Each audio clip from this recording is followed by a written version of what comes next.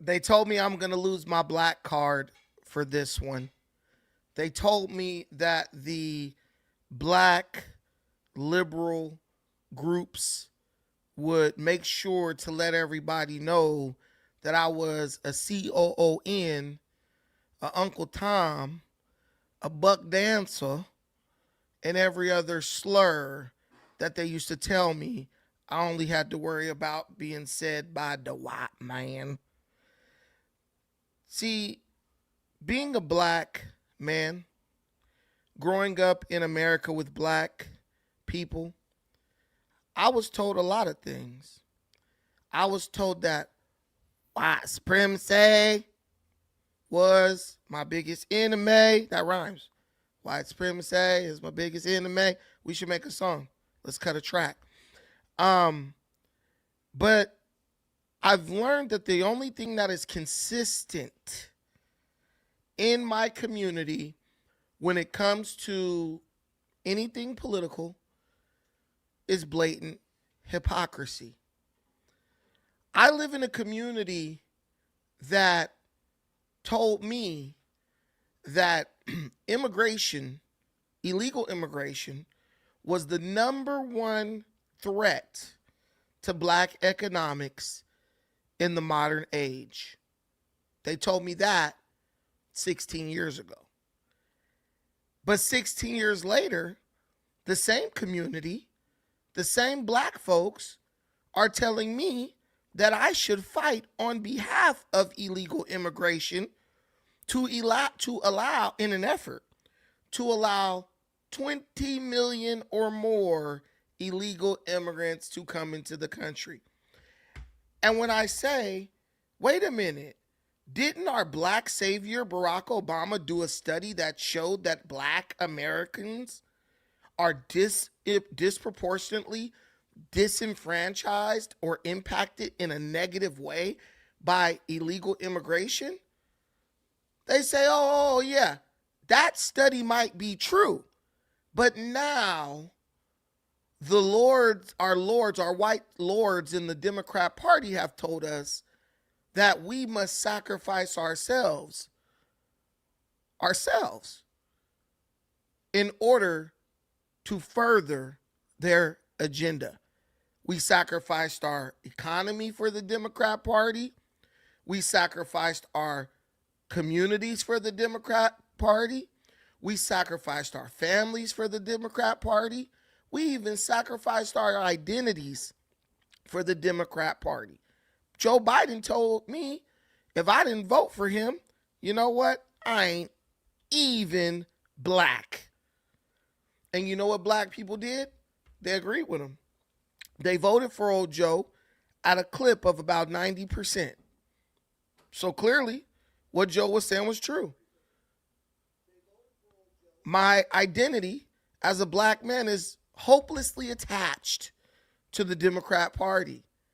But that wasn't enough. Now they're telling me, hey, you have to erase yourself from the political landscape of not only America, but you have to support an effort that runs the risk of erasing not only black American people in America, but blacks all over the world from the political landscape of the entire globe.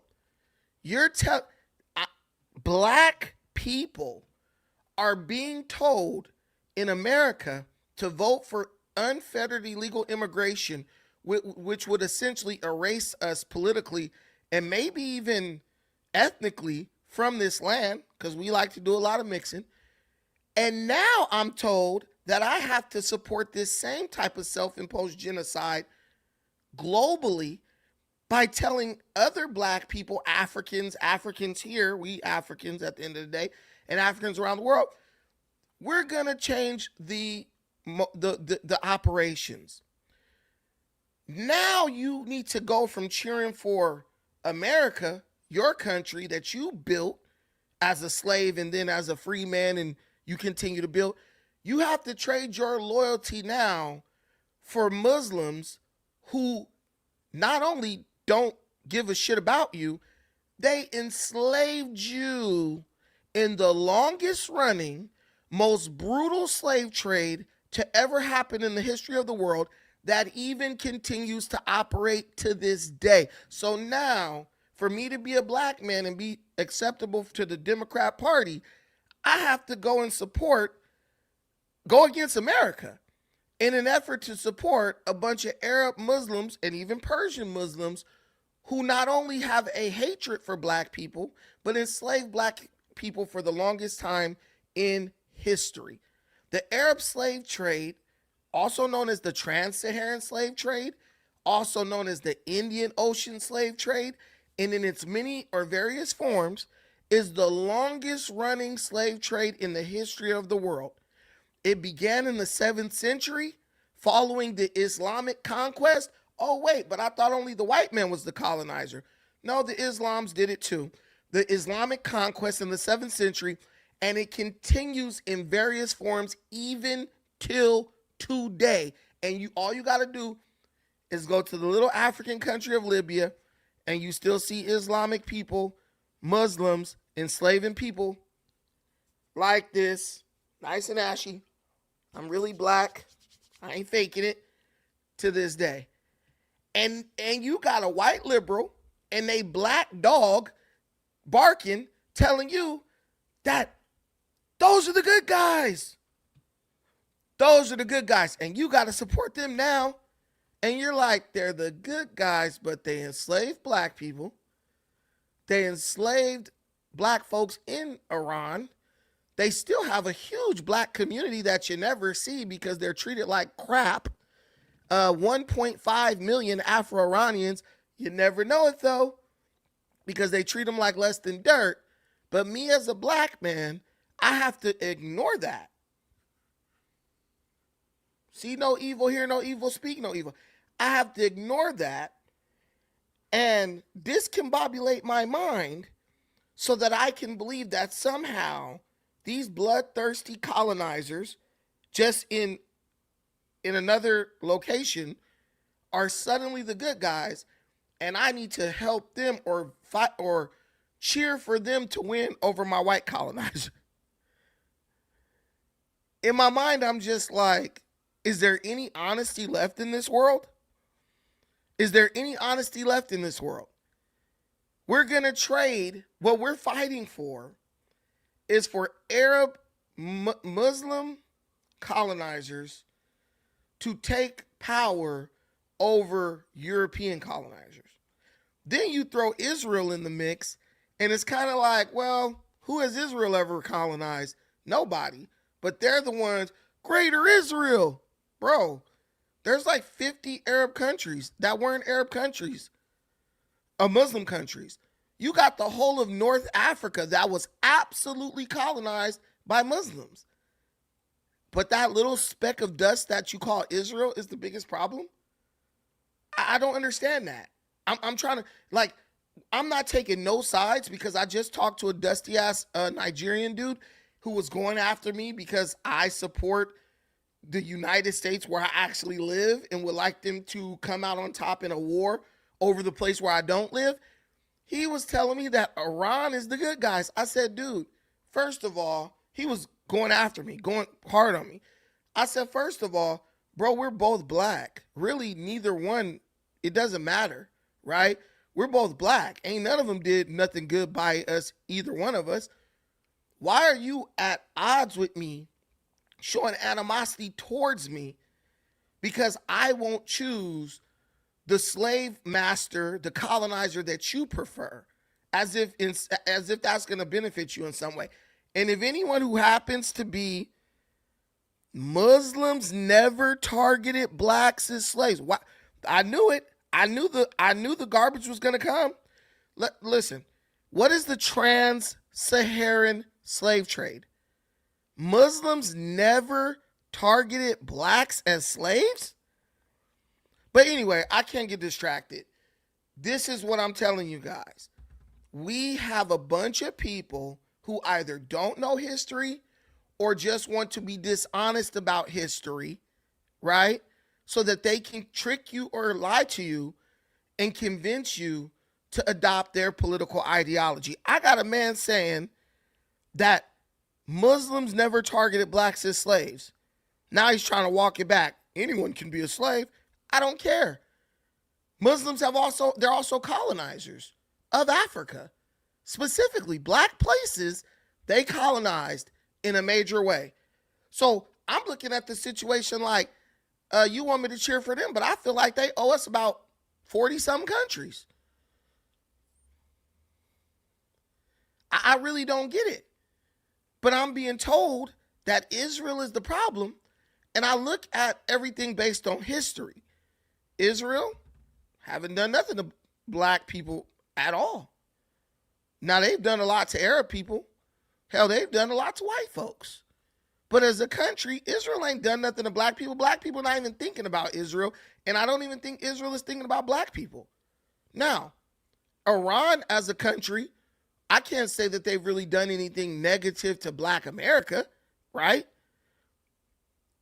I mean, other than the fact that they are Muslims and we have a very bad history with Muslims as far as slavery, castration, crazy things like that, that would be the thing that would make me kind of be leery of supporting their domination of the planet.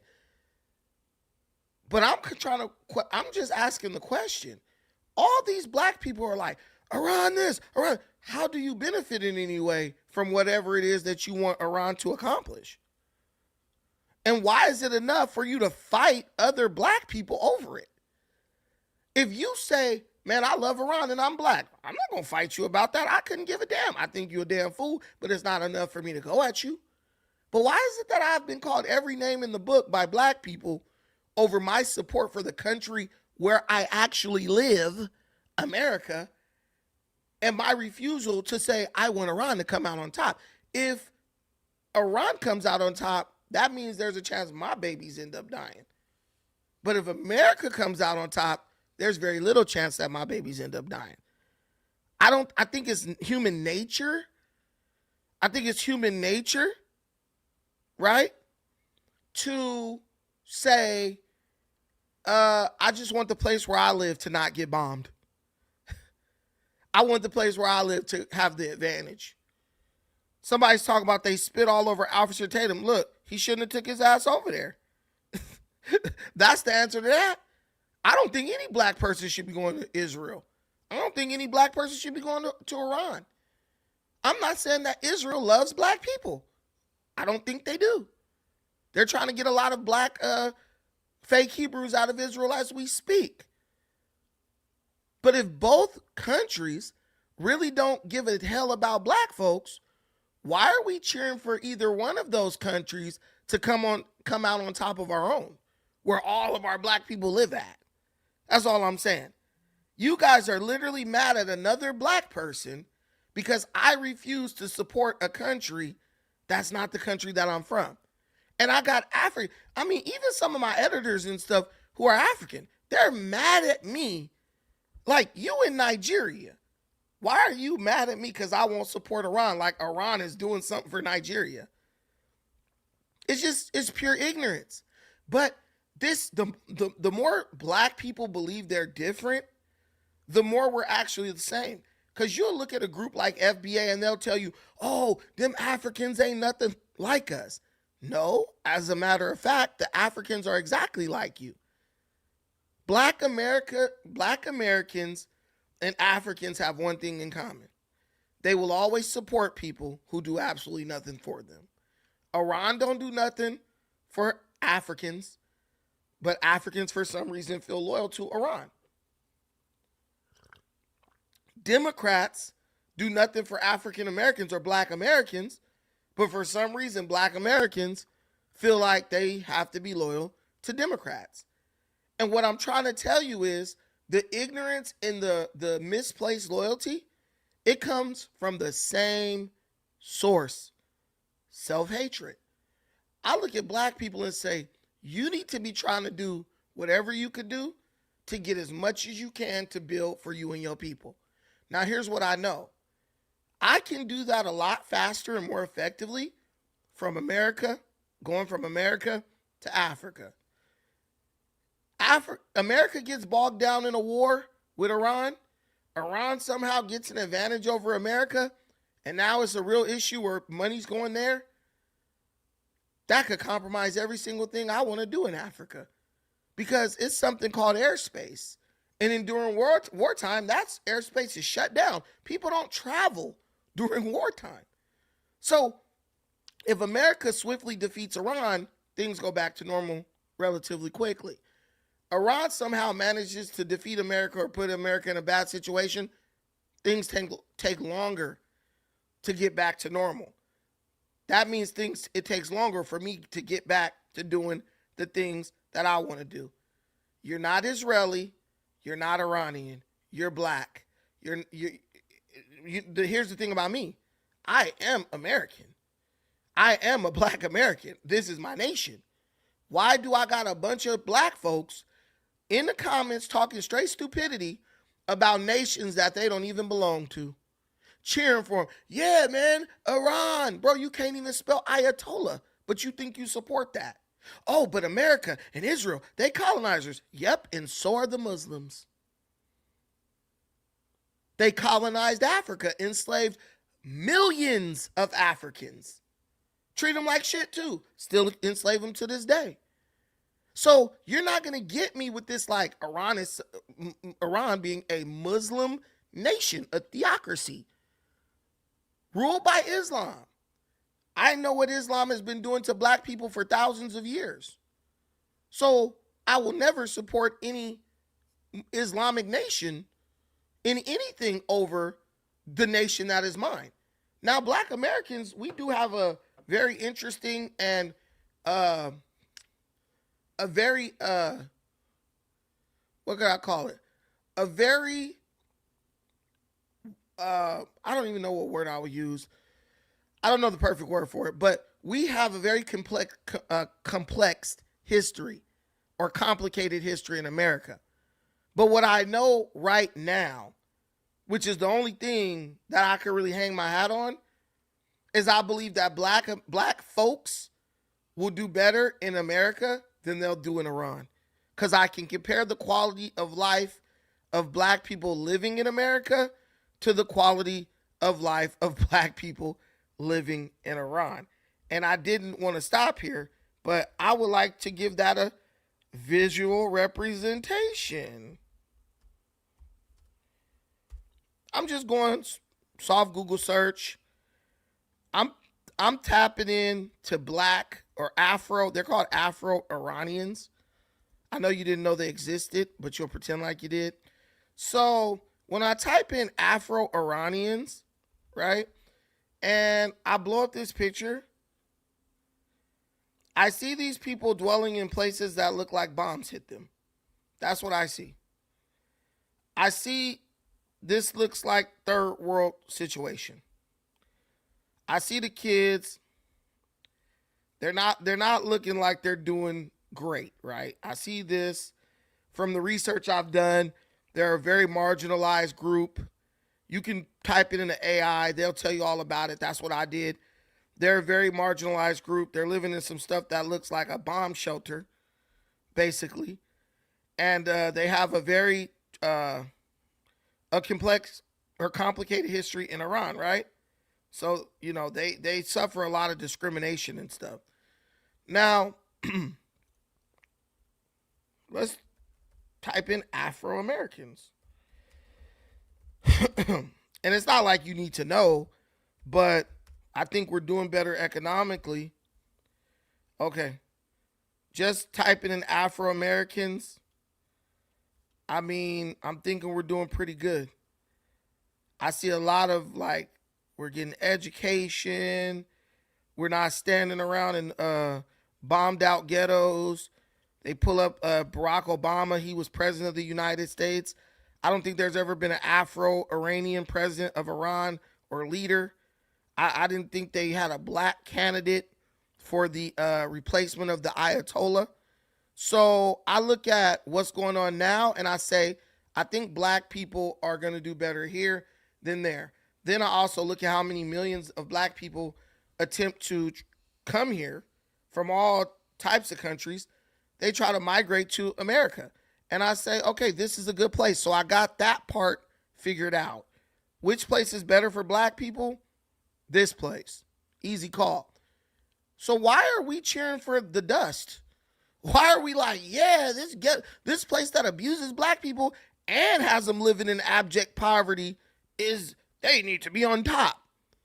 It's like we have this sick like desire to see anything successful fall the way we destroyed our communities for pie in the sky.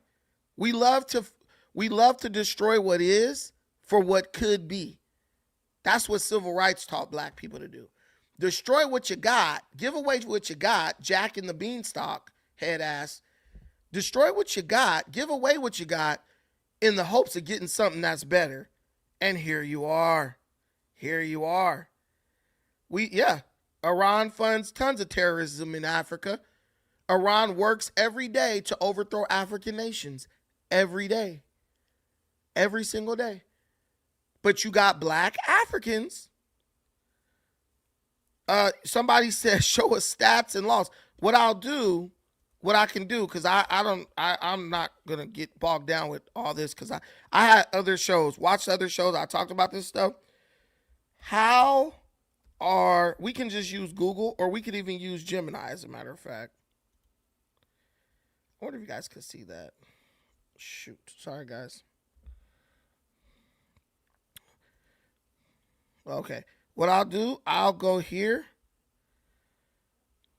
Okay, yeah, this is good. This is real good. I'll go to Gemini.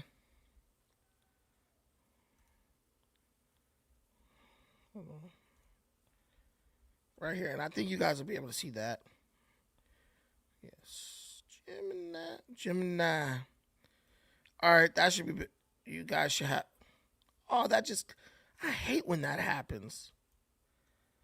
All right, so I'm going to do a screen share instead.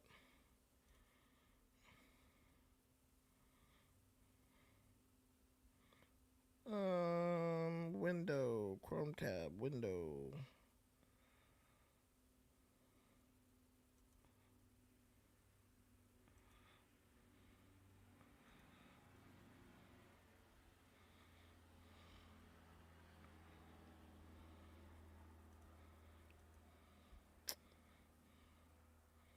Hold on, let me see if I can do this.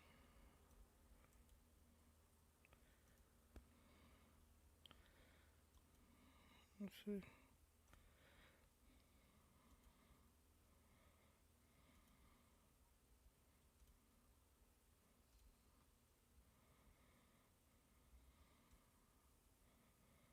All right, so I made that a window. Sorry, guys. I'm using technology. Okay, got the window. Boom.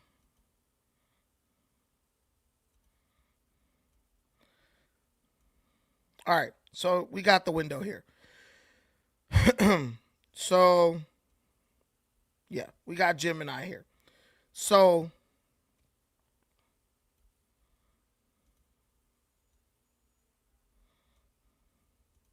all right. Dang, I'm trying to like make this.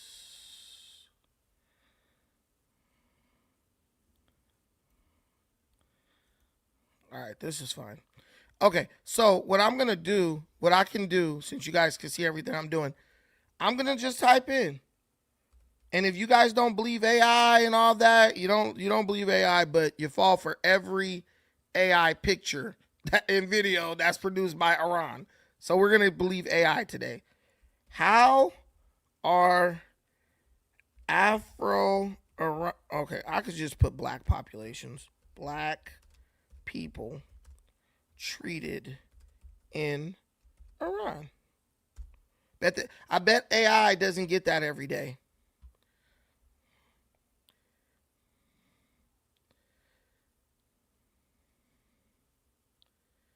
Okay, so this is what it pulls up, and I'm going to share that with you.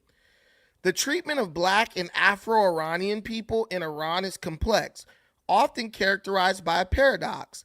They are a long-standing historically integrated community, so they've been there forever, yet they face significant social invisibility and systemic marginalization. So these people, one thing you could never say about black people in America is that they face invisibility issues. Everyone knows about black Americans.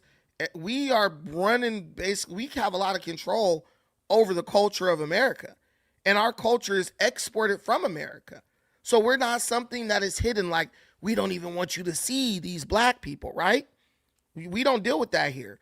We are able to get on stage, perform, make millions and billions of dollars. We're not hidden, right? Imagine being in a country in 2026 in the age of the internet, and your country hides you from the rest of the world. So no one even thinks about you. But they're the good guys, though. Those are the guys black people cheering for, right? I'm seeking the straight truth. I'm doing it, and I'm seeking it in front of you. Jalog, whatever your name is. This is an African dude right here. I'm telling you. Listen, they literally don't want people to know. So the Afro-Iranian, there's a sizable population of black Iranians, estimated to be around 10 to 15% of the population. In southern provinces like Hormozgan, Bushehr, and Sistan, and Baluchistan, whatever.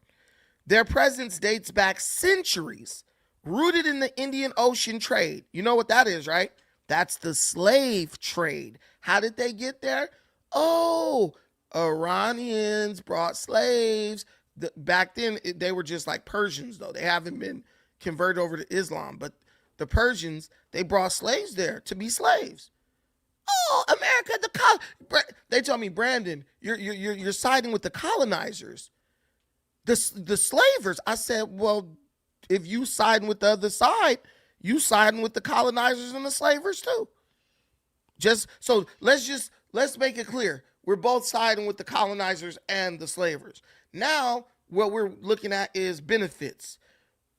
Me siding with the country I'm from, what's the benefit of that? You siding with the country that you never been to, what's the benefit of that?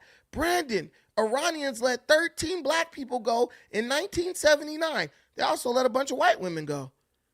They didn't let you go because they think you special. They let you go because they think you're weak. They put you, black men, in the same category as white women. Where do we see that? The liberal woke crackhead ideology. There's a lot of parallels here to what's going on in America that our people conveniently choose to not to see. We pretend we are willfully obtuse about it, right? There's a lot of parallels with the way these Arab countries look at you and treat you, and it parallels to what's going on with the liberal radical left agenda in America. One of the things Arab slave traders would do is they would castrate African men. You know what that is? They snip your junk off. Well, in many ways, if you look at the woke leftist movements in America, there's a concerted effort to castrate the black man economically, politically, spiritually, and socially. So I see the parallels. So I kind of understand when I look at it from that perspective, why you have black liberal women and the men who, for whatever reason, support them, angry at me because I choose to go against a entity that not only colonizes and enslaves black people, but in history castrated and emasculated black men the same way the leftist movements are trying to do today. They have the same kind of goal, just carried out in different ways. So they deal with key aspects of their treatment. Social invisibility. Afro-Iranians are largely absent from national media, school curricula, and I hope that's curriculum, and political leadership. This has created a myth of ethnic homogeneity where many Iranians and outsiders are unaware that a native black population even exists. Think about that. They don't put you in no media. They don't put you in no schools. They don't put you in no positions of leadership, to make Iran look like it's just one ethnicity. But you got a bunch of black Africans screaming at me about how Iran is better than America and Iran release 12 black hostages. Well, they released 12 black hostages, but will they release the millions and millions of Afro-Iranian hostages that they have, who they're abusing and marginalizing and mistreating on a daily basis? Most people didn't even know that there are black people in Iran. Why? There's millions of them because they purposely erased them. They face systemic discrimination. Like other ethnic minorities, such as the Kurds, Baluchis, and Awazi Arabs, Afro-Iranians often live in underdeveloped regions with limited access to quality healthcare, housing, and economic opportunities. So they got you living in shanties. I don't think you have to live in a shanty town in America. I see black folks living all over, wherever they want to. High-rise apartments, big-ass houses. Like, I'm just being real. And somebody's bringing up political parties. This ain't got nothing to do with political parties. This has to do with black folks.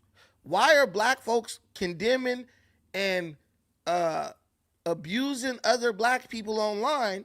Because they refuse to support this. This is my question to you. Black patriot, right? Like, all the people here. Somebody's like, oh, you're just like this and this and this. Not black patriot. Bongo Dread. That's what I want to know. Why? Put the parties down. But why are y'all mad at me because I don't want to support this right here? Because I don't think this is better than what we got going on in America. Because it's not. Cultural paradox. While their culture, specifically music like Bhandari and healing rituals like the Tsar ceremony, is a celebrated part of Southern Iranian identity, the people themselves often remain on the margins. So they do to them what y'all say happens to black people here, where they love the culture, but they don't love the people. Only difference is they do that to you here, but you have an opportunity to do whatever you want, economic, whatever. You can say, well, fuck you then. I'm not sharing my culture with you. They can't say that. The Haji Firuz controversy. A prominent symbol of the Iranian New Year, Nowruz, is Haji Firuz, a character in blackface. While many Iranians view him as a harmless tradition, critics and Afro-Iranian activists point to his origins as a minstrel or slave figure, as a form of normalized racial caricature. Current human rights context. As of early 2026, Iran is experiencing significant civil unrest and a deepening human rights crisis. UN reports indicate that ethnic and religious minorities are disproportionately affected by the government's crackdown on protests. So not only do they treat you like shit if you're black, when the protests happen, they disproportionately target you if you're black. So it's a bunch of Persians tripping, and they like, yeah, well, let's use this as an opportunity to go exterminate some blacks. I'm asking, all I'm asking you is, why is this place better than America? Why do you as a black person want them to win and want America to lose? What do you gain from that? I could tell you what black people gain from America winning. We gain what we always have gained and what we always have. We just keep our ability to operate as free, autonomous people doing whatever the hell we want to without bombs dropping on our heads and killing our children. Please help me understand. Please help me understand. What do you gain? And when it comes to geopolitics, it's all about what do you gain from it. It ain't about feelings. It's facts over feelings. And the fact is, black Americans, black Africans gain absolutely nothing from an Iranian victory. Oh, what do we gain if America wins? Well, all I know is just a couple of African leaders that then reached out to America for different things, aid, military help. The president of Congo, Tshisekedi, Nigeria. America's working with Nigeria now to deal with their Arab terrorist problem. Kenya, my favorite country and favorite place to go, works very closely with America with AFRICOM to eliminate the threat of Islamic terrorists there. So I'm just asking, what do you gain from it? Africans? What do you gain from it? Black Americans? You gain nothing. And it's just like the Democrat shit all over again, where someone's telling me that I should fight and root for something that doesn't benefit me in any way. That's all I'm saying. You ain't got to be a Republican. You ain't got to be a Democrat. You ain't got to be none of that. All I want you to tell me is, in what way do you benefit? Oh, how do you benefit from America? Well, I benefit from being in America. America's a nice place. I built a pretty good life in America. I get to do what I want to. My daughter gets to do what she want to.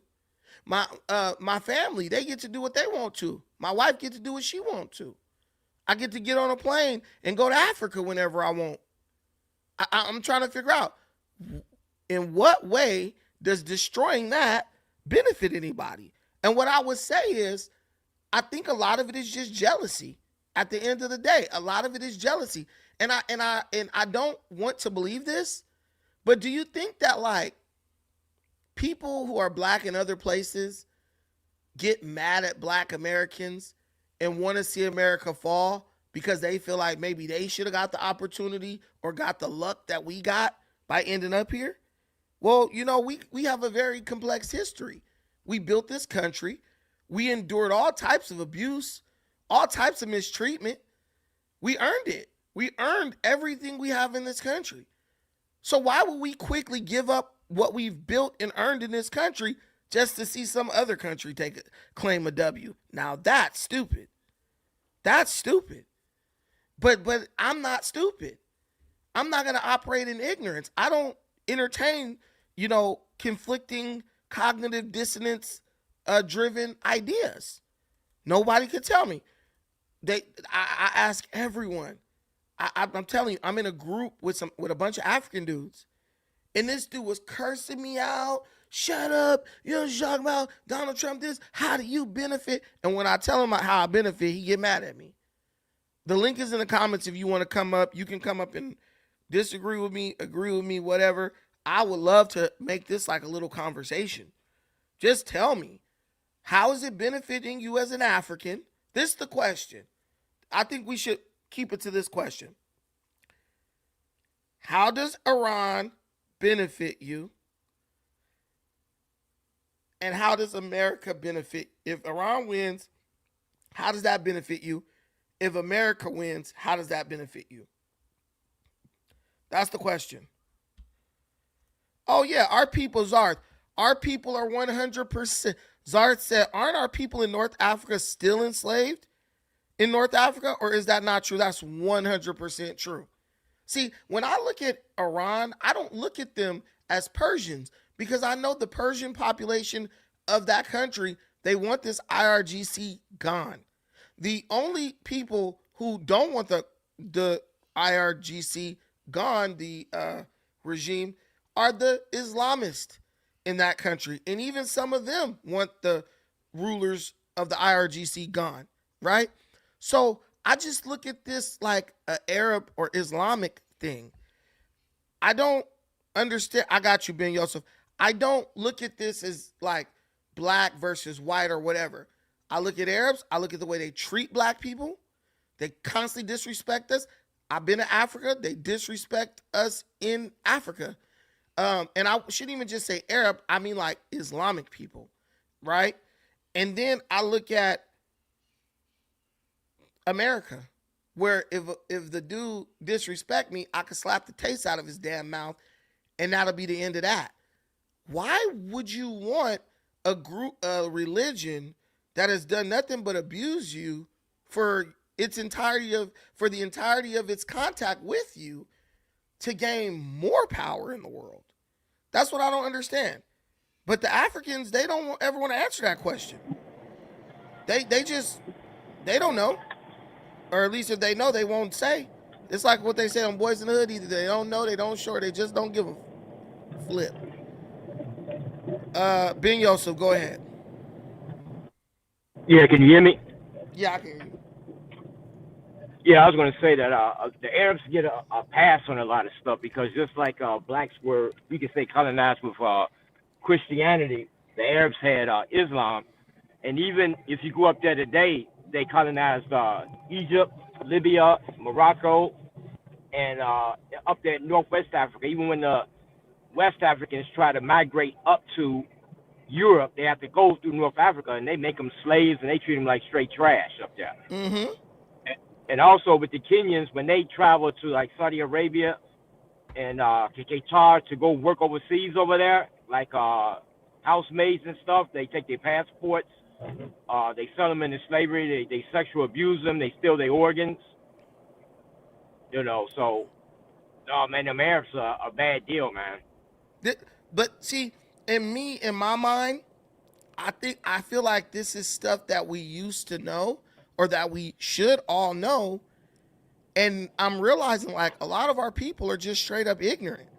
And a lot of the continental Africans, they're straight up ignorant.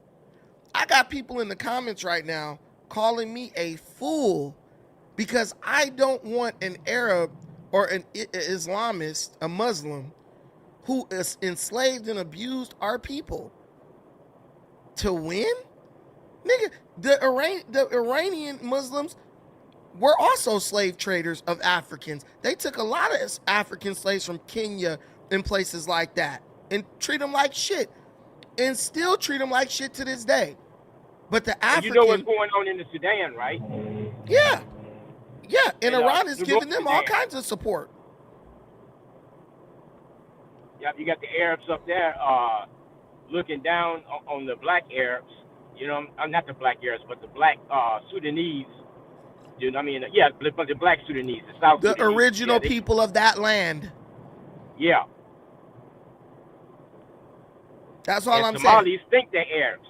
That's the funny thing about that. Yeah, but and all Islam really has done for them is have them constantly fighting each other. Like if America go in a place, right?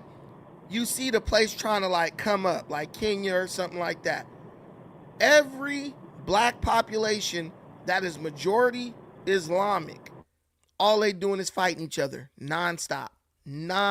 It's like the Ishmael. Like if you make yourself a part of Ishmael, you will be like Ishmael. And the Bible tells you that Ishmael is cursed. His hand will always be against his brother, right? And go look at anywhere where the hand of Ishmael has touched down and dominated. They're constantly fighting with each other. Why would any black person anywhere want that for their country? That's the part that I just need somebody to explain to me. Go ahead, free game. Well, Brandon, now let me say this. The Jews are just as bad as everybody else. Listen, hold on. Okay, that's a good statement. Tell me, what have Jews done to colonize Africa? Hold on. Let me finish, Brandon. Okay, you said they But just as bad. So I'm just, because it's if they're just as bad. This the history. You're telling me history that I don't know. So tell me what 30 damn countries in Africa Jewish people colonized and enslaved people in. Black none, people. none. So are they just as bad? Well, you got a point there. You got a point there. Uh, But let me finish. Let me finish. Now, if you said But Christians, God, but I've been telling people this, bro. Only reason why we don't look at the Islamic whatever people, whatever they are, is because they poor. If they was rich, like white people, we'll look at them the same way. but there are many of them that are richer than It, white it, people. they have a separation class. You know what I mean? Hmm. It's not. They don't have a middle class. They keep people poor and they stay rich. You know what I mean? But these people are tyrannical. They have colonized every. They have colonized the hood. They in the hood, bro. I remember when I was a child when they first started coming in Louisiana. Tell me why these people trying to touch on me, bro. So I When I believe was it. when I was a little child, bro. I literally had to run away from these people, bro. They don't care about black people. They never have. Hey, Guys let are me ask you wrong. this about the Guys are Arabs wrong. in the black neighborhoods with the stores. Yeah. Hey, Them Arab TSM, stores y'all shop in. don't interrupt anyone, bro. Keep going. Finish your point. Free game. I'm going to Kenya next week. Any recommendation?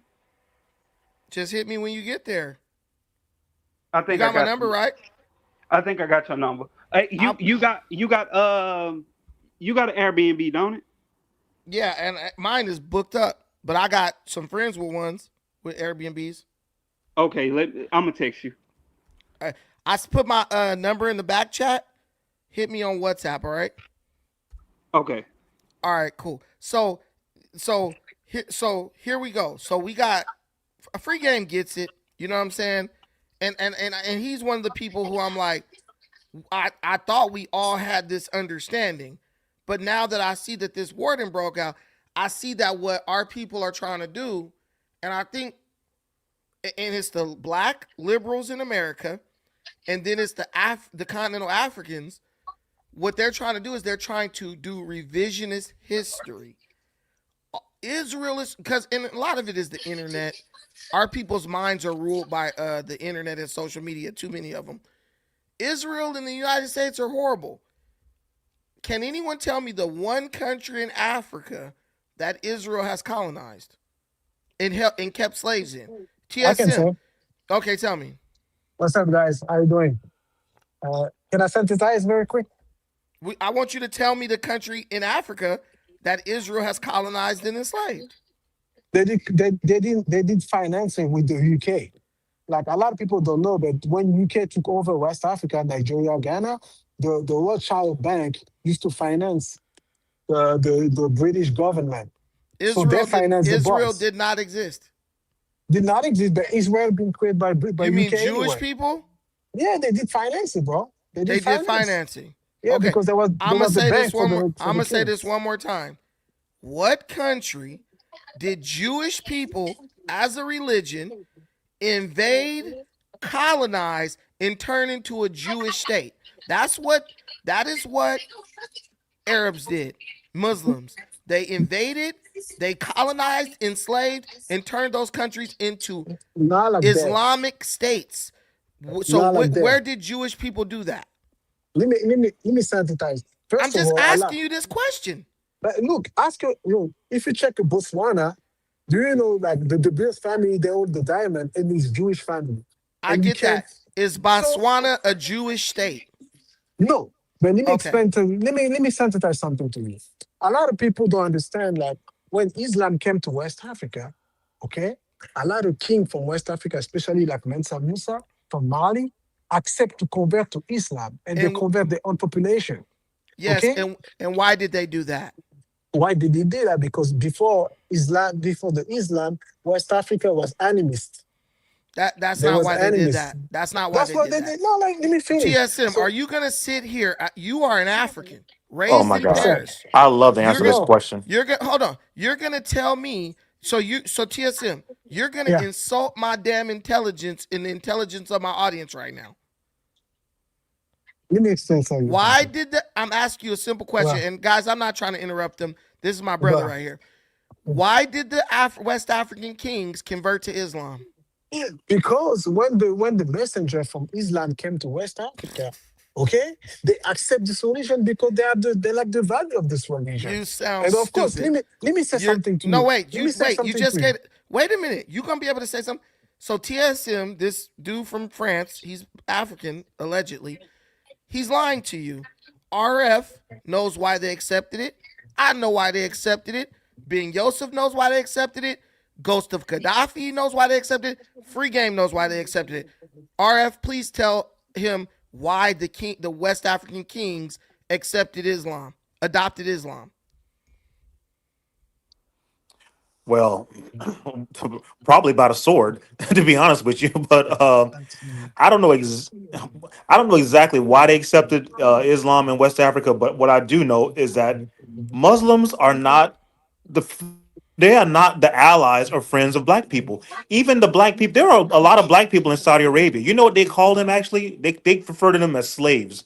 They have an Arabic name. They call them slaves over there in the Gulf states where there are What they actually call them, black people that live Jarirs? there.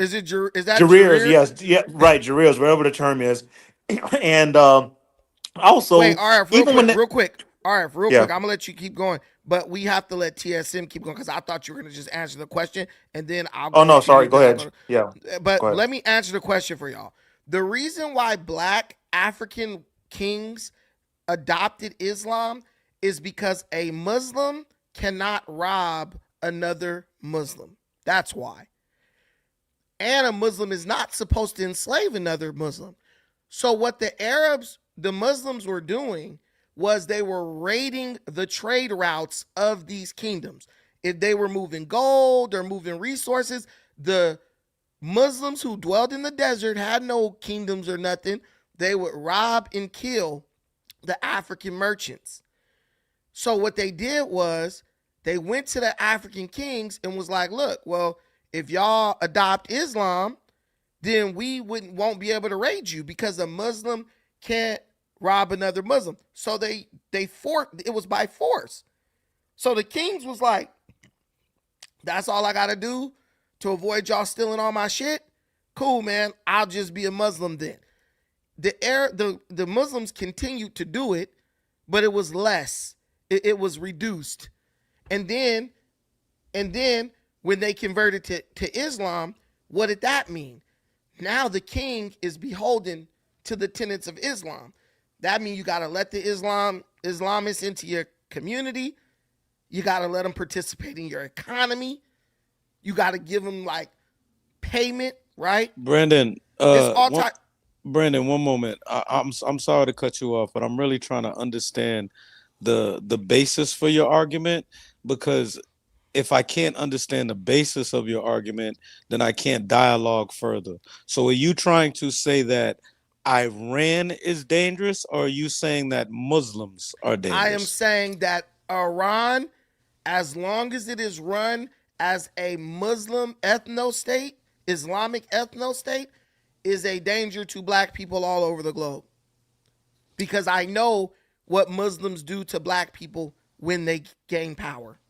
Okay, I've been listening. I've been listening for since you started the show. So let me say this: if you could go ahead and share your screen, not with myself, but on your own, you could use your own Chat GPT, and if Mhm. you could type in "Are black people slaves in Iran?" So you made a false statement at the beginning of this podcast. There are no black slaves in Iran. I never said there were black slaves in You Iran. did. He I never said said I that. never said He that. never said that. Okay. I never said We'll that. move forward. Okay, we'll move I said forward. there's black slaves in Libya. I said there Okay, are marginalized black populations in Iran known as Afro-Iranians okay, we'll move who are forward. the descendants of the black slaves that Okay, the okay. Persians once held during the Indian Ocean slave trade. Is that All okay right, with you? I'm gonna give it to you. All right, Okay, go ahead, TSM. maybe I Right. misinterpreted. You did. But then again, Go ahead, TSM. When you say when you say Arabs used to do like some business with West Africa, and that's the way they get in. I'm agree with you. The thing is like also after that, what's happening is like black Muslim used to go down by Congo, capture non-Muslim black and sell them to the Arabs. They used to do that. For example, like they used to Nigerians, people from Mali, they used to go down south to grab it people, they sell it to Arabs, and they ended up in Saudi Arabia or they ended up in Middle East. We know that.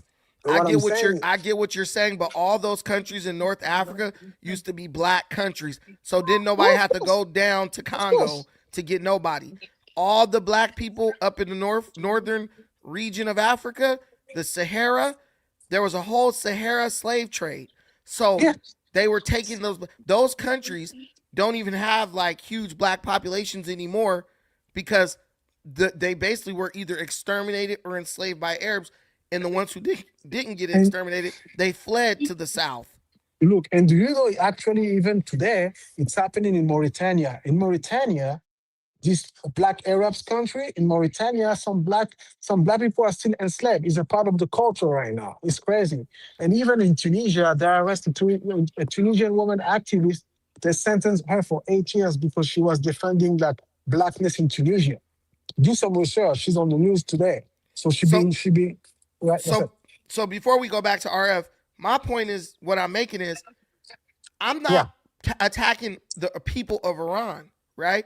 But I'm looking at the Islamic regime that runs it, and I'm asking black people, Trump is not attacking the people of Iran.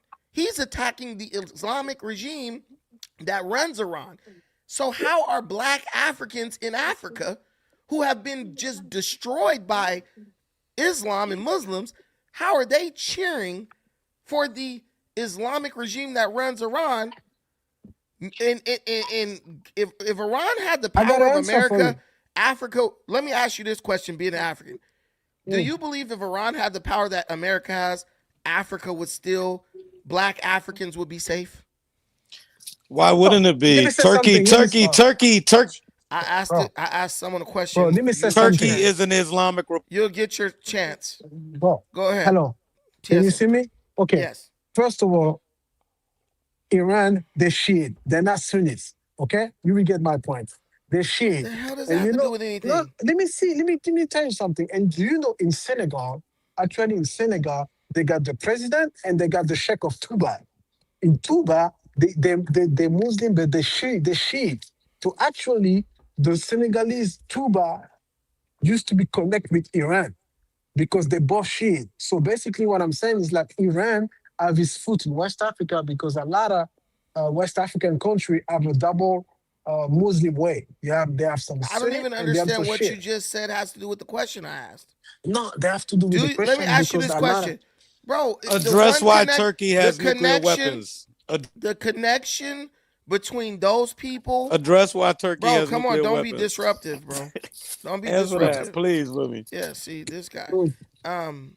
Anyway, good, so good. I'm asking you a very simple question, and when you ask African people direct questions and they know the answer is bad, it's their culture to not answer the question. No, I They will don't answer want the to. question. No, you I won't. I will. gave you an opportunity. Anyway, so you're Anyway, oh black. yeah. You know that if Iran, a Muslim theocracy, had the same power as America, Africa would be done.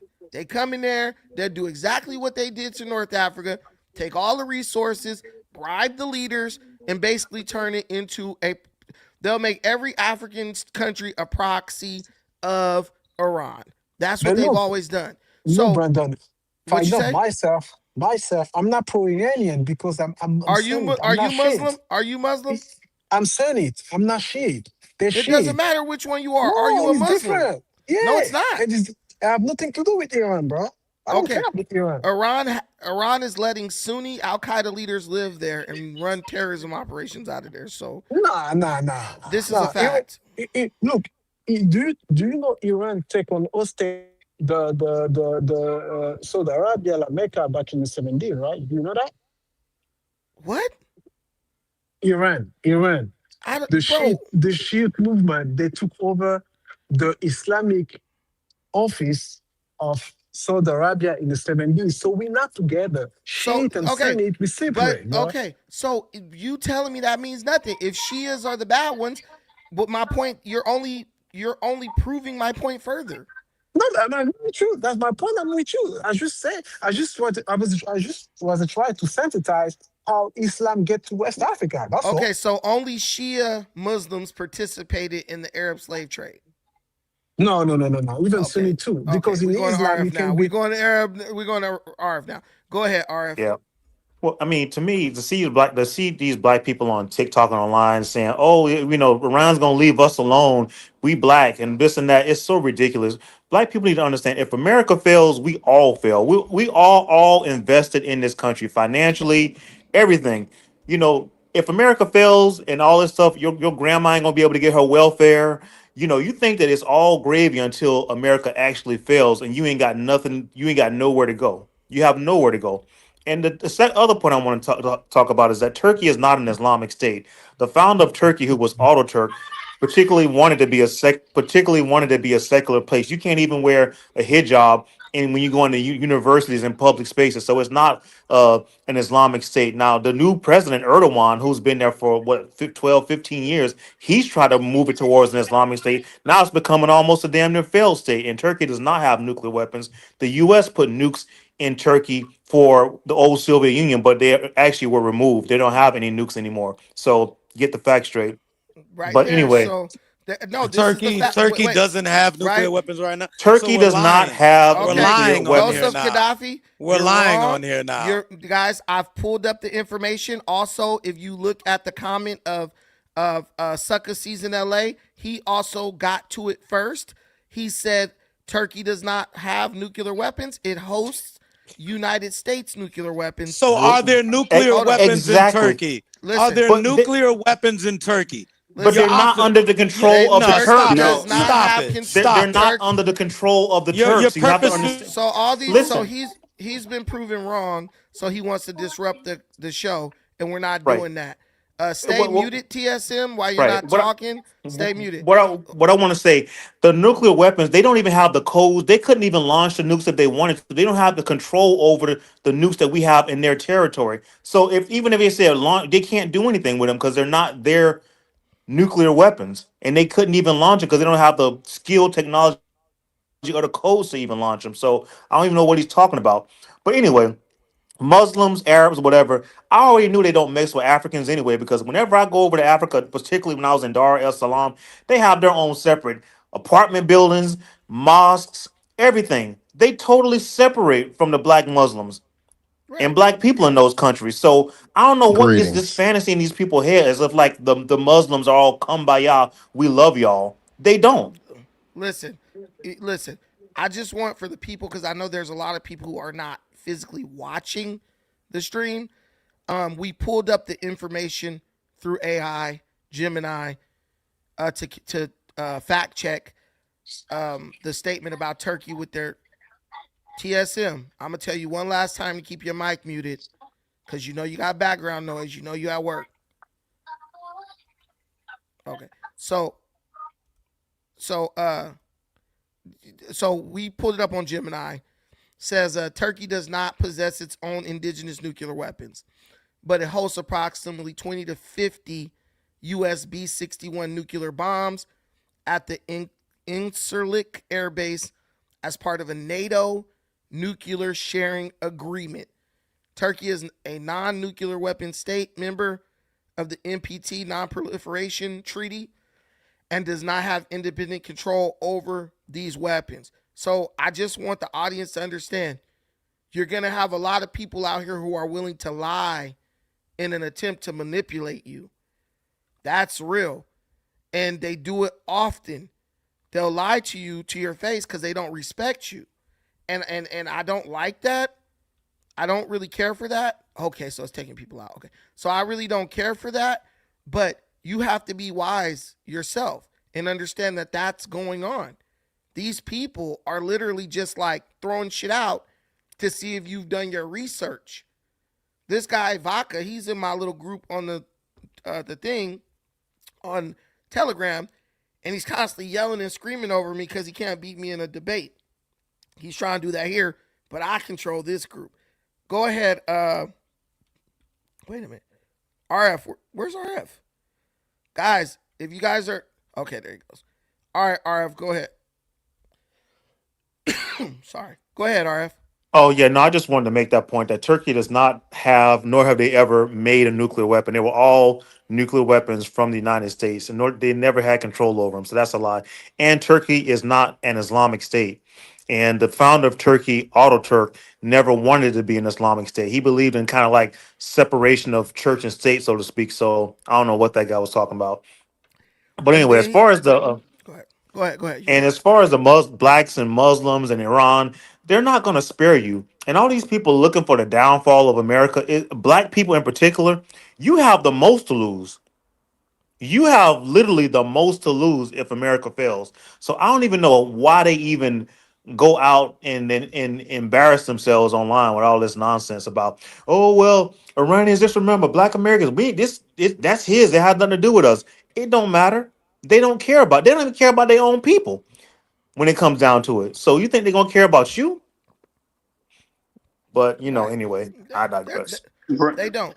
Go ahead, Oh, one more thing. I'm Rasadu. sick of these black people Peace, peace. Am I cosplaying audible? on Eid. Hold on one second. Go finish up, RF. What was you saying? You sick of what? No, I'm sick of going online watching these black Americans cosplaying on Eid, dressed up in Air Force Ones and they nice little hijabs and and all the little Muslim stuff on Eid. But then you look at the rest of their TikTok page, they twerking and shaking ass.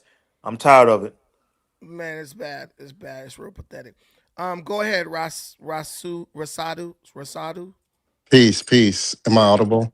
Yeah, you're good. You're audible. We hear you. Yeah. Respectfully, I think your sort of position's silly. I think it's a straw man. I mean, I think, to be against this military adventurism, this unprovoked aggression against Iran, I think is a rational stance for any American patriot, black, white, green, yellow. Right. I don't think this is necessarily support of quote unquote Muslims and problems with Jews. I think principally it's a problem with sort of dictatorial personalities like Netanyahu and Trump, who have time and time shown that they operate in haste in a manner that jeopardizes their country's security. And I think that's the main issue, right? I think most objective analysis would show this was a foolhardy venture. It doesn't make sense. You seem to be in support of it. All right, cool. In support of what? The mission has changed, right? The mission objectives have changed numerous times in the last 20 days. It's Yeah. quite apparent Trump doesn't have any sort of a strategic goal in Give mind. me an exact. I don't think Trump said that he was going to do strikes on Iran, and he was gonna eliminate the Iranian leadership. That's what he said. He was like, the Ayatollah is gonna be dead, and Yeah, 3 hours later he was dead. Am I yeah, wrong? that's incorrect. So First, well, I'll tell you. First, he said regime change, quote unquote. he said he's not Hold on, trying to do if regime I can. change. No, that's what he said initially. We have the true social record for this. Trump literally, repeatedly told the regime the Ayatollah himself could no longer be in charge. He said that they were willing to work with people from within the regime to for them to come forward and become the leaders, but the Ayatollah and those top guys could no longer be in charge. Trump Yeah. put that on True Social. Am I lying? Sir, Like Venezuela. that's regime change. Am I lying? Hold No, on, that's hold on. not. Hold on. Let me It's finish. not regime change. Regime Well, let me change know is when I where can respond. go ahead.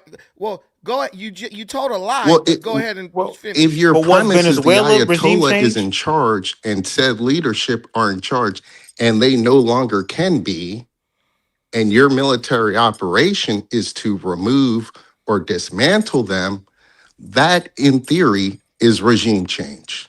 Now, here's the irony. That's not in theory. That in Okay, theory that is hold on. not regime change. But okay, Well, keep going. here's the No, it's issue. not. Iran, the regime is a complex structure. You have the IRGC, you have the military, you have the religious wing with the mullahs, right? So, Now you're I, babbling because your point well, has if I been could, debunked, you and you're keep trying to. you keep interrupting me. You But said Trump has changed the mission he multiple has. times. I said Trump said he was going to kill the Ayatollah. You said he was going to do Oh, regime change. I said okay. he said he was going to kill the Ayatollah and the people within the IRGC. If they were willing to stop going after a nuclear weapon, he would be willing to talk to them and they can, whoever they want could go ahead. He just said there were certain people that could not be the leader. Am I wrong about that, RF? Yeah, if I could respond, he's pivoting Trump. All right. So if you look, and No. I'll just appeal to the audience, there's public record. He said, we will attack the regime, essentially giving cover for a organic uprising in the people to overthrow the regime. That was the narrative. But Audience, did hold on. he say Can I he finish was my thought? did he Can I say finish my he thought? you go ahead, man. You, I mean, you filibuster when you. I'm not filibustering. thing. Well, let me finish my thought and I'll be I just quiet when don't you like to speak. waste my time listening to straight up lies, but go ahead. Okay, cool. I mean, just debunk it. Go to the public record. You go to Gemini and ask, right? Okay, so that was the initial argument. And see, this is where your position falls. Okay, granted, for argument's sake, you're right. They did that in the first 8 hours of the bombing campaign. So why are we still there? Why are they talking about escalating things, sending 5,000 Marines? If your argument's correct, and the sole military objective was to take out the Ayatollah and the said quote unquote leadership and not regime change, they achieved that in the first day. Why are we still there? Why are they talking about escalating? Answer Well, that. My no. question, my thing is, you ask me questions, I start to answer them, and then you say I'm filibustering. I'm not gonna play that game with you. Finish your statement that you got to make. No, so You I'm want a posing. dialogue, but when I give you a dialogue, you say I'm filibustering. No. I'll pose a question to you for argument's sake. I grant what you say is correct. They did that in the first 12 hours. We're 20 days in. They're now talking about escalating, sending 5,000 Marines to the Strait of Hormuz. Trump is talking, this is another issue I have with you. You talked about, oh, he's not going against the people of Iran, blah, blah, blah. Trump said, I think as it stands, they have 24 hours to open the Straits of Hormuz, or he's going to obliterate their power plants. Does that help or hurt the people of Iran? So those are two questions I pose to you. I'll mute up. I'll wait for a response. Okay, so this guy said, "Look in Gemini, see if see what it says." He was trying to do regime change, right?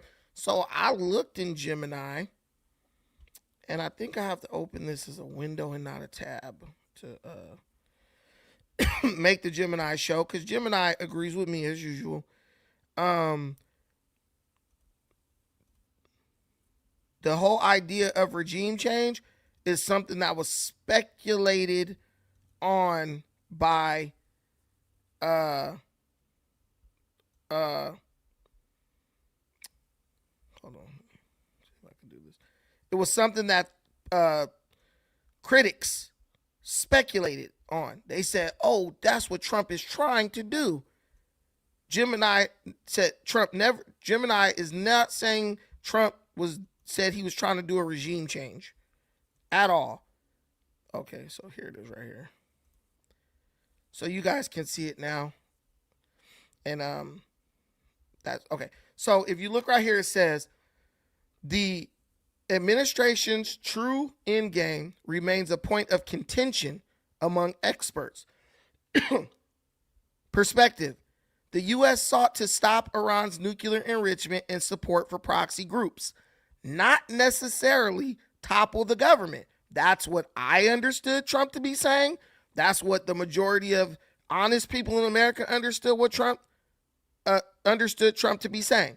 Now, critics, like this guy right here, and some former officials argued that the severity of sanctions and recent military strikes, including the killing of high-level leaders, suggests an objective of total overthrow. Some believe the administration used regime change as a looming threat to gain leverage in negotiations. So, this is what I understand, just like everybody else. Critics assumed or speculated that Trump was using the threat of regime change to scare Iran into coming back to negotiations and abandoning their nuclear program. Trump never said, "We're going to change the regime." We all heard the same shit. It was on the news every damn day. He was like, "Look, we killed their leadership. They whole first level. We killed their second level by accident." Now, if the Iranian people want to take over, they can. But essentially, Trump was like, "We'll negotiate with anyone. Y'all just can't have no nuke. Anyone willing to disavow and abandon the nuclear program." That's what I heard. RF, is that what you heard, or am I wrong? If RF is even still here. But that's what I heard. That's what everyone heard. Sorry, I don't know how you went out. Oh, maybe it drops people when I pull up the other screen. I don't know. But That's what I heard. But now I'm getting this like everyone they try to do regime change. Trump don't give a damn what regime it is. He just is like y'all ain't having no nuke. That's his only real objective. Can I say something? Go ahead. Okay. One thing that people fail to realize is that Iran is a theocratic, state that's ran by a Ayatollah, mullah, however you want to phrase it. Their version of Islam, Shia Islam, is an apocalyptic type of version of Islam, meaning they have to create an apocalypse. So whatever their form of God comes back and cleanse all the earth of all non-believers, and that's but they have to bring about this apocalypse. So if they have a nuclear weapon, you don't think that they would use that nuclear weapon to bring to bring about this so-called apocalypse that they want in order to bring in their version of Islam that they believe in, which is a fanatical version of Shiite Islam? Then I, also you got to think when Trump did not want this war, he told the Iranians, we'd have no problem with you having nuclear energy and stuff for your people. Do something for your people. All the money that they get from their oil, they spend it on arms, they spend it on financing terrorist organizations like Hezbollah, while the people are sitting there living almost damn near in poverty. One of the most educated populations of people in the world, but they are living like crap, basically. But he even offered to give them nuclear fuel rods without the enrichment for weapons grade material. They refused that. And then also you got to think they have a ballistic missile program where they have these deep underground facilities where they're churning out hundreds of ballistic missiles. And you have to stop that capacity because once they get it to a point where they're cranking out, they have so many ballistic missiles, there is no defense that's going to stop them from tearing whole Gulf countries, turning them into fireballs. So it's the Gulf countries are actually happy that we're doing this because at some point you're not going to have enough defense to defend yourself from all these missiles that they're turning out to hit all your buildings, your oil facilities, and everything else. So Iran is not this benign state where, like, you sit back and you just let them, crank this stuff out. They're not going to do anything with it. They're going to hold you over a barrel and say, look, we're at a point right now. We have so much. If you attack us, we're going to destroy everything. So you got to Yeah, look at it from that point too. yeah, I think a couple things. A Trump said he will pick the leadership of Iran. He said this. This is on record. you This No, is but a can you're you comment on if I what could I said finish, about the if I nuclear could, hold I on. weapons? Let him will. I because didn't he's interrupt he's you getting back. once. He's getting back on what he Trump was said he would going. pick the leadership of Iran. So first That's you're what he telling, said. When but they said the Ayatollah's son is next in line, he's been quote unquote elected or deemed the heir apparent to take the N- role of leadership. Trump said Nepo that's not. baby. If I could finish, let him Trump said finish, that's not please. acceptable. Trump is picking the leadership, wants to. That's regime change. No, Trump Number said two, that he what you wants to. said He is a bunch of propaganda. okay. A, when we look at it, Iran, like any other, I never said Iran's a benign state or any of that stuff. But A, they do have the right to protect themselves and sovereignty, right? And if we're going to be honest, and this goes to the title of Brandon's room, it's not hating the Jews, quote unquote, at least for most people. I'm going to speak for myself. It's a problem with Netanyahu and his far right government that wants to gain hegemony over the Middle East and take out any government they deem to be a counter player in the region. Period. You This is mean a what it's you about, mean a threat? right? So we're going to talk about having a standard of how nations should I've asked you a operate. question. Is it? Do you What mean a about the threat? double standard for Israel? They seem to be Oh, he can't excused. hear me. Damona was struck for which reason? Apparently, there's a nuclear site where they have nuclear weapons. But guess what? This is speculation because Israel has never been a signature to any sort of All international right, can you committee hear me? of Yeah. inspection. Rasad, can you hear me? Now I can hear you. Okay, because you can't. Okay, keep going. You're talking about Demona. Demona, where all the black people at? Why did Israel not? Why did Iran fire on Demona, knowing that's where the majority of the black population in Israel lives? The better question is why is Israel putting the majority of black folks next to their nuclear sites? But you Israel, won't you won't talk about that. Can I Israel, finish my point? Can I Israel's finish my trying to point? kick those. Israel tried to get those illegal immigrant Israel Hebrew Israelites out of there. They've been trying to get them out of there for a couple of decades now. But and that's They even a chose problem. Demona. They chose Demona.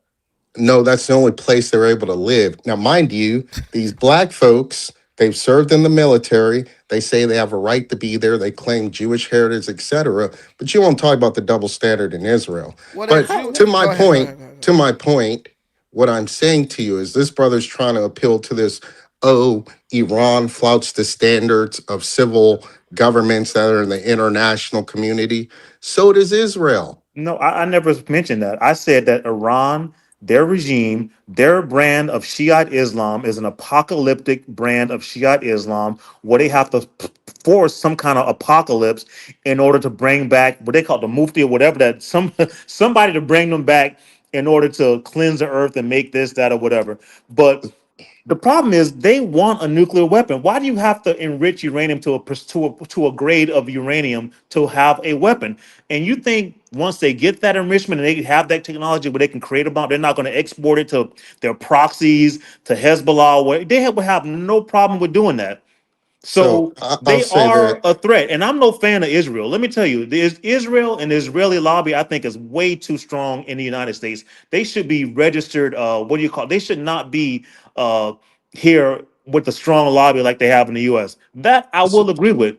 Bibi Netanyahu, I'm no fan of him. I think his response in Gaza was overboard. I mean, hell, he flattened that whole town right. and So, killed every it is, but that has nothing to do. But well, it Saudi does. Arabia does not like Iran. The Gulf Yeah, states don't like Iran. but sir, a couple things.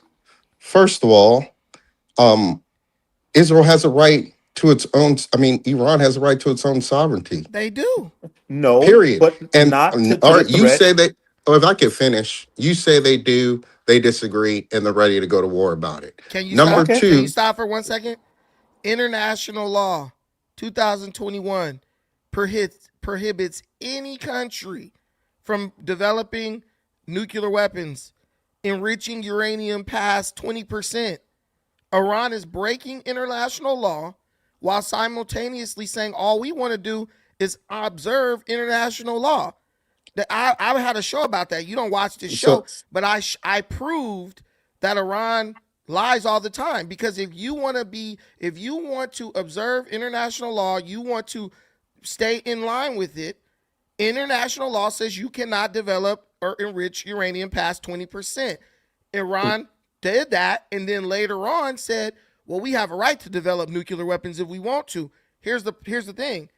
You do not have the right to scream death to any country on earth and then start developing nuclear weapons and fund proxy terrorist groups to attack that country, and then expect them not to do what they got to do to knock you off the face of the earth, or in this case, eliminate your nuclear weapon capability, your nuclear weapon manufacturing capability, bro.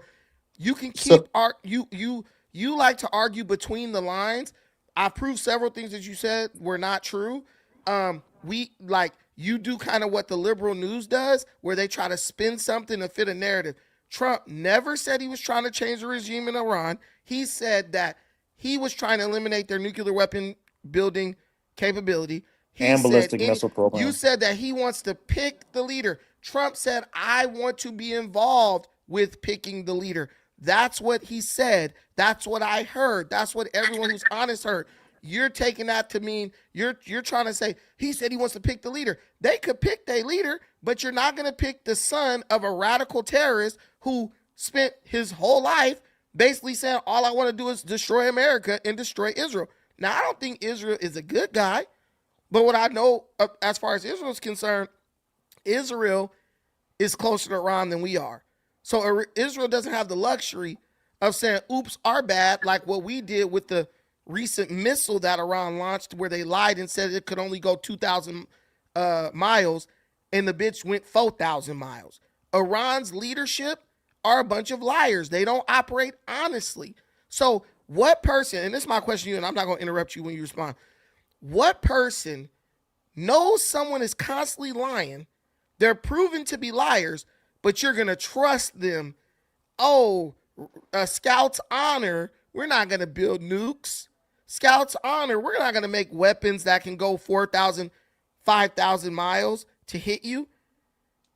And we're not going to bomb everybody around us with nuclear weapons. I don't trust that. America's not stupid. They know what they're dealing with. Those people in the White House know the characteristics of Iran better than you. So what So you say, your opinion on it is really is valuable to me, but when it comes to the country, it's irrelevant because they have to protect millions of lives and they can't risk letting Iran get a nuclear weapon. Go ahead, Rasadu. yeah, a couple things. Say I'm liberal. All right, cool. Tulsi Gabbard, head of the National Intelligence Agency, on record saying the assessment of the intelligence community, the U.S. intelligence community, says Iran was not pursuing a nuclear weapon. This is Tulsi Gabbard, not me. Trump's pick for the director of what is it, national intelligence. You can just read when she was having the hearing a couple days ago. I Again, don't I'm the think that's what liberal. she If said I could exactly, but go ahead. can I finish? You could pull it up. Again, this is public record. You don't have to believe it. It's public record. This is what Tulsi Gabbard said. Trump said, I don't care what she said at the time. Fast forward, Trump bombs, what, three nuclear sites? He drops the Moab, mother of all bombs, the biggest bomb on the planet. What did he say after that? We I don't think he obliterate. dropped the Moab, I but thought you said okay. you wouldn't interrupt me. I'm just correcting it for I the thought sake you of could information. wait. It wasn't a You could Moab. wait.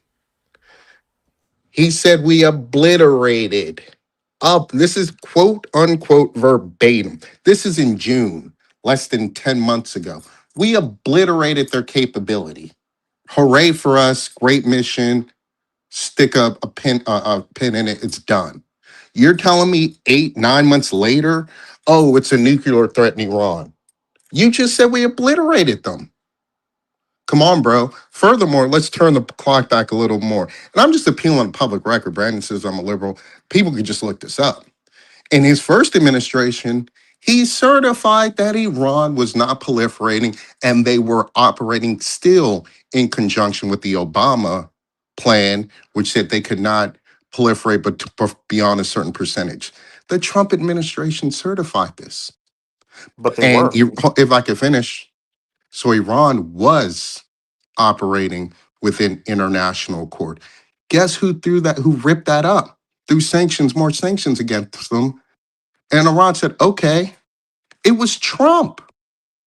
So this weird notion and narrative, oh, Iran, and again, I'm not a cheerleader for Iran. I'm just calling balls and strikes. Yeah. Brandon's talking So you're about it, and that, can dang I man, just finish real quick? you made like 4 points, brother. And so do And I you. didn't. I'm gonna I'm the land right host of here. the show. I'm gonna land. Can I land right here? Do you want me? Do Trump, you want to host the show? and that's what you did. Can I just land right here? I beg. He talks about how the mullahs are liars, and I don't disagree, but so is your own president.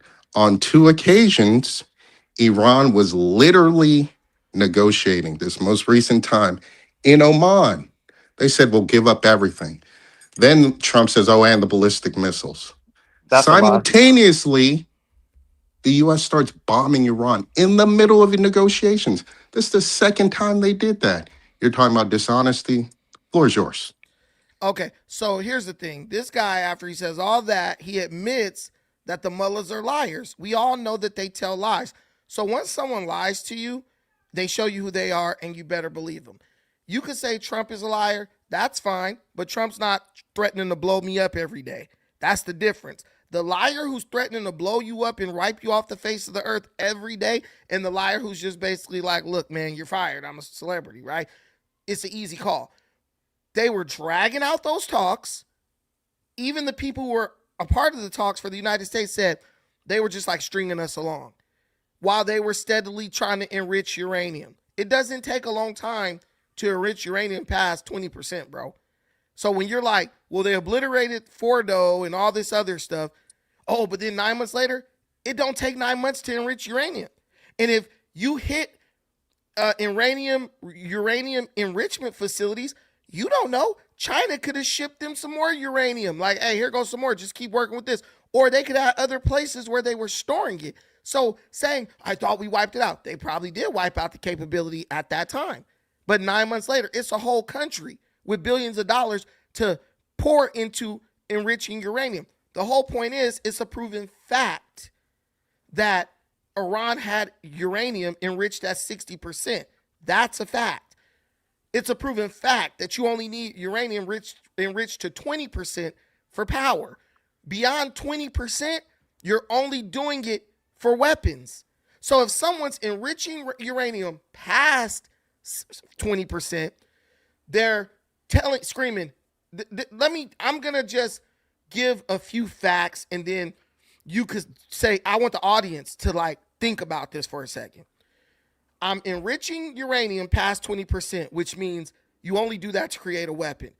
Every day you wake up, you screaming death to America and been screaming that for 40 years. On top of that, you're building all these ballistic missiles, which you can attach your nuclear warheads to them, right? So you're building up like you're preparing for a war, right? When you're preparing for a war, you're building all these missiles because you're getting ready to do something. Right. A The hostage next, situation. right, right. The next thing is we can accept what Tulsi Gabbard says. Oh, they weren't pursuing a nuclear weapon. Fine, right? But do we also get to accept what Trump's negotiators said? They said inside the negotiation where they said we have enough uranium for 11 nuclear warheads right now. Now think about it. There we got a fact that they're enriching uranium past 20%. Why are they doing that?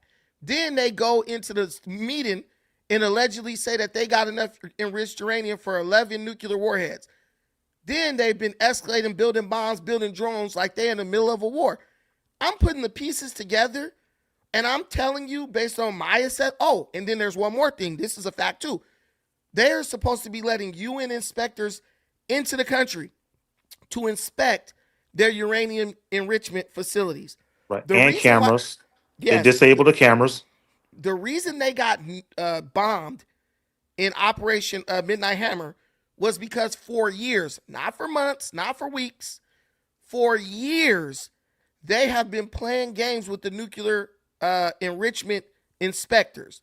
They won't let them go into the facilities, or they'll say, you can go into this facility, but you can't go into these other facilities. That's called playing games. When you're dealing with a fanatical regime that screams death to America every damn day before they eat their Ayatollah flakes, I'm not taking any damn chances. You play games, I'm coming, I'm hitting you fast, I'm hitting you hard, you pick up the pieces. I have no problem with that. Now, the stuff between them and Israel, that's between them. That ain't none of my damn business. Couldn't care less what happened to either one of those countries. But I know as far as where my kids lay their head at, you're screaming you gonna kill my, basically they screaming they gonna kill my kids. Death to America. Right. At that point, I'm down to make a mistake. Just like I'll make a mistake to take somebody out if I think they trying to kill my kid in my day-to-day life. There's no way Ratsiru or whatever, or any other man is going to tell me, yeah, Brandon, you should wait until they get the bombs to Well, react. There's no can I, way you can do that. It's they either they wanted got a bomb or they don't. But Go Brent, ahead. can I say that they wanted to pull a surprise like Pakistan? They wanted to be like, surprise, we got a nuke. You know what I mean? And once you have the nukes, then you're in a hostage situation. Okay, so you attack us, we're gonna have no choice but to defend ourselves and use these nukes. So just like Pakistan went nuclear, and they did the same thing that Iran is trying to do right now. Pakistan went nuclear the same way Iran is trying to do right now. They want to hold them over. They okay, well, we got the nukes now. Once you got them, there's nothing you can do about it once they got them. And then guess what? Once Pakistan declared and they had their nukes, India it proliferated. Then they had to have nukes. So once Iran has nukes, you don't think Saudi Arabia is going to say, well, hell, they got nukes and they are a threat to us. So now we got the whole region is going to be nuclearized. So Right. they had to be, however you slice it or dice it, their program had to be taken out. Call it But regime change or whatever. And it's not, first of all, it's not even regime change in Venezuela. The same apparatus is there, but under the leadership now that is more favorable to the United States. It's the same regime, but different leaders. right. So Yeah, that's These false. dudes, Couple things. Can I respond to you, wait. You Brandon? can wait It's a been minute. two You can people. wait a. All You right, can no wait. You problem. can wait. You yeah, talk you went longer for than a long either one of time. us. Stop. So the whole thing I'm telling you is this is a matter of life or death. This ain't tiddlywinks. Okay. These are people who will kill. They've proven they will kill. I'm not. I mean, who wants like my boy Sucker Season said? Name somebody else who play like that. And that's the problem with black folks. Black folks get to watching this liberal media and they start thinking that they're in some type like they're super like they got a superpower. Like we gonna call Superman and he gonna go over there and knock the nuclear weapons into space and it's gonna blow up. No, bro. You see right now, bombs are actually hitting Israel. Iran is Saudi shooting bombs. Arabia, Oman, Iran, Iran UAE. yeah, Iran is shooting bombs at countries that ain't even ever did nothing to them. Talking about we're going only after the American assets. Listen, man, you're killing innocent people who ain't got nothing to do with nothing. A country that will do that to their own Muslim brothers, I know they wouldn't even hesitate to take me out. So if y'all want to live like that, that's cool. I'm thankful that we got a president who's willing to make the tough decision to do everything he can to keep this country safe. Go ahead, Rad. Well, real Rashad. quick, So and hold Brandon, on, like bro. you You just said, can Wait, spoke. I say let him something? Can finish. I FF. finish up real quick? Let me just No, real you quick. just spoke. Both of I you. didn't. You wanted I didn't even speak for half the time you Brandon, spoke. You spoke for like an bro. It's hour, two bro, against and I one. had like All right, 15 Okay. your seconds. show, I just bro. got Okay, give me 15. 10 We'll seconds. give him 15 seconds, and then you Yeah, give got me it, 15 seconds. And Rasad. like Brandon said, you have no business enriching uranium to 60% except to make a weapon. President Trump said, we told him we will even give you peaceful spent rods for civilian use. They refuse that. They refuse that. So what how you got to be delusional to not think that they are trying to produce a nuclear weapon and pull a Pakistan and say, "Oh, it's too late. We already have the warheads." And at that point, it's too late. All right, You know? time's up. But go Time's up. ahead. Go ahead, Rasad. Yeah, I don't know. He's just cheerleading what you said. Anyway, couple things. I'm just going to appeal to the experts on this matter. Tulsi Gabbard had a hearing last week. What'd she say? Quote, as a result of Operation Midnight Hammer, Iran's nuclear enrichment program was obliterated. There has been no effort since then to try to rebuild their enrichment capabilities. The entrances to the underground facilities were bombed and have been buried and shuttered with cement. Jack, what's his name? The Kent dude, who just, if you will, defected from the government. He, he said Iran was no threat. Joe Kent, former director of the National Counterterrorism Center, that Trump nominated this gentleman. Iran posed no imminent threat. So I appreciate Brandon's fear and this other gentleman, no problem. But we're just going to appeal to the individuals who are privy to the intelligence in this own government, handpicked by Trump. They're saying the counter of what Trump's saying. That's just public record. Number two, Iran has a right to defend herself. These neighboring Gulf countries are proxies for the U.S. You have a main port in Bahrain that aids in with the military, U.S. military. You have bases in these other regions. Of course, they're fair play. What do you mean? Of course, they're fair play. So Iran's going to bomb them. That makes total sense. I don't know why people are shocked, right? Brandon wants to appeal. Oh, innocents are dying. The U.S. What was it? The first day they dropped a bomb on a girls' school. They killed 185 girls, schoolgirls, minding their business in northern Who Iran. puts a girls' schools Can next I to Hey, a finish? military Can I facility? let finish? him finish. Let Can him I finish. Let him finish? finish. So this argument to appeal to morality. Oh, they're killing civilians. Israel just decimated, genocided the Palestinians almost. And you want to appeal to authority? And we're going to be honest again. I'm with zero proliferation. If you really want to end it, the proliferation, the nuclear arms race began when the first country got them. Of course, every other country is going to get them.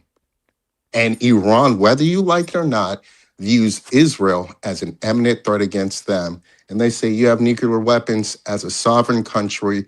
We have the right to have them. But guess what? Apparently, the Ayatollah, with his religious Islamic sensibilities, said, nuclear weapons are haram, Islam, that we shouldn't laugh all you want. Right. This is what was said, and This is again, laughable. it, cool. Laugh to yourself. Let me finish. All intelligence has shown they didn't proliferate to weapons grade. They had all the ability to, they have not. Furthermore, you talk about this death against America. Do you know the American in the West history in Iran? You'd be screaming death to them, to America also. They're, the mullahs didn't just wake up and come to power. It was BP, it was Western oil interests that destabilized Iran with the CIA, put in someone, then the Shah came to power, and then the mullahs overthrew him.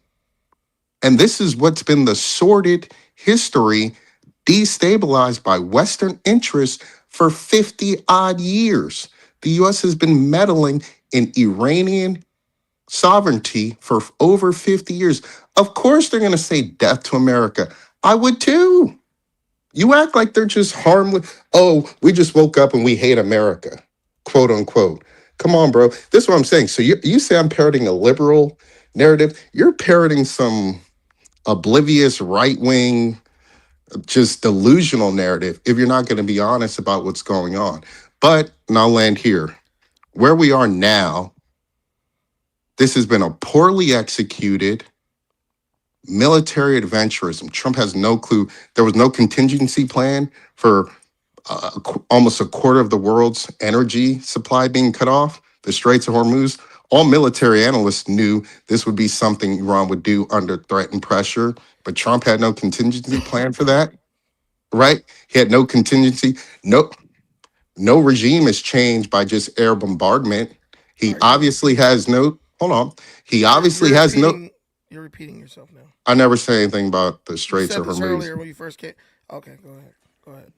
You've been now. I just want you to remember you've been talking longer than Man, everybody he else. been talking for a long time, and when somebody talk for like 10 seconds, he go ahead. Bro, you're Thank- just piggybacking Brandon. So, but that's No, neither no, here nor I there. made my All own good. point. I didn't even talk. All I didn't good. say anything that Brandon said. I'm a land here and Yeah. say this. All right. Iran's a sovereign country.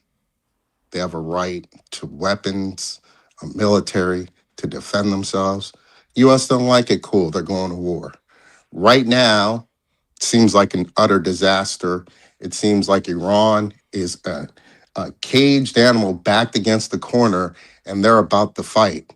And as a patriot, if you think paying, if you're on the West Coast, whatever it is, I know y'all are paying exorbitant amounts at the gas at the gas station. On the East Coast, it's crazy.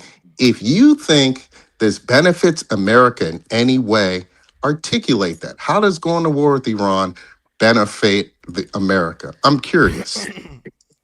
All right. So the whole thing, you said a lot, and that's why I try to stop you, um, so I can like respond to points before, because I'll be forgetting some of the stuff you said.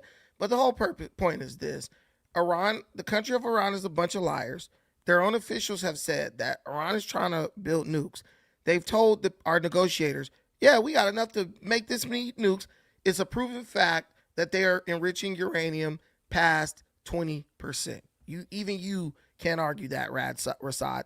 My question is, if you're not trying to build a nuclear weapon, why are you enriching uranium past 20%? Now, one thing people don't understand about being in like intelligence briefings and stuff like that, you have to speak to what the absolute fact is at the moment, or what the facts that you have gathered say.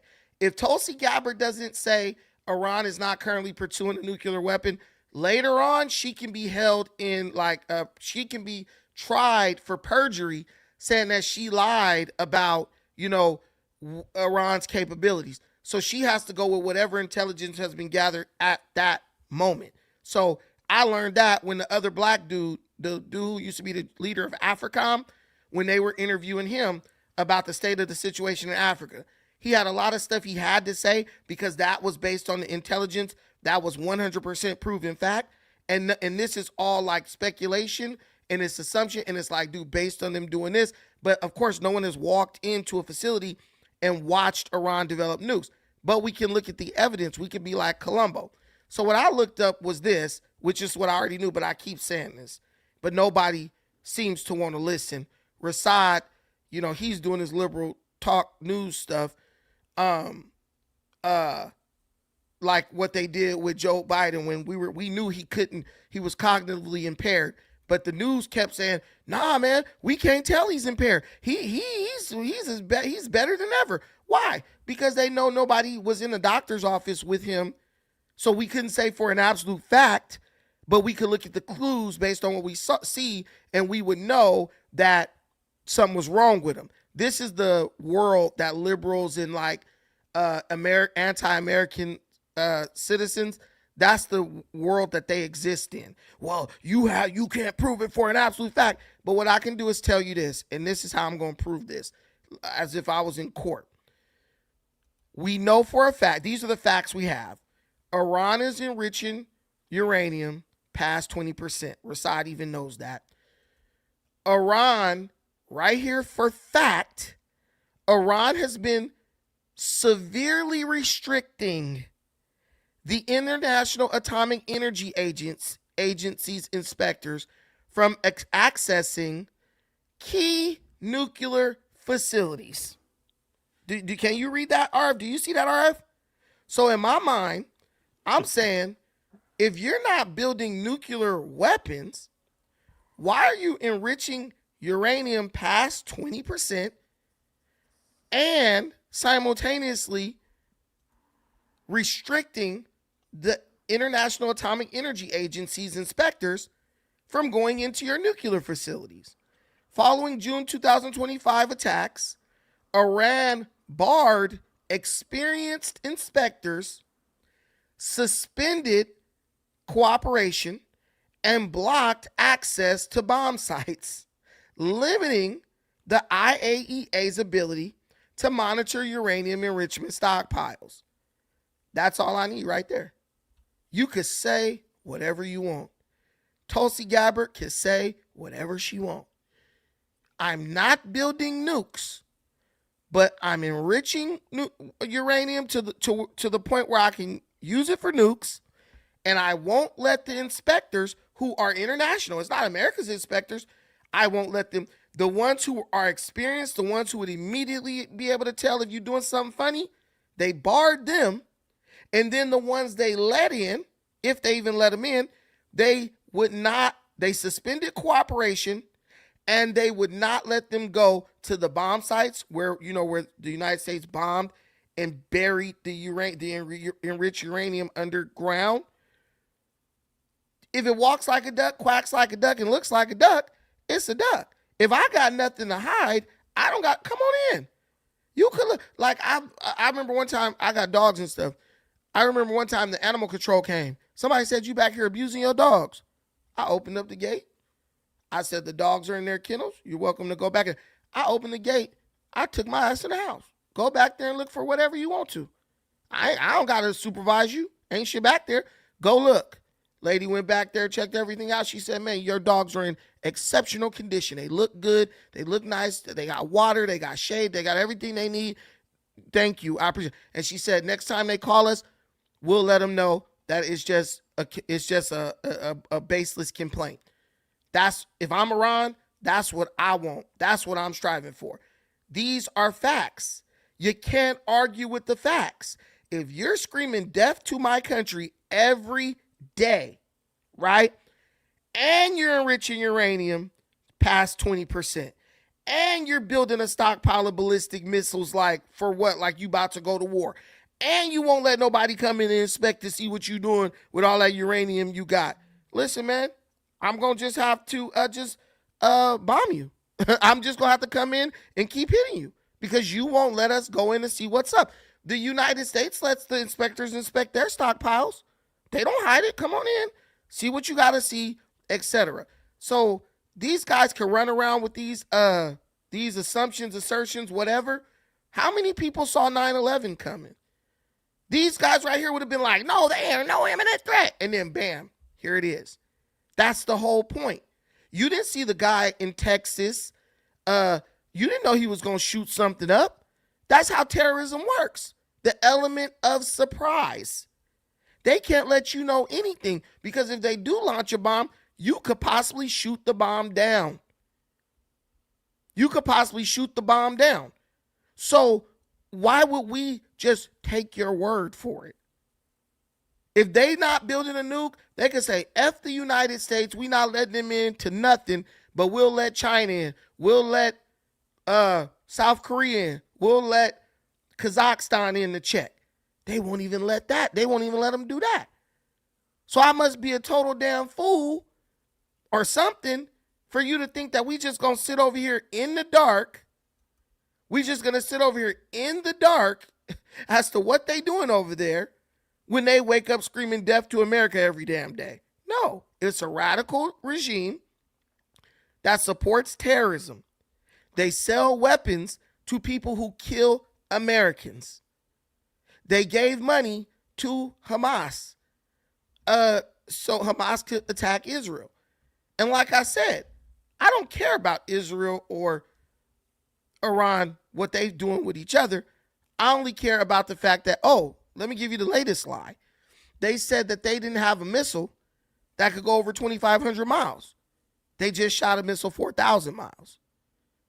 So that's to me, those are three things that tell me, yeah, these people can't be trusted. Y'all could trust them. I'm just glad that we have a president who's not dumb enough to trust these people, because they're not people that you can trust.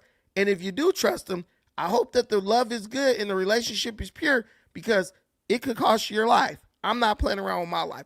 But here's the good thing. We will get a Democrat in office. The Democrat will lower the guard. Democrats will do whatever. You know what I'm saying? They'll attack Israel, talk trash to Israel, whatever. And they'll say, well, we trust Iran. They're not going to build nukes. Remember, Biden and Obama were giving Iran billions of dollars. The missiles that you're getting that are being shot from Iran right now, those missiles were made with money that was given by Joe Biden and Barack Obama. Just know that. Iran don't care about you. They got no love for you. The Islamic regime, they don't got no love for black folks. Ain't never had no love for black folks. Islam is a religion that basically grew off of the enslavement and abuse and colonization of blacks. Just know that. So I just don't want you to be surprised if something happened and they do take over and then they come in and they like, yeah, put these shackles on. Don't be shocked, because I'm trying to figure out Israel, though I don't really care what they do. Israel has colonized 0 countries in Africa. Islam has colonized dozens of countries in Africa. Israel has enslaved 0 Africans from the time they were a country. Islam, or Judaism, I should say, has enslaved millions and millions. Judaism has enslaved 0 Africans. Islam has enslaved millions and millions and millions of Africans. I'm going to go based on the history. That's what we do as black folks. We look at the history and we say, I ain't fucking with that. I ain't going to go to a Klan rally, even if they invite me. Why? Because I know the history. I know what they've done. You're telling me that Israel, the white man didn't convince you, right? Or the Arab, he didn't convince you. Hey, blacks, yeah, we didn't enslave y'all, castrated y'all, abused y'all for centuries. But this time, we the good guys. And them Jewish people who ain't ever really did shit to you, they ain't colonized nothing in Africa. They the bad ones. Man, if you don't get the fuck out of here, I'm not even saying they good. I'm just saying I know you're bad. I know you're bad. And then, I got my friend, he's deranged, he's crazy. He's like, yeah, see, it's the greater Israel. Da-da-da-da-da-da. Bro, Israel ain't expanded at all. Since they've been created, they ain't expanded at all. Now, but the Arabs, they done went through Africa and everywhere else and took over. They took over. But Israel's the one who's about to colonize and do all this stuff. It just don't add up for me. I'm down to look at the Israel stuff with a totally objective lens, cause like it is whatever. But I know for a fact what Muslims do when they get access to black populations that are weaker than them. I know for a fact. Nobody got to tell me what they do because we've lived it. I'm not reliving that again. I believe that if Iran got a nuclear weapon, I think they would immediately go into African countries and start taking resources and dare the United States to do anything to them. It's expanded, but not in no significant way. This whole thing right here, look, these the guys y'all saying, Brandon, you should side with them. Right here, you see that whole top of your continent? They took all that, all this. They weren't happy just being in and I'm talking about Islam, the same religion that's ruling over Iran right now. Morocco, Tunisia, Egypt, Mauritania, all these countries, right? Algeria, all these countries. Then the black countries that they got into, Sudan, South Sudan, Somalia. What's going on with those countries? All they doing is fighting all the time. That's all they do. Oh shoot. May I respond? Hold on, I lost my page.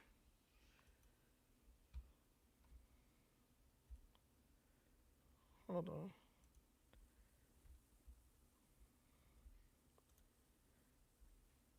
That's all they do. This is all they do. All the black people who adopted Islam in their country and all that, all their countries are doing is fighting, war torn. Tell me the black country that adopted Islam and they're just thriving. There isn't one. Not even one. Every black African country that is ruled by Islam, Islam is the number one religion. It is just fighting, death, killing, abuse, all that stuff. That's just not good for us. And I'm never going to say this because it's just not. Go ahead, R. I'm going to just call you R. Go ahead. Thanks. A couple things. Your IAEA reference. It said as early as 2026.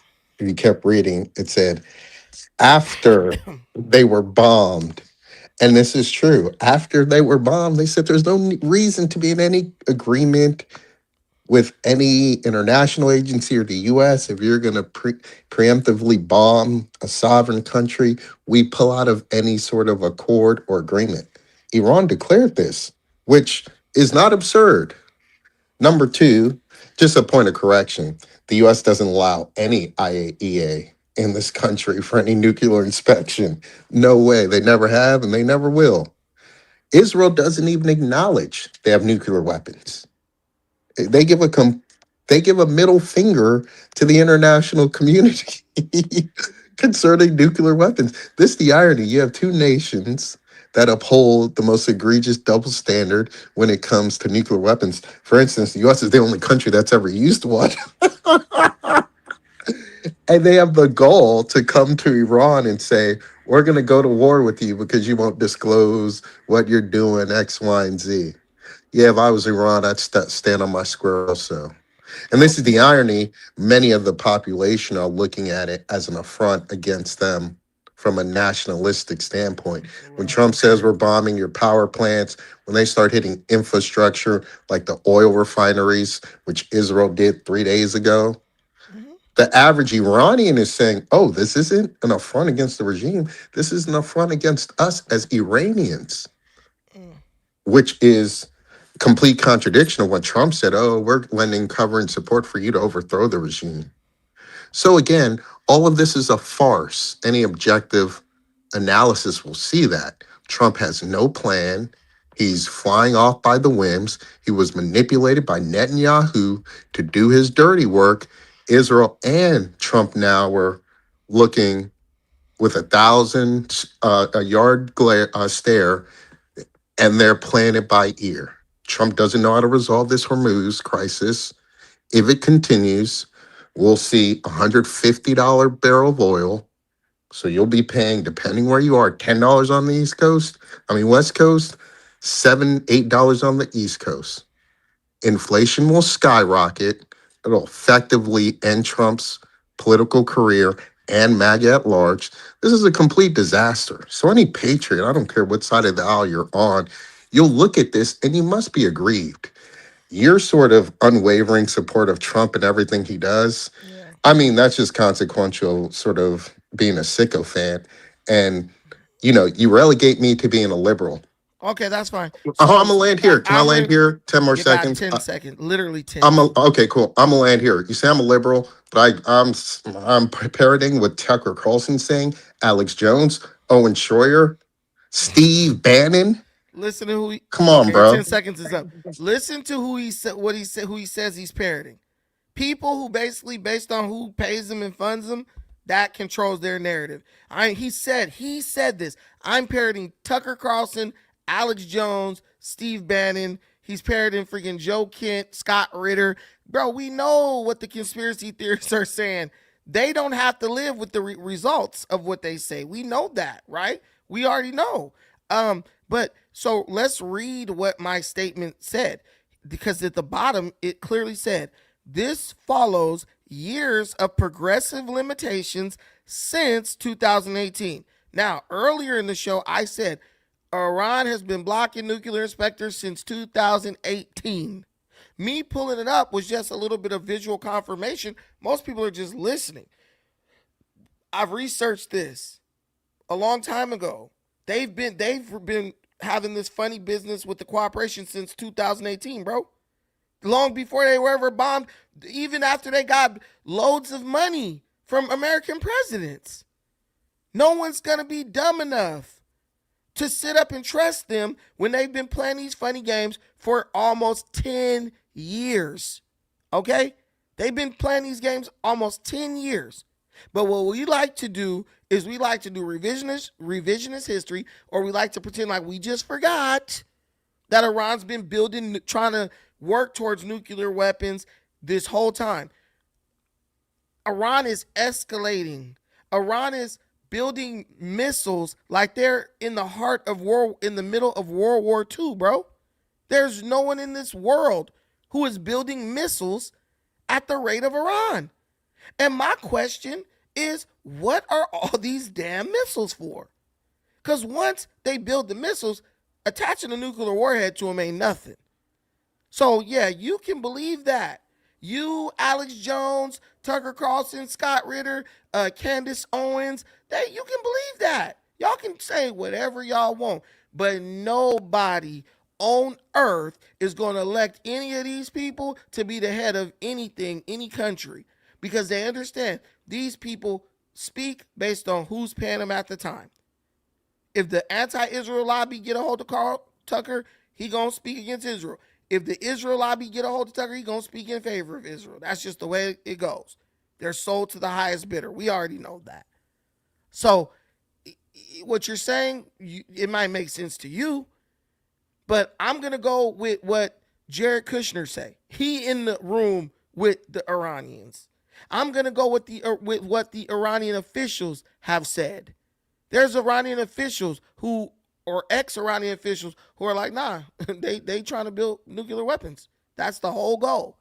And it makes sense because once they reach that finish line, there's nothing you're going to be able to do to stop them. So I get it. I'd be doing the same thing if I was them. I know what I'd be doing if I was Iran. And here's my thing. Let me ask you a question, Radmussen. How do you pronounce the name, dude? Just tell us how you pronounce the name. Rasadu. Rasadu. You must be a Muslim. But so let me ask you a question. Why does Iran need to enrich uranium past 20%?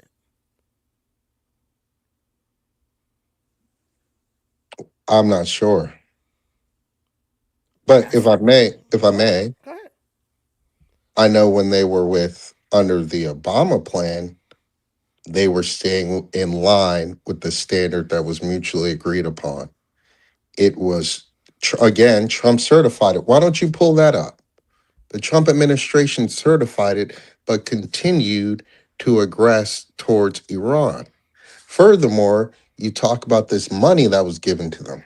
Yeah, This was their money that the US illegally and the international community illegally froze. it And they wasn't just get, illegal.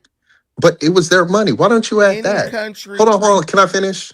Why don't you add that? That's disingenuous to say, you're oh, the US gave them all this money. you're It was their wrong. money. You're It was, wrong. hold on, it wasn't Iran's money? You listen, bro. That's a yes or no question. It wasn't Iran's money that was It frozen? was 100% Iran's money. Okay, you But never add what that you though. no, I didn't. No one's brought it up.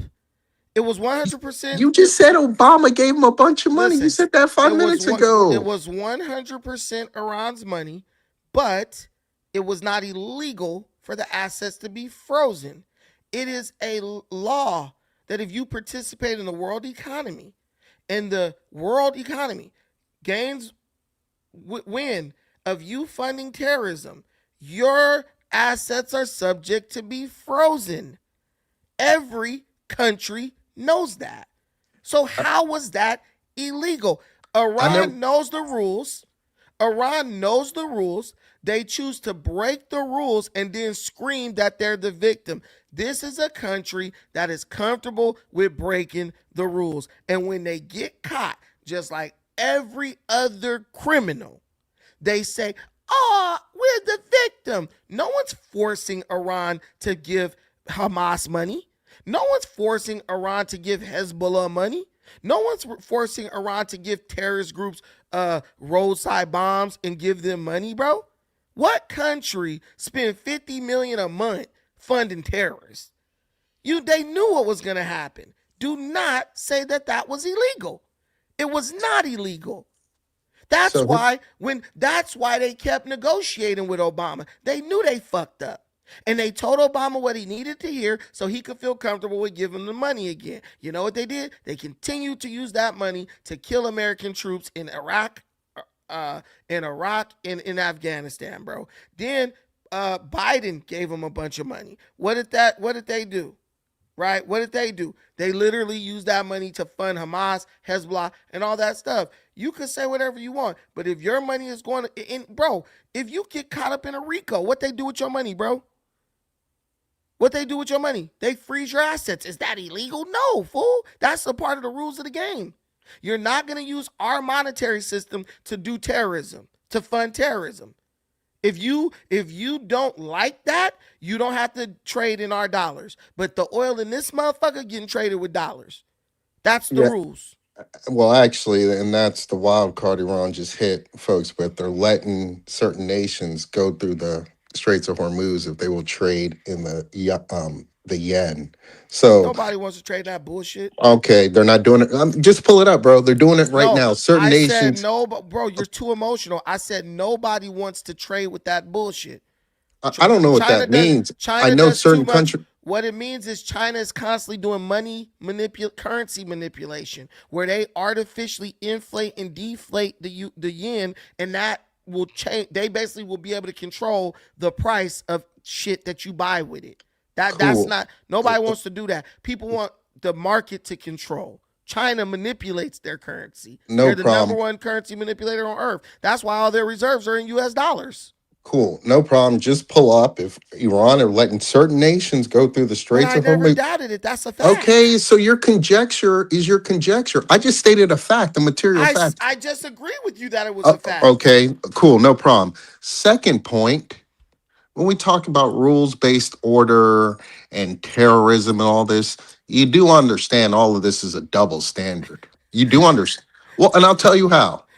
We know you brought up Scott Ritter, the only American at one of the only Americans, former IAEA inspector, who said I was one of the last. Him and Hans Blick. We were in Iraq. Guess I what? They don't don't listen to have. pedophiles. Cool, no problem. Scott But they, Ritter's a pedophile. no problem. Cool. They were some of the last inspectors in Iraq, and they said, guess what? Saddam doesn't have nuclear weapons. This is a total farce. The U.S. going to war over it. It's a total farce. Guess who? History has shown to be absolutely correct. But I think So even Trump if I was can like there were no finish, weapons of mass destruction. if I can finish. So all I'm saying to you, when the U.S. goes to war in Iraq under false pretenses, hence making it an illegal war, And Iran, There's nothing under illegal about it. fear, well, of so here's the issue. There's nothing illegal Well, about it. let me finish. Let me finish. So we know it's false pretenses. So they're going to war over a lie, right? No, they're not. Can I, you keep interrupting? Can I just make my case, then you can argue against it? Go ahead, Okay. man. So they go to Iraq under false pretenses, right? Iran, that is an imminent threat to Iran because in the 80s, it was Donald Rumsfeld under the guise of the US government. They gave Saddam chemical weapons to use against who? The Iranians. So this same military power is coming next door to me. Yeah, I'm going to fight them. So you can paint people that don't know history and the intricacies and the nuance. You could say these things. Oh, Iran had militias fighting the US in Iraq. Oh, how dare them. But you won't tell the other side of the story where US funded, gave Saddam chemical weapons that were used against the Iranians. All right, man. Oh yeah, no. So I don't begrudge Iran for doing that, right? You talk about black folks in Iran. I know in 1979, that same Ayatollah that was assassinated, he said, black folks go home. Y'all are oppressed enough in America. We don't got beef with you. Bye-bye. He let all the black folks go. And guess what? They faced discrimination when they got here. People were hating on them.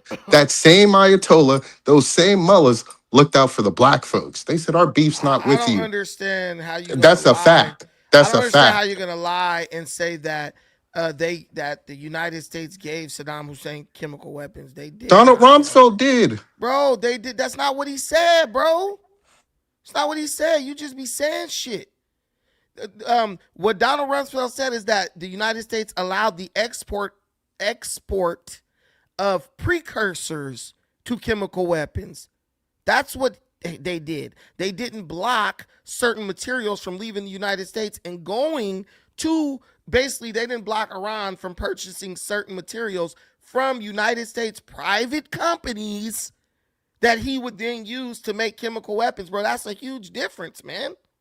There's a huge difference. You're saying that our country broke a law and gave chemical weapons to another country. That's not the case. That's like saying CVS gave me crack cocaine. No, but CVS just didn't stop me from buying the ingredients I needed to cut the damn cocaine and make it crack. That's the difference. Y'all see the game Brandon No, plays? I'm not playing no games. That's the facts I'm Let playing. me ask you that. Let No, me am ask I you this. lying? No, I No, want you no, to you're answer this. right. Am I You're lying? you're you're right. You're right. Okay. Let me ask you this. Did the US support Iraq against Iran in the 80s Yes, they when they did. went to war? Yes, they did. Okay. So you're telling me when the same country comes and you know they're going to take over Iraq, you don't think that's an imminent threat to the same country you supported their nemesis against decade before? That's That's all totally. that's all I'm saying. So I'm not But going you to be keep, but you keep making this a history lesson, and what I keep trying to appeal to you and others is this: there's a simple solution to all this. You cannot have a nuclear weapon. And the major reason why you can't have that nuclear weapon is because you like to scream death to America, and it's been shown that you are willing to use weapons and provide weapons to people who want to kill Americans. We're not saying you can't build up all your missiles and shit. That's a new thing. We're not saying you can't build roadside bombs. We letting you do all that. We letting you do all that. But you just can't have no nukes. That's it. It can be ended with that alone. Just stop trying to build nukes. Iran is like, we want to have nukes. Here's the issue.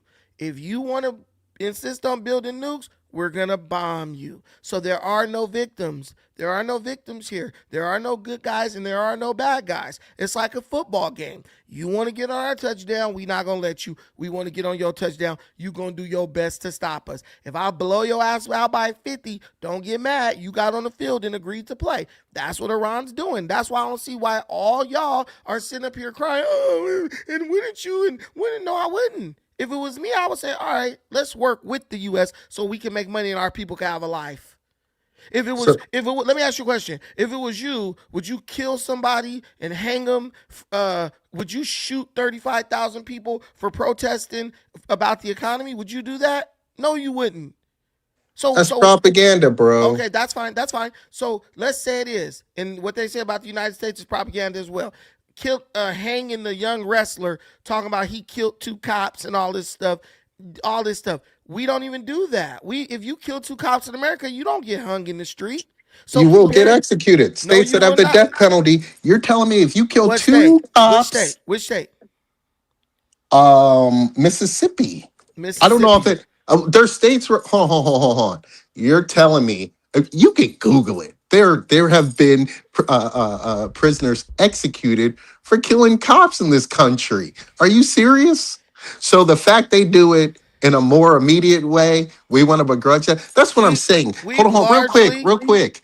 This argument, you're trying to appeal to some moral standard. No, I'm Israel, not. No, yes, I'm you not. are. No, Yes, I'm you what are. I'm appealing to is familiarity. We know what the United States does and doesn't do. We don't know what Iran. We know what Iran does and doesn't do. But now all of a sudden it's like, oh, they're so good, they're virtuous. Me, I'm just like, dude, I don't feel sorry for them at all.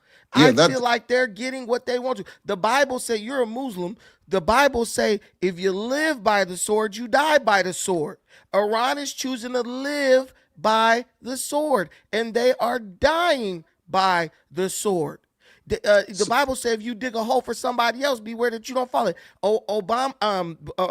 Iran is trying to dig a hole for the U.S. and they're following it, bro. They killed U.S. troops. They've so made it clear this is the kind of game we want to fucking play. And so now that we playing it with them, they want to start complaining, and y'all want to start belly aching and shit. I ain't with so that. so a couple things. I'm not Muslim or Christian. You can appeal to those sensibilities if you want, but to the argument, a couple things. First of all, in this country, there are people that have been executed for killing an average individual, let alone a cop. That's number one. But we've Number moved away from two, that largely. it, there's still executions in this But we've country, moved away bro. from that largely. But there are still executions in this We country. know That's that. a fact. But we Okay. ain't well, So we now ain't you're executing begrudging. Olympians. Hold on, We're hold on, not hold on. executing Olympians, bro. Even if an Well, Olympian kills two you cops in this cutting me country, it's off. a I can't finish. I can't even in finish. this even in this I can't country, if finish. an Olympian kills two cops, it's a low chance that he's gonna get the death penalty. Go ahead. Well, Lady Justice is supposed to be blind, and everyone should be treated equally under the execution of the law, pun intended. So, if an Olympian does something egregious, they should have be held to the same standard. So, I don't even know what that's an appeal to. Nonetheless, Iran, you need to tell me where they're picking fights with America. Every claim that they have done something to America, it's troops that are engaged in military adventurism in their surrounding territory. It has nothing Whether to do it's with them. Iraq, hold on, whether it's Iraq, whether it's Afghanistan, both of these were military adventurisms that ultimately ended in complete disaster. Right. So if I'm looking at Iran, and again, you say I'm giving a history lesson. You darn right. Because when you say, oh, they're saying death to America, there's a historical narrative that gives birth to this. The US has antagonized this country for half a century, bro. So Hold on, if I can antagonizing. finish, if Go I ahead. You can got 10 finish, seconds. You got under 10 the seconds. guise of trying to take their oil. Yeah. All right. So The U.S. doesn't need a fucking drop of oil from Iran, bro. That's the most laziest bullshit you've said this whole day, bro.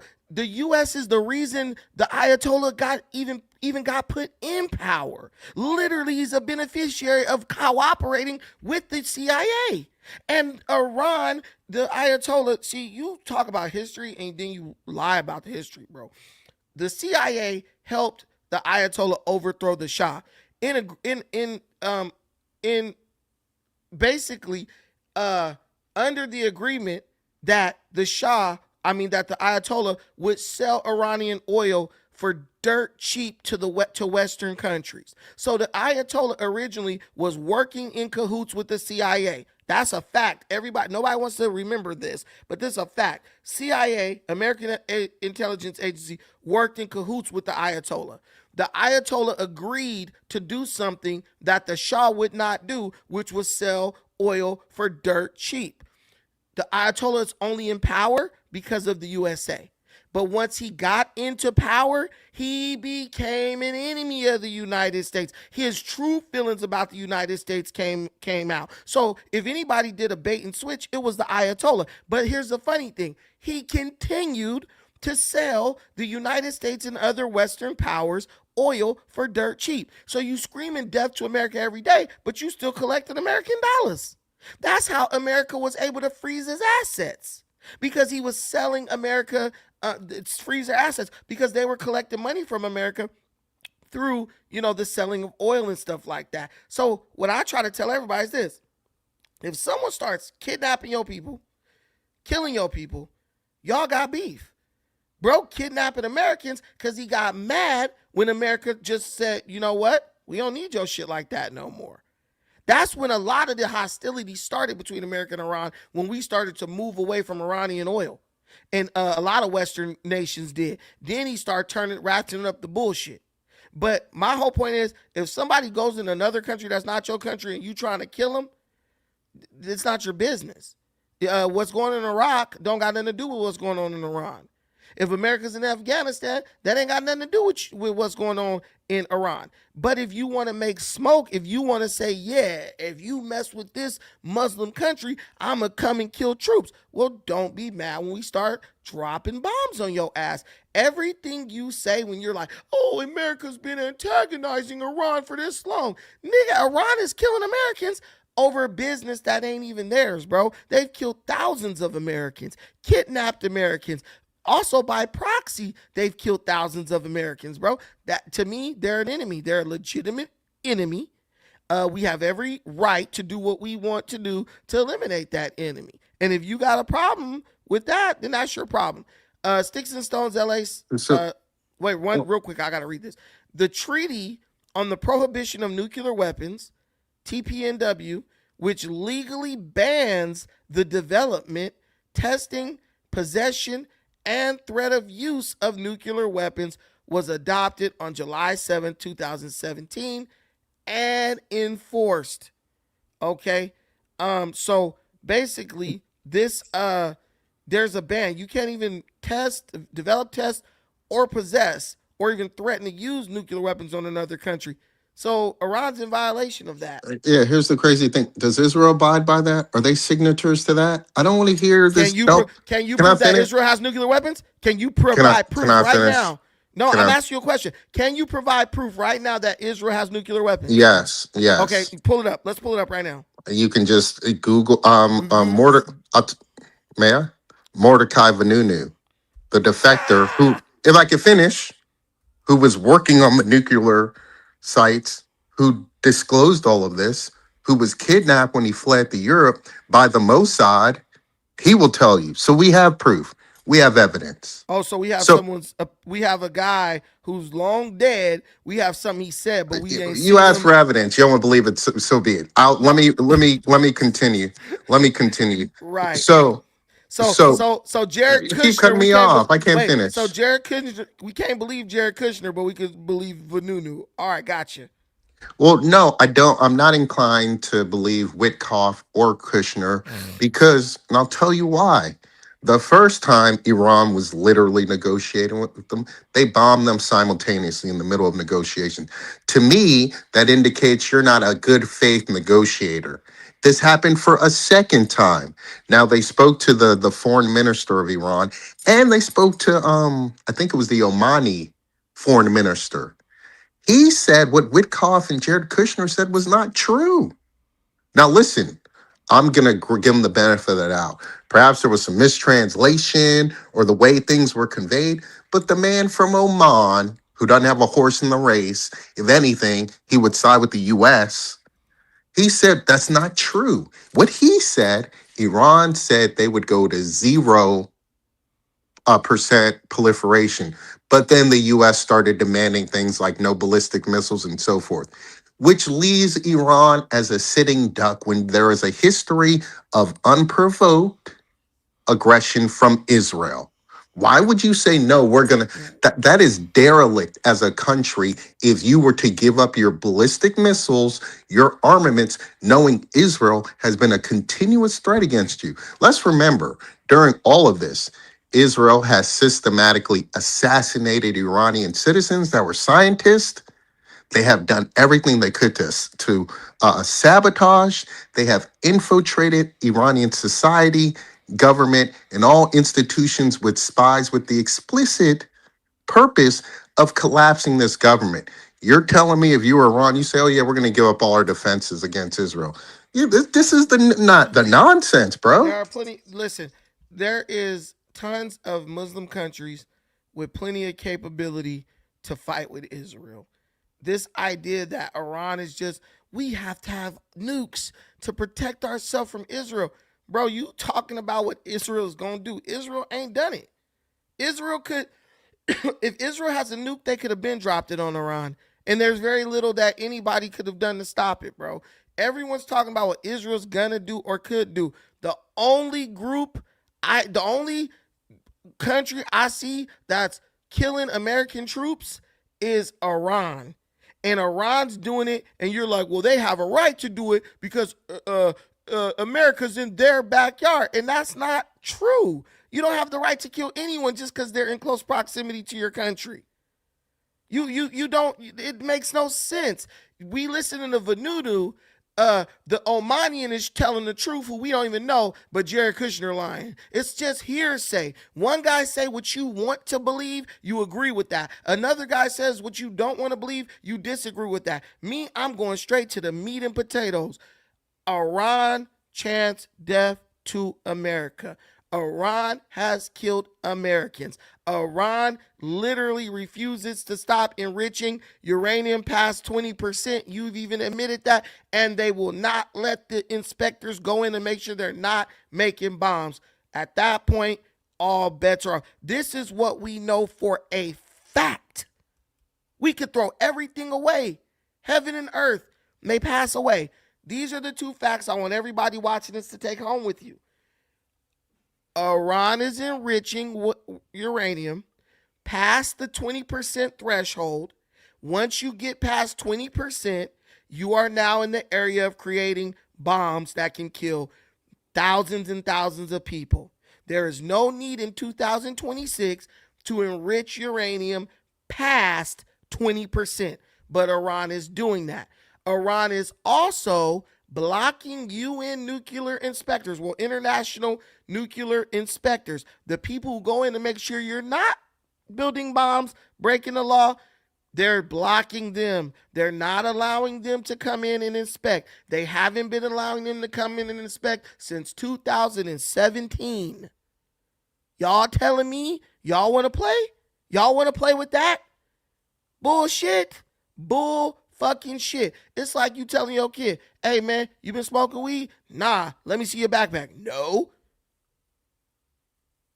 You know, if you got nothing to hide, the Bible say what's done in the dark comes to the light. My big mama used to say it's going to tell on you before you tell on it. And that's what Iran is dealing with right now. It done told on them. And they done lost all their military leadership. And what shows me they're especially radical is the leadership is just gone, most of it, the majority of it. They still holding on. They still like, no, no. That tells me that someone is demented. That's like somebody who getting shot up, but they still keep walking towards you. They have a certain, there's nothing left to go. There's nothing left driving them but hate and revenge. I'm telling you, there's nothing but driving them but hate and revenge. Somebody, it's been, wait real quick. It's been said because Trump canceled the deal. The cancellation of the deal doesn't mean you don't let the other international community come in and make sure that everything is safe. That's stupid. Just because your wife left you don't mean you ain't got to go pay your fucking car registration, fool.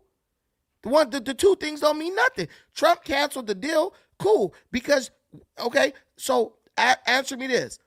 Are they also enriching uranium past 20% because Trump canceled the deal? They're literally doing everything Trump said they were doing. They're basically just revealing that they've been doing it the whole time, especially with the missile that they said could only go 2,500 miles, but we find out it could go 4,000. One day y'all gonna wake up and realize Iran has been lying, and they're playing on the gullibility of Americans. The fact that we just love to speculate in the favor of who we think is the weaker. We love an underdog story in America. It's the way we're programmed. So real quick, Go ahead, and and then we gotta let Afro Man go. Don't be too long because we got two people waiting. yeah, here's the issue with Brandon's analysis. It's delusional. Too factual.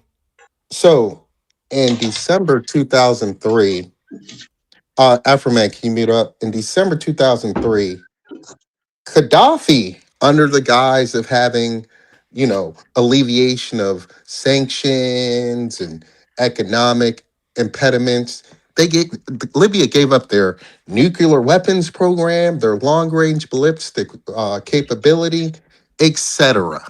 Get my Africans in on the audience. What happened to Gaddafi? So Brandon wants you to say, oh, the mullahs are liars. They can't be trusted. Woe is me. Who would listen to them? If you're sitting and you're looking, you're saying our brother here in Libya, kowtowed to the Americans, a good faith actor, did what they said under the guise of a return of integration into the international community. And less than 15 years later, he was in the streets being beaten like a dog and summarily executed by a wild mob that was financed and instigated by the same government that was supposed to ensure integration into the world community. Those are rules you're going to play by. So let Brandon feed you this narrative. Oh, why won't they listen? Why won't they trust America? Why aren't they abiding by the agreements? Because we see when we have a brother like Gaddafi who did it, you Who is see how we, he. nigga? You Let me Iranian? finish. Let me finish. You see what happened to Gaddafi, but look across the water and look at Kim Jong Un. Nobody talking spicy to that man. Why? Because he's got a weapons program. That's just the players on the board. Okay, You're so either weak or you're on the same standard as the U.S. government. But I'm gonna okay, close here. I'm gonna close here.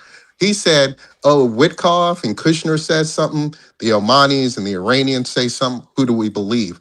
I'm gonna listen to Tulsi Gabbard, this Kent dude who were handpicked by Trump, and they're the ones in the intelligence sectors who have who are privy. I mean, to Kabard is responsible for the collection of the assessment, and she said there was no evidence of them trying to get a nuclear weapon. But Brandon wants to tell you different because he knows yeah, better. no, I Brandon. land. Wait, okay. I want to use common sense here. He's like Tulsi Gabbard, not Gabbard, said there's no evidence of a nuclear program. Guys, let me ask y'all a very simple question that any man with a twig and two berries would come to. How could Tulsi know what there is? She said there's no evidence, right? How do you get evidence if they won't let you inspect nothing? If you come to my house and you knock on the door and say we want to search for evidence that you committed a murder, and I say you can't fucking come in. When you go back to your chief and report and he say, did you find any evidence? He gonna say, nah, there's no evidence because we couldn't get in the front door. But on an official document, it's just gonna say there was no evidence found.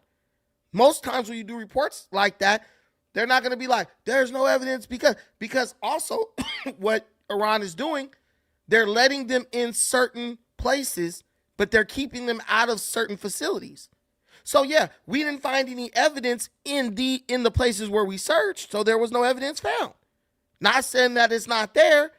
They restricted us from going to this place and this place and this place. And then also remember, when these people go for hearings, the people doing the hearing, especially the Democrats and stuff, they ask the question in a way to kind of pin you in a corner. And as we learned from Gabbard before, she don't play that game where she try to cleverly figure out a way to answer it and all that. She just answers straight and she just go. Because they know that it's a dog and pony show. That's it. But how can you find evidence if they won't let you into the facilities? So that's one where this guy's logic is not really making any Can I sense. enter here, please? But hold on real quick. Hold on, Afro Man. 1 second. Um, and then, so dang, you made me lose my train of thought. So this is how people try to manipulate your thought process. They know less than you, but they trying to act like they know all this stuff. I'm telling you, Let's just go off the facts that we know for sure. Iran is enriching uranium past 20%, and they're blocking inspectors from going into the facilities to see what they're doing and why they're doing that. Go ahead, Afroman.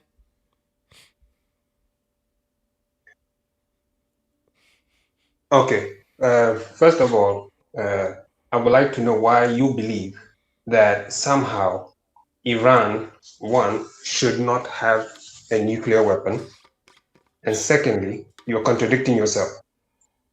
You're contradicting yourself by saying that, by claiming, first of all, that there is no proof, there is no evidence that Israel has any nuclear weapons, when several institutions and individuals have proven that to be untrue. Thirdly, Israel itself, if you're talking about countries that are dangerous having nuclear weapons, then Israel is one of those countries. At least Iran is a signatory to the NPT. Israel is not.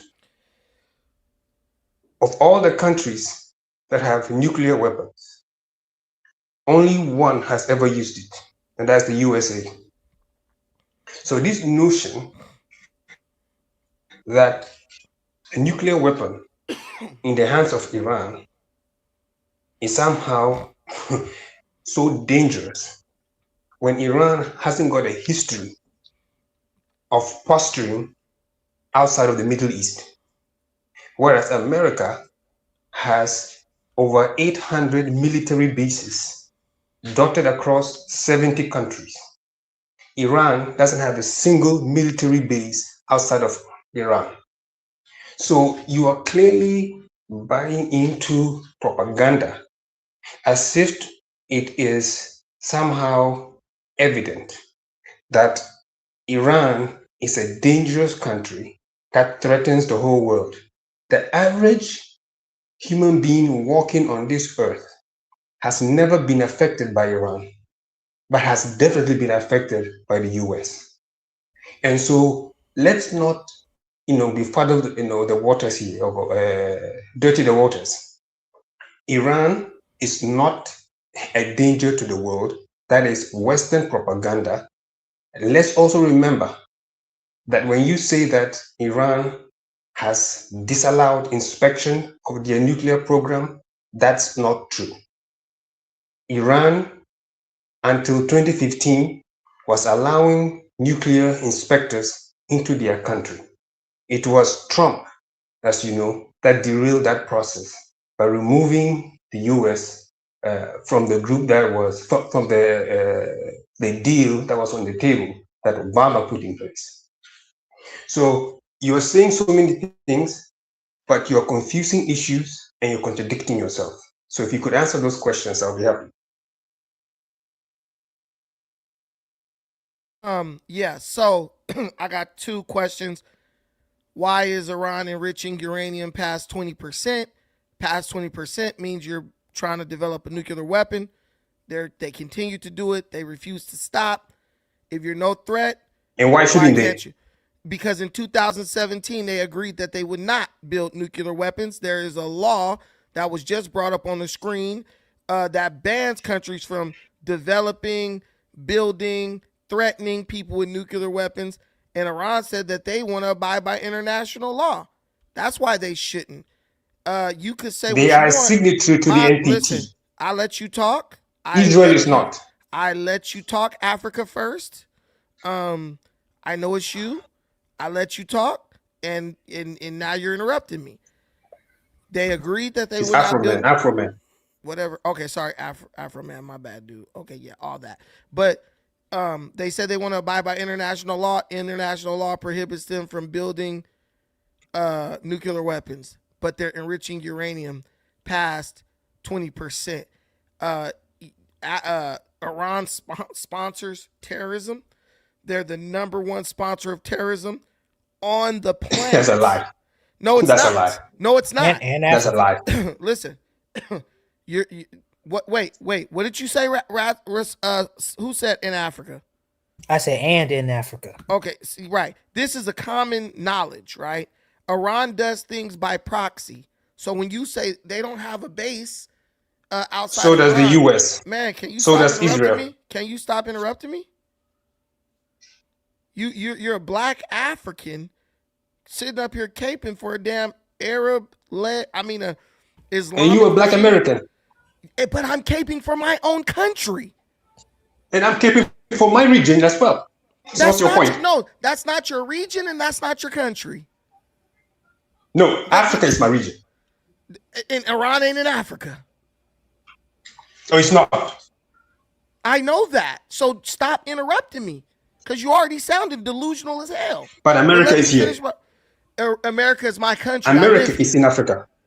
It doesn't matter. We're helping. And I'm saying American influence is in Africa. Yeah, and that's good. And that's a good thing. That's a good thing. Anyway. So that's how we are affected in Africa. Yeah, and we ain't hurting you.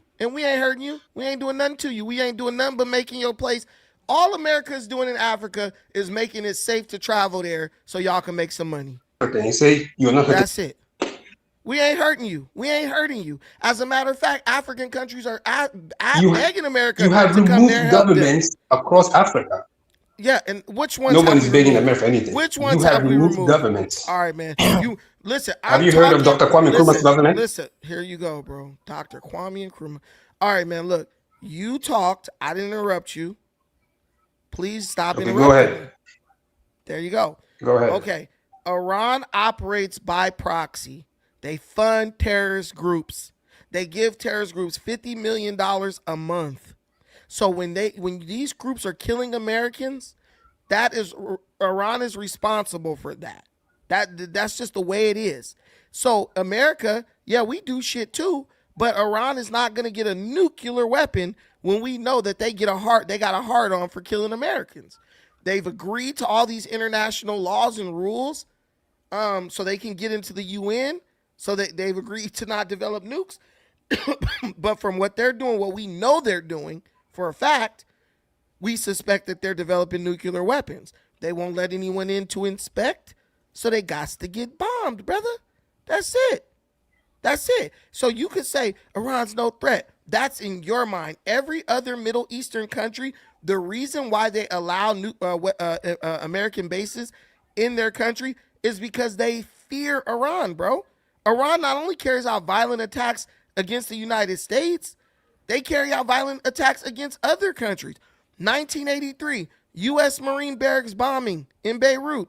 241 U.S. service members killed by an Iran-backed Hezbollah.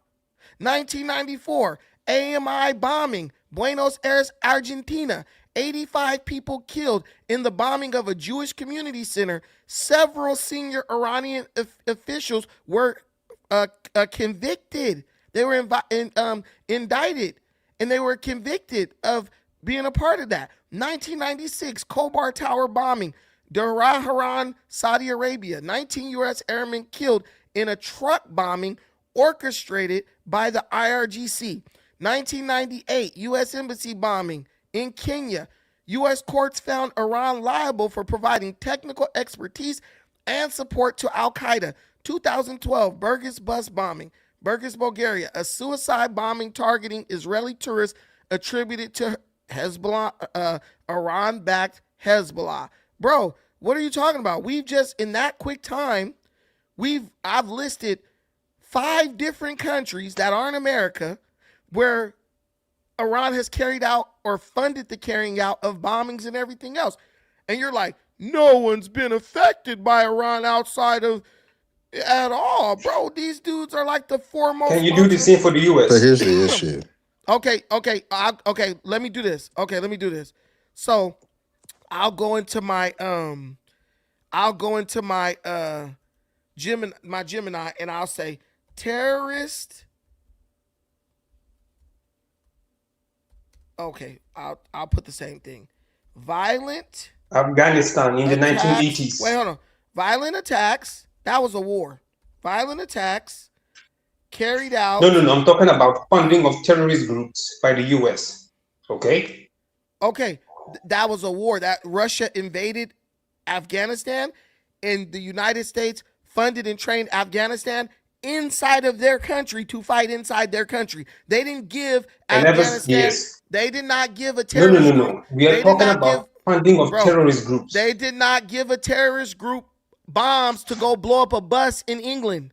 They did not give They gave them terrorist groups, funding to go and buy those they bombs. gave them weapons to fight the Russians in their own country. That is a And then difference. they turned the weapons against the very That's what people they in did Afghanistan later themselves, on. creating a civil That's what war. they did So, later.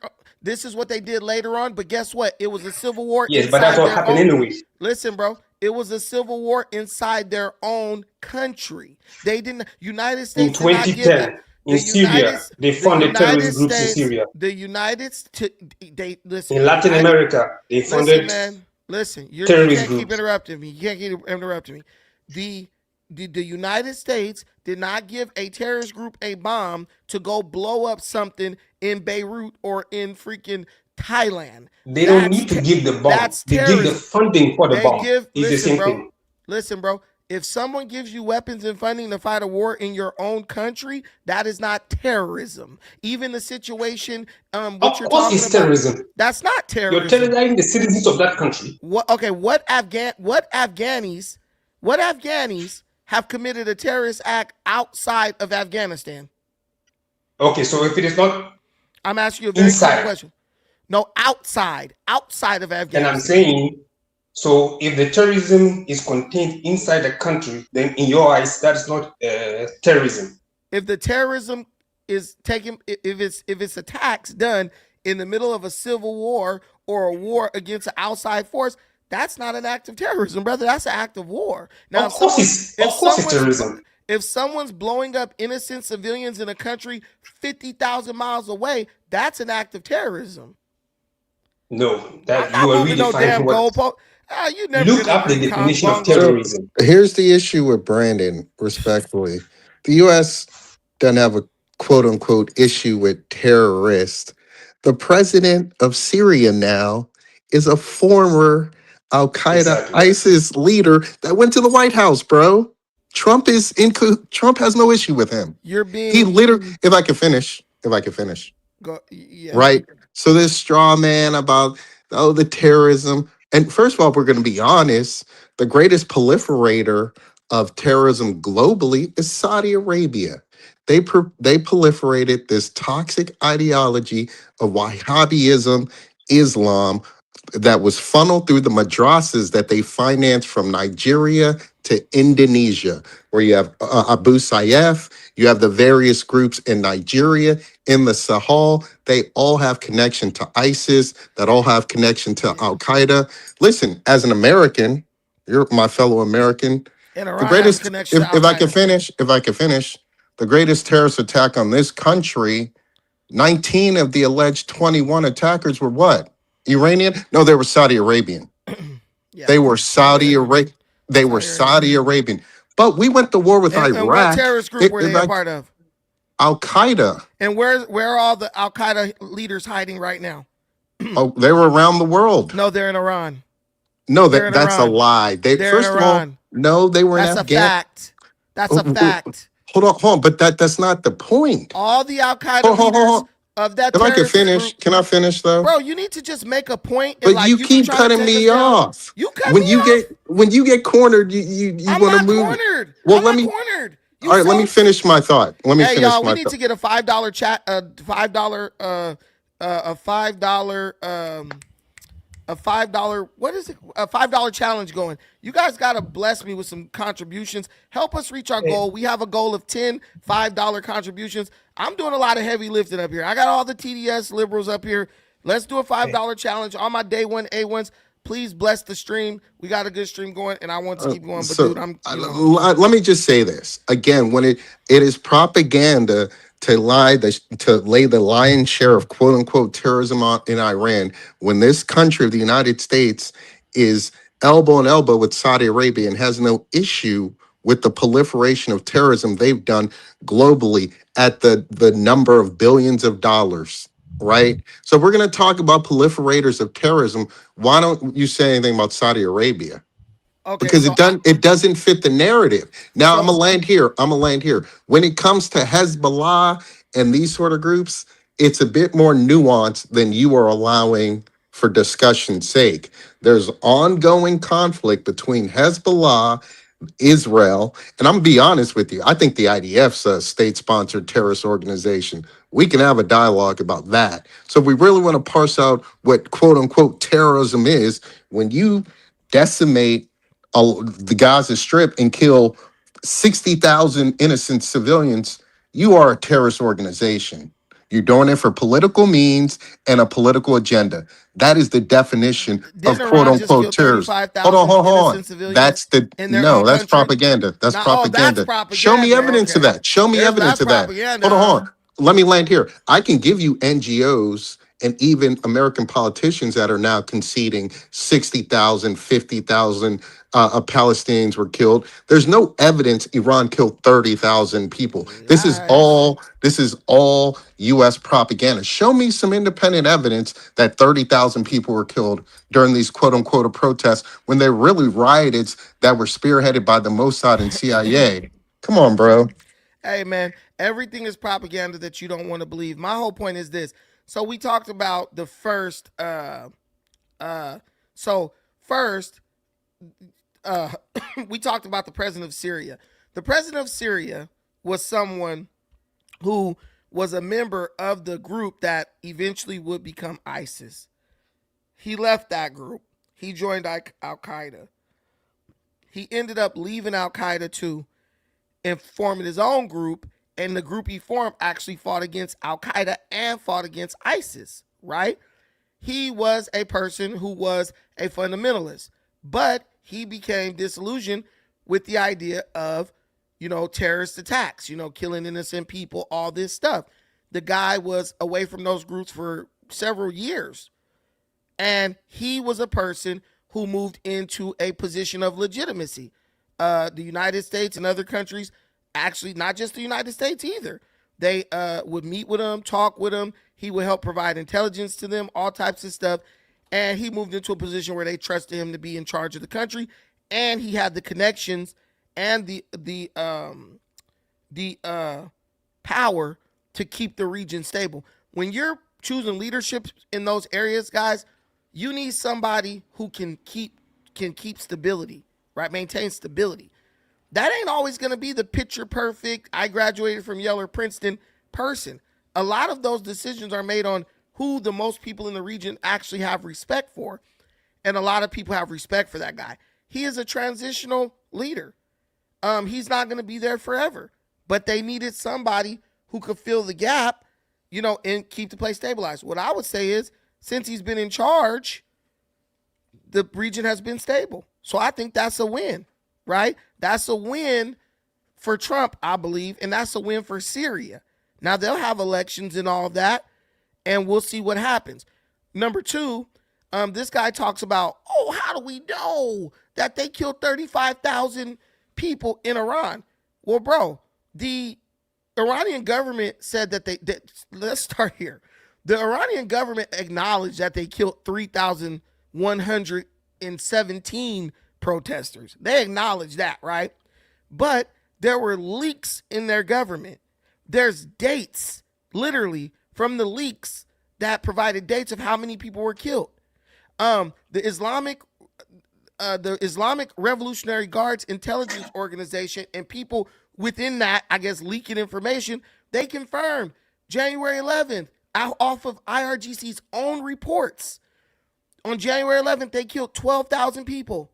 On January 21st, they killed 27,000 people. So if you're getting from their own information that you didn't hack and got the data, why would someone say there's no proof of that? Of course they're going to hide it. But any country that even admits that they killed 3,000 damn people, they admitted to 3,000 people.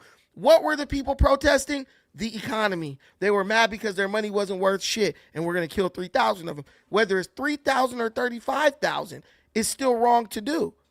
So this is a confirmed fact that Iran admitted they killed 3,000, but then people who went and snuck and dug and know people within the agency, they confirmed that on their own records, these numbers were verified The as human people who been killed. rights activist news agency confirmed 5,000 deaths. So, on what basis do Yes. you say Okay. Uh, 30,000? what'd you say? Yes, there's no I, thirty I thousand. said, Listen. I said the So human you're saying three. rights So you're activist news agency confirmed 5,000 deaths. listen. Time magazine. Time magazine reported on a list of 30,304 protest related deaths that were listed on hospital registries in the country, bro. There's all Protest related. What does that mean? Protest related. Let's that be means people honest. died related to Uh, the protest. yeah, but that doesn't mean it was at the hands of the IRGC. That doesn't mean necessarily. This is what I'm saying. This is where the propaganda emerges. Families within Iran are families in Iran are reporting that they are being forced to pay bullet fees to retrieve the bodies of their dead loved ones. And there are verified reports of secret burials, mass graves that they had to hide the bodies. UN experts, right? This is described by UN experts as the deadliest in the history. This is the deadliest crackdown in the history of the Islamic Republic, bro. These people are saying that there is a shift. They're saying that there has been a shift to a coordinated, widespread uh, policy of systemic repression. So basically, they got entire squads now that are strictly. I mean, their job is to just eliminate people who are out there trying to protest, bro. So Hospital registries are Brandon, not lying. hold Brandon, on, real Brandon, quick, Brian. Hold on, real Brandon, quick, real that's quick, real quick. Brian, let's be fair though. A couple, and we have Mike Pompeo, and I'm paraphrasing. When this was happening, you're labeling them as quote unquote protests. I don't know if that was the case. They were riots, right? And we have Mike Pompeo has a tweet where he says, "I congratulate the CIA and the work they were currently doing in Iran during this time." I'm All right. paraphrasing. So So you're we have hold on, real quick. So there's record that you had destabilization going on from the so you're Mossad saying and, if I could finish, and the yeah. CIA. So Number you're one. so you're saying just stick with number one for right now. So you're saying that if there's a riot, it's okay to kill 35,000 people. No, I never. If I can clarify, I never said that. You I'm said not. these weren't protests; they were Let me riots, as if finish. that Let me. justified it. Well, no, because you're painting a particular narrative when you frame it as a quote unquote protest. Okay, let's That say wasn't. For instance, we have records of individuals attacking mosques and so forth. This is quite peculiar behavior of a Muslim dominated country. This right. is speaking to something insidious going on. Again, we have acknowledgement by Mike Pompeo that the CIA was actively working at the time in for Iran, fomenting what was going on. Same with the CIA. So what I'm saying is you had foreign actors that were rabble rousers that were inflaming the situation. And I think till all of that is accurately parsed out, it is premature to say, oh, Iran killed 30,000 protesters and that's what happened. Iran, No, no, if I Iran could admitted. finish, come on. No honest analyst would say that. And I'm going to land here. January 2026. January 2026, the U.S. military launched a large scale retaliatory airstrikes dubbed Operation Hawkeye Strike in Syria. Why? Because ISIS killed U.S. military men. This was a couple of months, bro. So this rosy picture you painted, oh, he's the Paul of Muslims and he turned a new leaf and he's no longer a But terrorist and he's a good leader and he all right, you brings said you were stability. landing. The You said you're military, okay. US military was He was a just part of bombing the. Syria, He was bro. listen. He was a part of the group that later became ISIS. Bro was never a part of ISIS, so I don't even know what that has to do with anything. Bro, Iran has admitted to killing 3,000 people, bro. If the United States killed 3,000 protesters or rioters, do you know how much bullshit you guys would be talking right now? But guys, you know what? It's okay to kill protesters slash rioters by the thousands. You know why? Because Iran's doing it. That's what these guys are saying. And I'm only talking about the number that Iran has admitted to killing. Why is any country in the modern world killing 3,000 protesters or rioters, bro? at that point in America, they just say let them ride until they get tired, and then we'll go arrest them afterwards. So, but it's okay. Do you see the double standard that these dudes create? They want America to hold up to a certain standard, but then Iran can constantly violate the standard, constantly violate, constantly violate, constantly violate, and then when you hit Iran, oh, but they're innocent. No country killing 3,000 of his people for protesting, whether they think it's a riot or not, is legitimate. That country is an enemy of its people. And if you kill 3,000, I think you'll kill 30,000 because it ain't nothing to you. Because my heart as the leader would have to be. Hey, My heart would be impacted seeing 3,000 of my people getting killed, bro. I'd be like, dude, that's whatever it is. We don't got to do that. He didn't. The Ayatollah saw those people die. He just was like, I don't give a fuck. Bury them in mass graves. These are the people who Assad is defending. Go ahead, Sam. Thank you for being so patient, bro. hey, no problem, Brandon. Hey, man, I'm not gonna be here too long, man. I just want to say thank you for having me, man. Big fan of your channel, bro. I've been a fan of you since like been subscribed to you 3, 4 years ago, somewhere around that time, man. Thank you. Um, I love this. What you're bringing up. You're not just talking about like Africa, or more so just like black people. You're more so spanning into like news and brought it into like what's happening around the world. I really every time I listen to your videos, I get more so understanding of what's more so happening outside in the world, and you give a great explanation of it. But like more so, like I really come up here to just speak about like how I don't know all of a sudden how just like black people or more so in general, more so Africans, right? Who I really want to get into. I'm African, just want to let you know that born in America, but I'm African. Um, about Iranians, right? No disrespect to them. I'm not saying every Iranian is the worst person in the world, anything to that degree, but the history to actually think that that black people actually thinking that Iranians or Arabs have a deep love affection for black African people. You guys don't really see the world. And Afro man, bro, you're from Nigeria, man. Wake up. I'm not from Nigeria. Please Where you from? Where you from? Where you from? don't don't assign me a country that I'm not West, from. west, west or east? Don't I matter. Where am you from? He my Farafun Ogun. he's from Iran. You're from Iran, Afro man?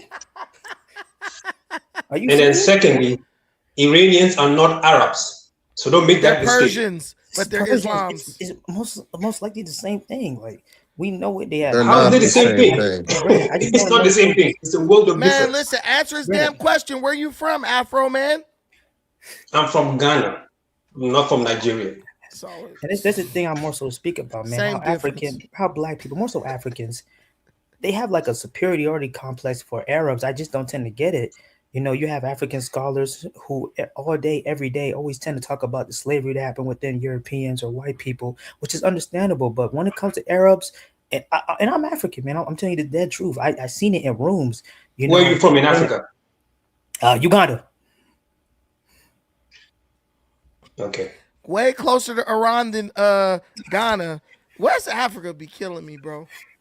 Yeah, and So just the Brandon, real Wait, quick, let him finish. Non stop. he's Let him not adding finish. anything to Hey, the stop, bro. discussion Stop. respectfully. But he waited patiently. Go ahead, bro. Finish up, He's Sam. way closer to Iran, yet he doesn't. Go ahead, Sam. Yeah, man, that's basically it, man. Just the pure utter superiority complex they have for Arabs just disgusts me, man. I seen it when an Arab man walk in a room, their voice, their attitude, it's just a smile come up their ears, their cheeks all the way up to their ears. I'm like, bro, how could after all the atrocities, man, and they never talk about the slave trade that Arabs have done with to us, man. Never. I just don't tend to My get it. brother, we are They talking got about to. Persians, Hey, not bro, chill, Arabs. man. The guys, What's the listen. They difference? gotta. They Ain't gotta they say. the Ottoman Empire They or gotta say yes to the dress, man. That's what it is. They gotta say yes to the dress. They'll try to mince words with you. They know what you mean. The Iranians are Persians, but they're Islamists. They're Muslims, bro. And we know what Islam has done to Africa, bro. You sitting in Ghana right now. Well, you from Ghana most likely because an Muslim drove your family out of Sahara, North Africa, down to the west. We know y'all fled from Egypt and all those places into West Africa because of Islamic invasion, bro. So we're trying to figure out What? how. What Yeah, history is that? this is the facts, bro. This is the facts. Um, the What are you whole talking deal. about? What West is it? Africans have been here for thousands of years. Yeah, but a lot of them migrated from the north to the west. That's why a lot No, of no, the no, no, no. thing. Hold on, Yeah, hold yeah, on. yeah, yeah, yeah, yeah, West yeah, yeah, Africans yeah. have been here for over 5,000 years. There have been West Islam Africans. entered Egypt 1,600 years ago. Sorry, Yes, and 1,400 years ago. yes, So and how's your math adding up? Black Africans fleeing from Islamic invasion fled down into West and South Africa, and then West African kingdoms converted to Islam because the Islamic raiders were raiding their trade routes, and they in order to stop it, they forced Completely those kings. false. That's not false at Completely all. false. That's not false That is at all. completely That's false. not false at all. You don't Listen, even know your own history. Most Africans don't even know completely 60 false. years of their own history going back. Even, Now you're going to hold tell me on. what? Let me give you a No, fact. you hold Let me on. give You you a don't even. fact. All right, bro. Let me give you a fact. Okay. All right, bro. Even Egypt, after the Arabs invaded Egypt, okay, Egypt was a majority Christian nation for 300 years after that invasion. That is completely false. And then when you get into the Sahel region of Africa, okay, Islam spread through trade. We know that because Through raid. in empires, trade, Through raid. empires like the Mali Empire, the Songhai Empire, had a majority African traditional believers in the midst of Islam. Okay, Mansa Musa himself practiced Islam, at the same time practiced the local African religions. So it is not true that they were forcing people to convert to Islam. The facts just don't bail you out. So there was no such thing as the Arab slave trade. Okay. If I could. No, there was a slave trade, but you are saying that they were forcibly converted to Islam. That is false.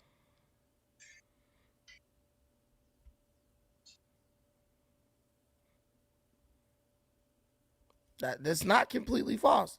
I'm telling you, this It is what false. happened. They were not. No, they were bro. not forcefully converted. All right, bro. And I give you an example of Egypt that remained Christian for 300 years, even though Islam entered it. Was there a Muslim slave trade in North Africa? Yes. The Sahara slave trade. Okay. So yes. You're telling Arabs, Muslims was enslaving Africans. They were many of the slaves converted to Islam. Some of them converted because they thought that if they converted, they would no longer be enslaved. But Muslims continued to slave them anyway. So you're telling us that that's false, but that's true. That's false. I'm not telling you that scholars have debunked the claim that Islam spread by the sword in Africa. That is false. It's spread by trade. Read the accounts of Ibn Battusta.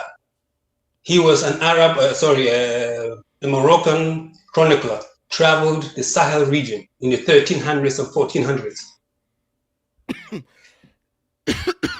All right. Yeah. So the whole thing, I'm telling you, you're going to say that this isn't true, but we have done research. This is not a dumb channel. We do research, bro. We know what the deal is, bro. These guys were converting out of political reasons, trade reasons, Islamic raiders hitting their trade routes, stealing their gold, stealing what they was transporting. And Islam, what they always do, they use, you should convert, and then that'll make me stop killing you or hurting you or robbing you. This is their tactics, bro. They're a colonizing religion. They weren't, you think that they just walked into North Africa and was like, oh, can we please have this piece of land? And the Africans was like, sure, go ahead and take it. That's not how that works. Even Christianity. Which piece of land are you referring to? All religions are spread through violence, majorly. I'm talking about Mauritania. I'm talking about Algeria, Egypt.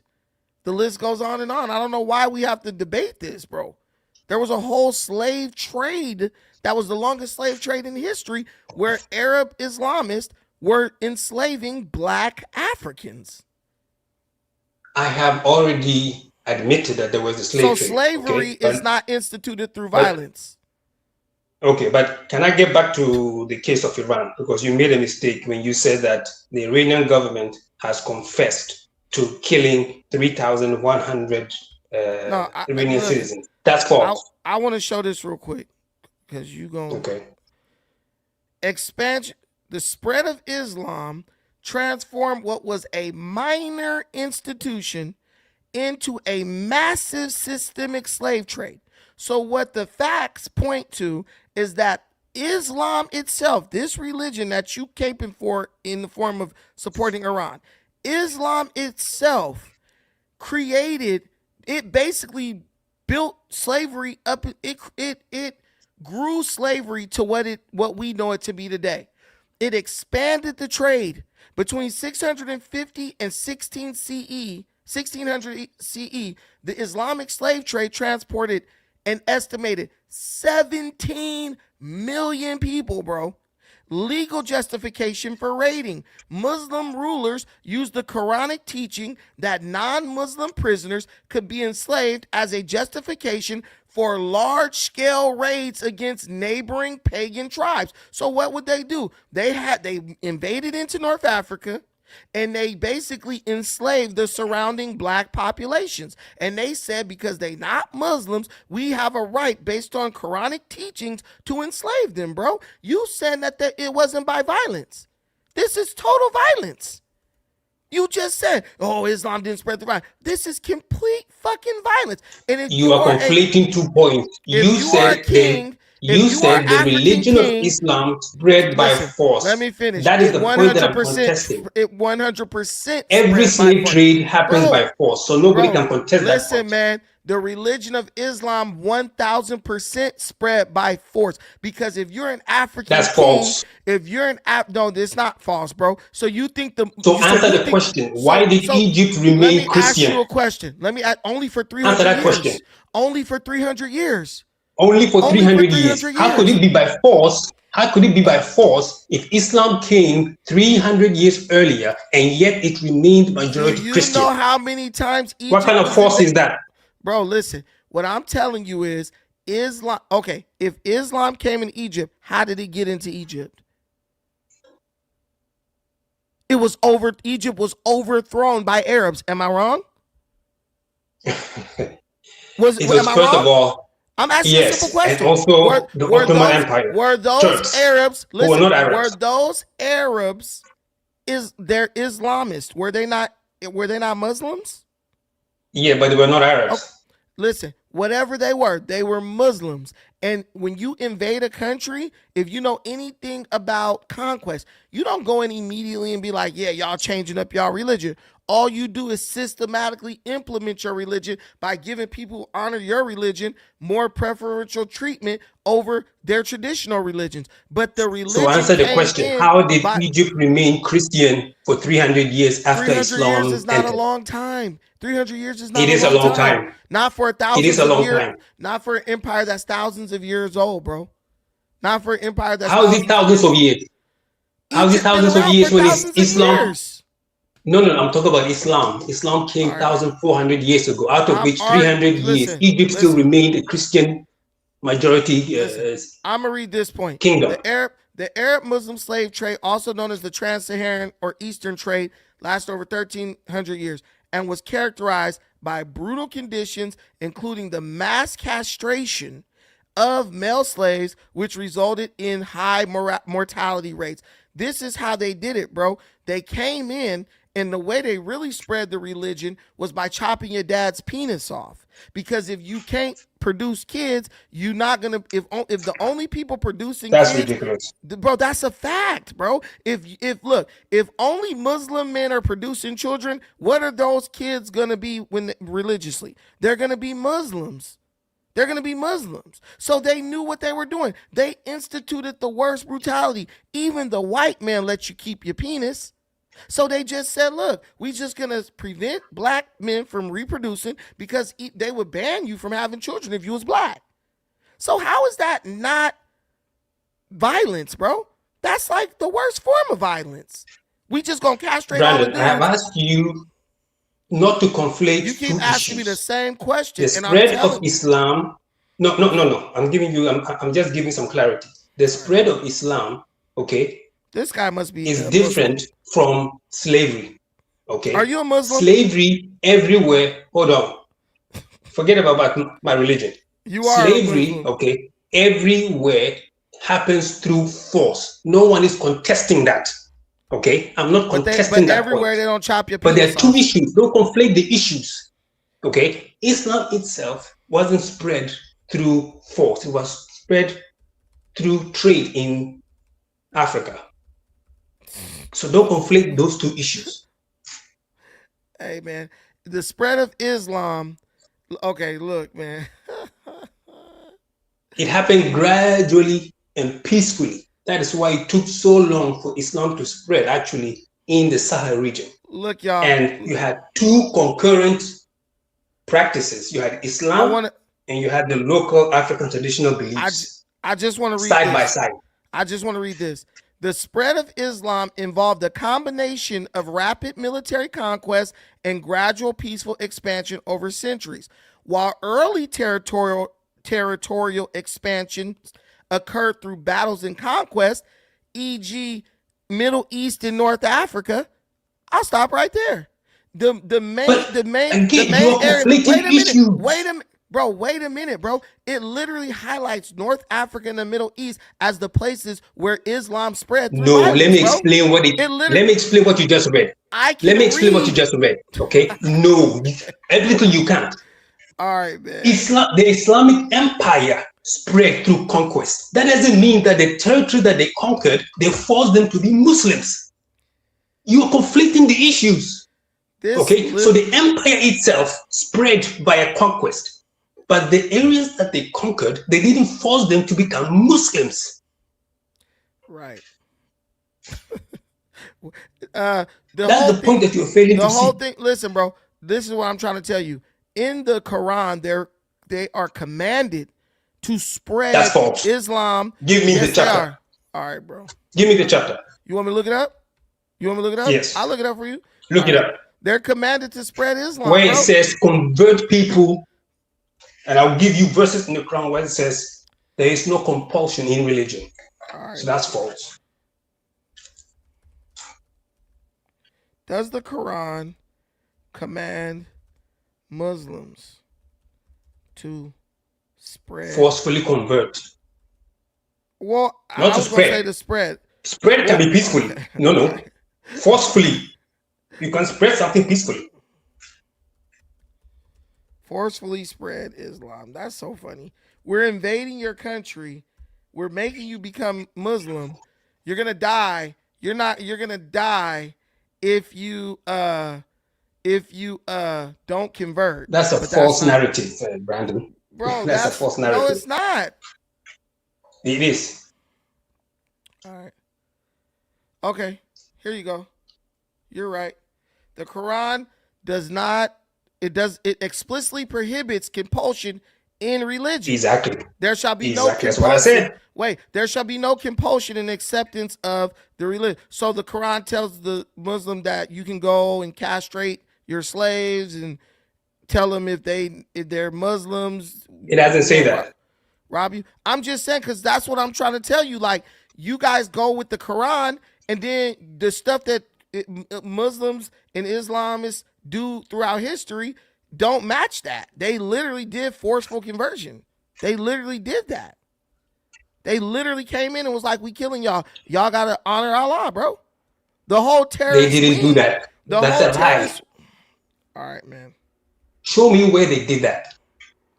Where they say, show me where in Africa where they were killing people en masse for not accepting Islam. Darfur. No, I'm just kidding. But so when you there's always everywhere you go with Islamists, they're always fighting. And they kill people who are Christians. No, they don't. They don't? Bro, you're just denying. Of course not. Yeah. Muslims are living peacefully with Christians in Ghana, in Senegal, in Gambia. Man, listen, bro. In your own place, let's see. All right. Right here. They're doing it all the time, bro. Like, I don't know why we know this is they forced the jizya. Yeah, for real. Look, religious violence involving Muslim and Christians in Africa, particularly in Nigeria, DRC. You said they forced bro. the But that's what tax, the that's Islamic what the tax? bro. There's been Okay, how do no. So you? I was reading a Okay, comment. I was reading a comment. I was reading a comment. I But know, what I but know. what I'm I read telling the you is comment as well. one thing we know about Africa: Muslims will do a Christian genocide, slaughter all the Christians. It's even going on now, bro. So what do you think Where they're is it doing going at? on? What Nigeria? Yes, but Listen. Look, Nigeria, the Democratic Republic of Congo, even Mozambique. even Nigerians themselves will tell you that Boko Haram is also killing Muslims. Listen, what I'm telling you is, yeah, they'll kill a Muslim who they don't feel is going to honor the Sharia. No, not a Muslim. They're killing Muslims indiscriminately. They will kill Muslims who do not subscribe to the harsher tenets of Sharia law, bro. We I know what know you subscribe to the we know. view that Trump. No, I I know, don't. That yes, has there's nothing to do. even white genocide in South This is Africa, according before to your Trump. Trump. This is There's before Trump. genocide. There's What we white know. What we genocide know. in South Africa. I Listen, know. bro. What we know We know. is We that know. what we know is that Muslims, radical Muslims, they want to put Sharia law. They kill Muslims who they feel are not on the fundamental side. And they kill Christians and people of any other religion. And the only way they're not going to kill you, bro, is if you convert to Islam and you ascribe to the same Sharia laws as they do, bro. This is not no mystery about Muslim people, bro. Like, we know this. I don't know why you're arguing against what's a proven fact. It's not a fact.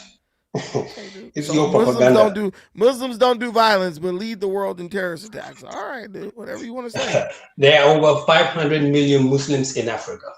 How many of them are killing Christians? That's the 500 question million. that you should answer. There's 500 million. Over 500 million million. Muslims in Africa. I thought you Yeah, said billion. in Africa. No. Million in Africa. Yeah. Okay. And then you cite a small and every terrorist incident group in Nigeria. Africa is Muslim. Is that a coincidence? So the Christian Liberation Army in southern Sudan, when it was part of, was Islamic? No. Oh, no, okay. You got one. The white supremacists in South Africa were Muslims. What white supremacists? In South Africa, they were having. I don't even want to hear about killing I don't South even want Africans. to hear about a white supremacy group in Africa, because if y'all let that go down, that's on y'all. There's too many black people in Africa to let that happen. But if they let that shit happen, they wanted it to happen. I've been to Africa too many times. It's black folks all over that motherfucker. Ain't no white person really do nothing over there to wipe unless an African let them. Man, listen, Al Shabaab, JNIM, ISWAP, Boko Haram, ISGS, Ansar al Sunnah. These are a few of the terrorist groups in Africa. And what do they all have in common? They're Muslims. Yes, apart from that. That's what I'm saying. They're all the majority of those groups, okay, follow or are inspired by Wahhabism. Wahhabism that was funded and propped up by England and America. Here we go. Wahhabism. Blame it on America. You don't want to discuss that part. I'll discuss it, but it's like you're blaming America, bro. Like, Islam came. Who funded it? Who funded it? Hey, man, I guess America. Wahhabism was the bedfellow of England and America. Listen, what I'm telling you is Muslims are carrying out all these terrorist attacks. They want to convert the whole world to Islam. And even the terrorist attacks in the Sahel region, we have America to thank for that. Here we go. Now we're blaming America. When they bombed Libya and removed the stable government of Gaddafi, we haven't had peace in the Sahel region since then. Why don't all the Muslims come together and say Islam is a religion? It's so funny how America killed Gaddafi, leaving nothing but Muslims. Muslims then start carrying out violence, and the religion of peace, starts carrying out violence against Africans, and that's America's fault. If someone walk in this house and kill me, my family is not going to descend into chaos and start killing each other and blame somebody and say, if they would have never killed daddy, we wouldn't be doing this. That's stupidity, bro, and you know it. Islam is an No, inherently whenever there violent. is a Islam, leadership vacuum, bro, people stop, take stop, advantage of it. bro. That's No, common but sense. there's no religious vacuum. The religious leaders aren't dead. The religion. That's I can what's tell you funny. right now, if the government of America collapses today, tomorrow people are going to riot. You're going to have groups that are going to arm themselves, take territory. It happens. The government of America won't collapse because if the president dies, there's someone who's going to take his place. I said if. I'm giving you a hypothetical. Yeah, but I'm telling you, an African person who's a Muslim telling me that Gaddafi dying led to Muslims carrying out violent attacks against Africans and enslaving them is bullshit, bro. Like, it doesn't matter. Listen, You guys should every be able to political unite. analyst You guys should be able to has unite under confirmed the and banner of agreed Islam. that the power vacuum that was left by the death of Gaddafi is what caused the spread of terrorism in the Sahel region. This is common knowledge. Did Allah die? Did Allah die? Was he killed? So if Allah is Brandon, that is a moot point. No, it's not a moot point. It's not a moot point. The issue is, okay, man, can you stop interrupting? Why were they not killing themselves when Gaddafi was there? Let me get my point out.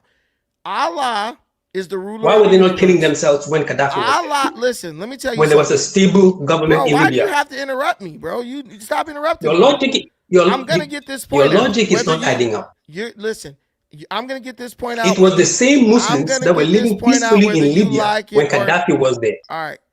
Listen, Allah is still alive. All these dudes bend over 5 times a day and pray up to Allah. So when they all bent over for morning, noon, breakfast, lunch, dinner, some of them bend over and say, all right, man, let me go do my job. Let me go to work. The others bend over, get up and say, let me go slaughter and kill and enslave people. But they want you to believe that all those people are under the same banner, the same religion, but the religion is still pure. This is a fallacy, bro. This makes no sense. Even if Gaddafi died, the Muslim leaders of that region or of the whole country or region could have come together like, guys, we need to keep this peaceful. What you're doing is wrong. And then the people themselves would have come together and been like, all right, we're not gonna stop. We're not gonna let this happen. It's like Allah is the God, but it's all America's fault. Well, if that's the case, then America's your God and Allah has nothing to do with it. If you say that, I will better understand your point. I'm going to read this scripture. I'm going to read this scripture because you didn't want to let me talk, so I'm going to go say what I got to say before I let you talk.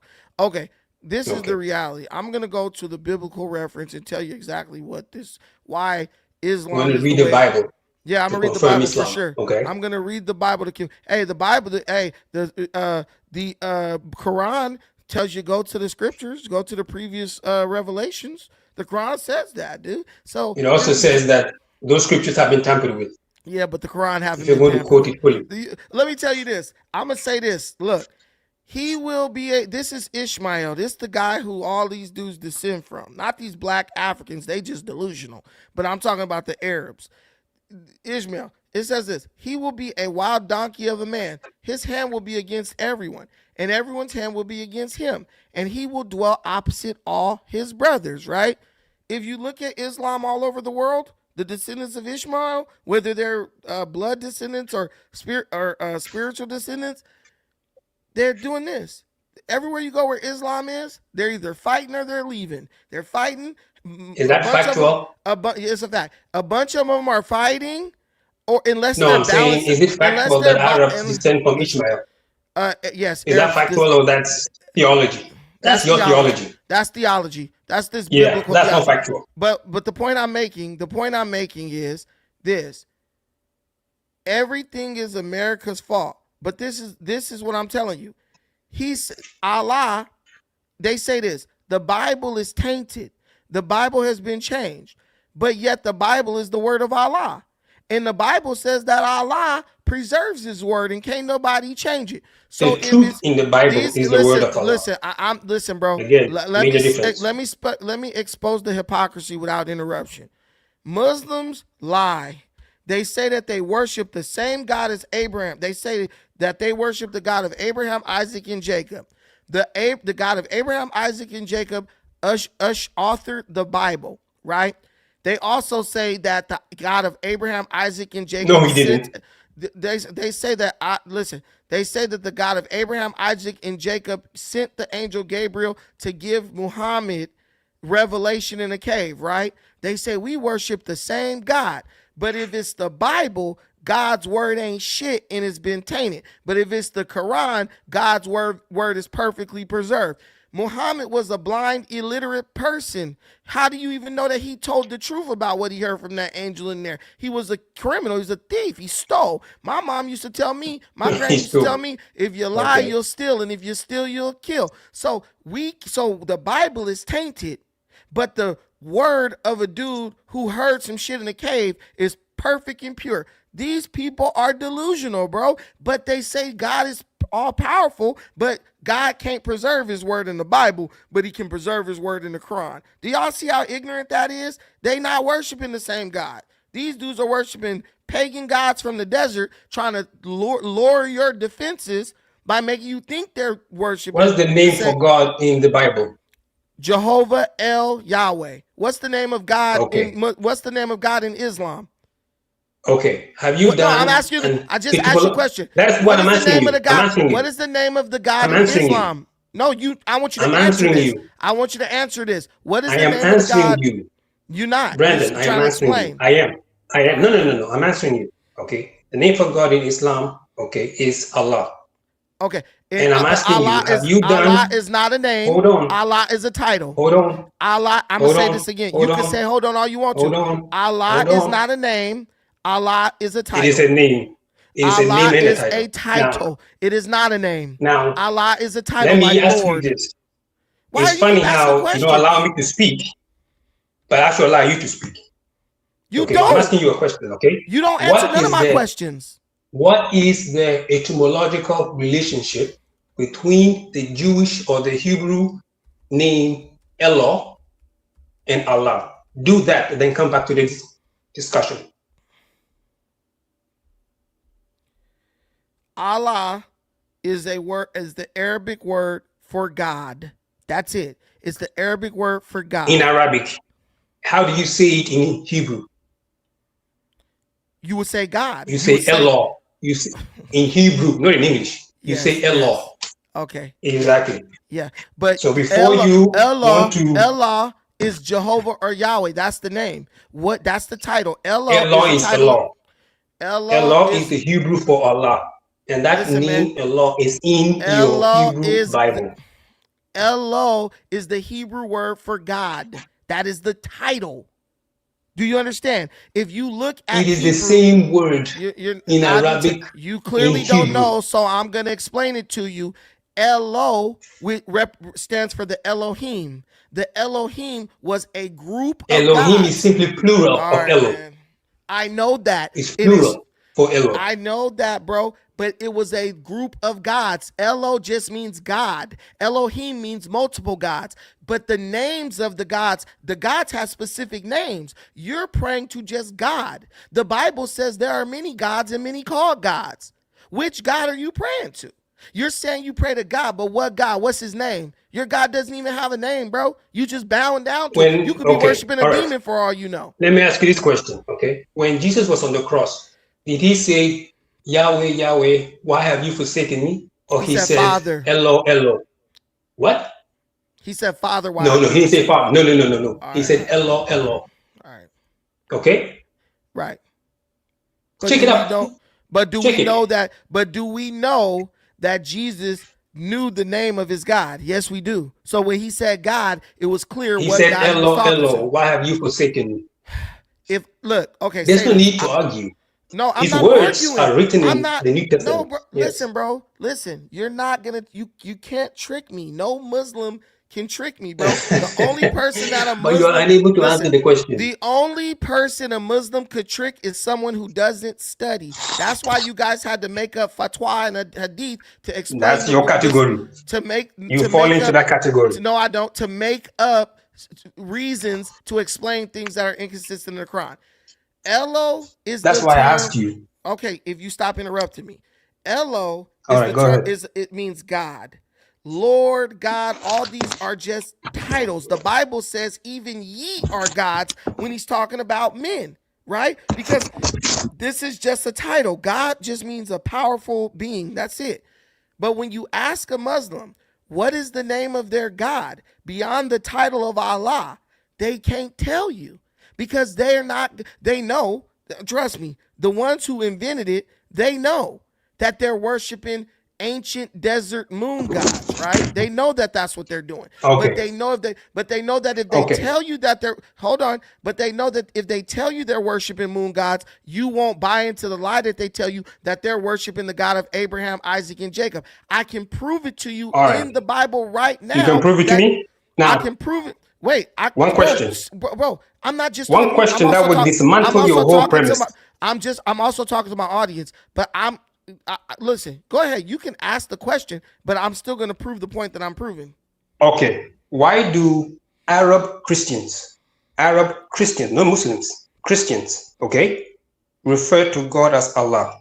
Because Why that's a does the Bible, hold on. Why does the Bible, okay, translated in Arabic, wherever it says God, it is Allah?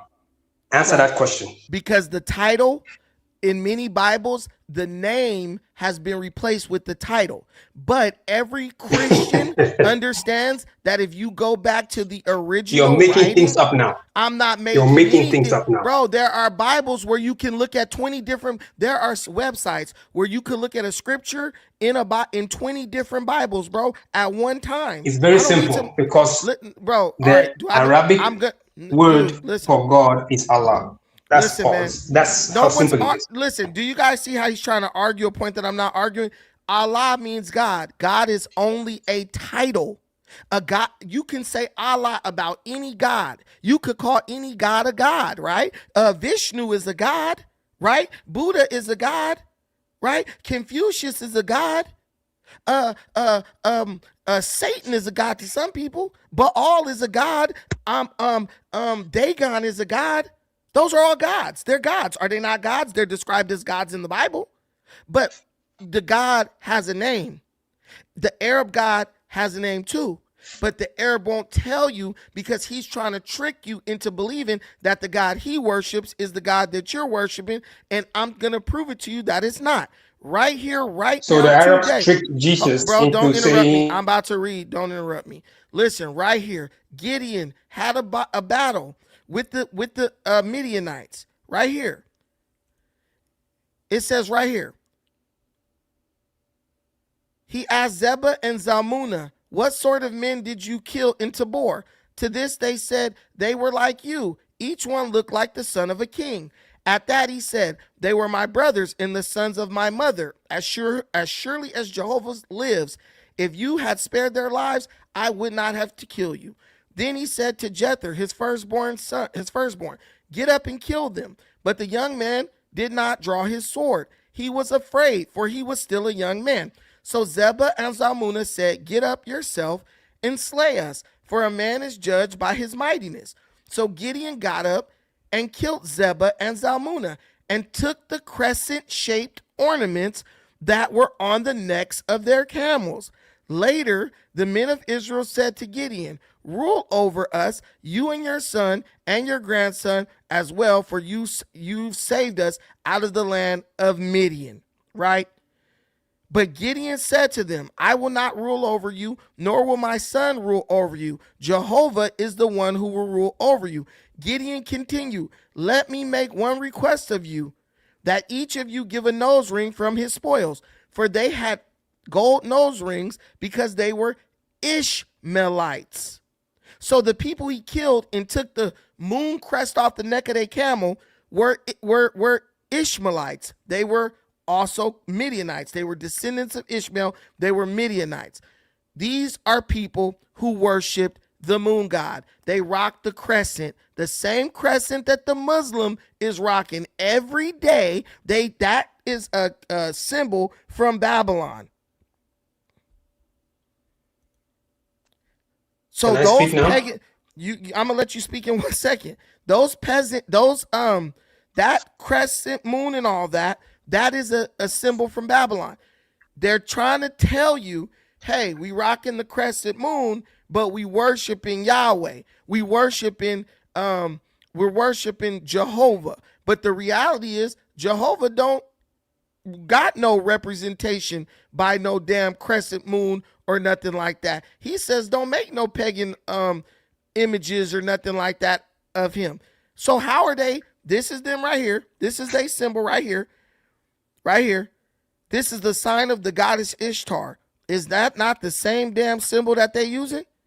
So how are you May I telling me? respond? So look, I'm wrapping it up. So your God don't got no name. You only use a title for him or her, right? You can't tell me the name of the God, but we know that when you did worship a God, the God was a God that used the crescent moon with the star. This is the star and moon of Islam. So are you going to today as a Muslim admit y'all not worshiping the same God as no damn Christian or Jew, that y'all got your own God that y'all worshiping?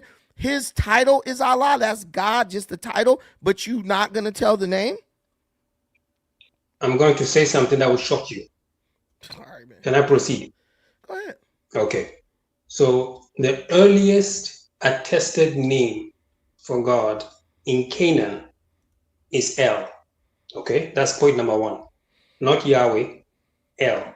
I know that. How did Yahweh, how did the God Yahweh enter Israelite religion? It came from the south. Now you can fact check this, okay? It came from the southern Levant in northwestern Arabia, the Midianites. Now, this is scholarly. I'm not talking about biblical. Scholarly. Fact check me right now, okay? Where did the God Yahweh come from to enter Israelite religion? The I God beg you to Yahweh fact check from me. Moses. Yahweh. No, I said academically. I'm not talking about theology. Oh, you want You academic? can fact check Okay, me. go ahead. You Go can. ahead, knock yourself out. Yes, academically. But Muslim religion is Okay. theology, though. But we're going to academic. It was a deity originally worshipped by the people in northwestern Arabia. I want you to contest that point. What are you talking about? What are you I'm talking saying, about? okay, I am saying, okay, because you keep saying Arabia and their God, Arabia and their God. Well, Yahweh was one of those gods. Okay, but what I'm telling you is the God that Yahweh is had all types of commandments and stuff where he was like, don't make no graven image, no symbols, no none of that. Y'all rocking the crescent moon. That's a Babylonian symbol. That's where it comes from. I ain't no Christian. So that's fine with me. But what I'm saying is you guys are rocking the symbols You are a Christian. of a huh? What? Are you a Christian? No. Are you a Hebrew Israelite? No. Okay. I'm Do you not. have any I'm not. religion? I'm not. No. I'm just.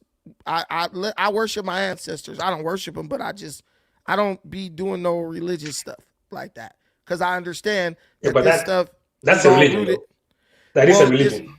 Well, I don't know, but it's all. I believe someone created us all. I believe that. But what I'm saying is, when you get to the symbols and all that stuff, we got the Muslims worshiping a pagan moon symbol / God. That's false.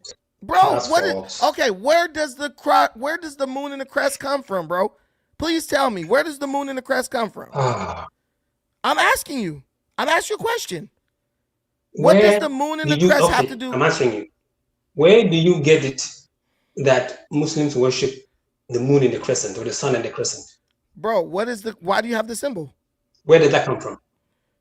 Y'all rocking the symbol. Y'all putting it on flags and hats and shit. No, do Christians worship the cross? No, some do. Do Jews worship the Star of David? Some do. Do Jews worship the Star of David? No, that's their symbol. That's pagan too. Come on. But it's pagan. All of it's pagan. The cross, the Star of David, and the crescent. I'm just trying to get to the bottom when you of say what it's pagan, even that itself is from a Western propagandist. It all came from perspective. Babylon. No, it's not. It all came from Babylon. Every last symbol y'all using Islam came from Babylon. Yes, it did. What? Islam came from Babylon. I'm telling you that Islam came from Babylon. The crescent moon and the star came from Babylon. The crescent, first of all, the crescent, the moon is the same thing. Okay. But the point is, okay, the moon existed. I mean, all you have to do is to look up. It's there. It didn't come from Babylon. Okay. The sun, you look up, it's there. It didn't come from any Babylon. Okay. This notion that Babylon created the moon and the stars and the Babylon sun. had Come on, man. these things as part of religion before y'all did. So one way or another, your religion is pulling Babylon into it. Babylon is there in some way. That's why when the Bible talk about Babylon, they're talking about pagan religion. That's what people don't understand that when they read the Bible. But when it talks about Babylon, it's talking about pagan religion, because all pagan It's religion. pagan from the perspective of Christians. You are not a Christian, so I don't know why you. In fact, from the perspective of Christians, your ancestors, your worship of your ancestors is pagan. Yeah, and also from the You perspective of believe that? Islam, they're You pagan agree? too. From the perspective of Islam, Yes. they're pagan as So, well. so that label paganism itself is loaded with Christian propaganda. So I prefer you not use it, since you say you are. Do not tell me what to use on my damn channel. That's now you cross. No, I say I would prefer. I would prefer, and the reason why I say that is because you are coming from a Christian perspective, and you're not a Christian. Anyway, Brandon, I have to go. It's late here in Ghana. All right, yeah. Don't let those Iranian missiles hit you. They coming for you. All right, thank you. I'm far away from that. Have a good one. Bye. Guys, I'm just telling you, they do not want to admit the reality of it. Like, they can't listen. A religion that cannot tell you the name of their deity is, you only get a title. You only get the title. Oh, Allah is not a name. I promise you that. Allah is not a name. It is simply a title. Lord, God is not a name. The Most High is not a name. What's the name of this God? I'm waiting for a Muslim to tell me that. I'm waiting. Even when I was a Jehovah's Witness, I used to always ask Muslims that same question. What's the name of this God? Because if you don't know the name of the God you worship, how you know that your worship is appropriate? Even the Greeks had Zeus and Hades and Hermes and all that, because they knew based on the name of the God and his identity what he expected when it came to worship. How you just rolling around trying to conquer the world on, oh, God told me. What God? I don't know. God. Allah. See, that point right there, it's inarguable. They can't get around it because none of these dudes do no real research, because the religion is based on hearsay. Muhammad told me in a cave. Joseph Smith told me in the jungle. What's the difference? I don't know. Even the stuff with Abraham, somebody was whispering to him in the middle of a desert. My thing is like, who wants that to be ruling the world where there ain't no real source? That's why there needs to be a separation of churches and state. Did y'all help me? Did y'all even attempt to help me reach my goal? What's up, man? We broke, huh? Trump got the economy. I get it. Gas is high, y'all. I understand. I ain't mad at y'all. Shout out to my brother, Sucker Season LA. Ask for Sadu if he's for open borders for me, bro. Damn, I missed that one. I'm so sorry.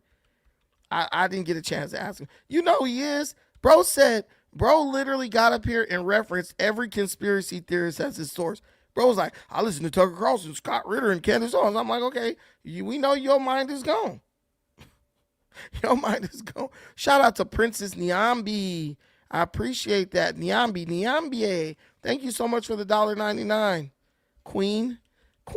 I heard if you call them Queen, they'll donate to you. Thank you. Hey, this was a long ass stream. Why the longest streams you get the least donations? Yeah. Christianity is ancestral worshiping.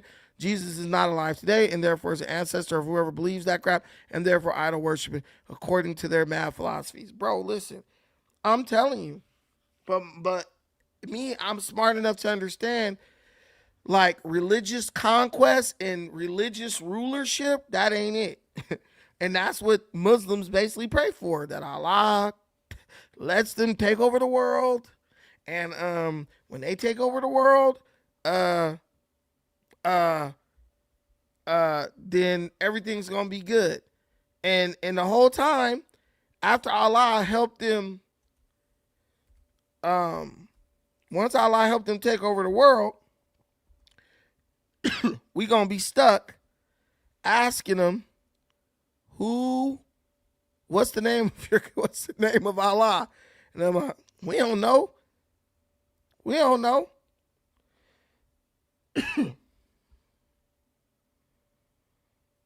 So yeah, they're never gonna talk. And I encourage you, when they talking to you and trying to get you to convert and all that, just ask them, who was the God? Where was he at?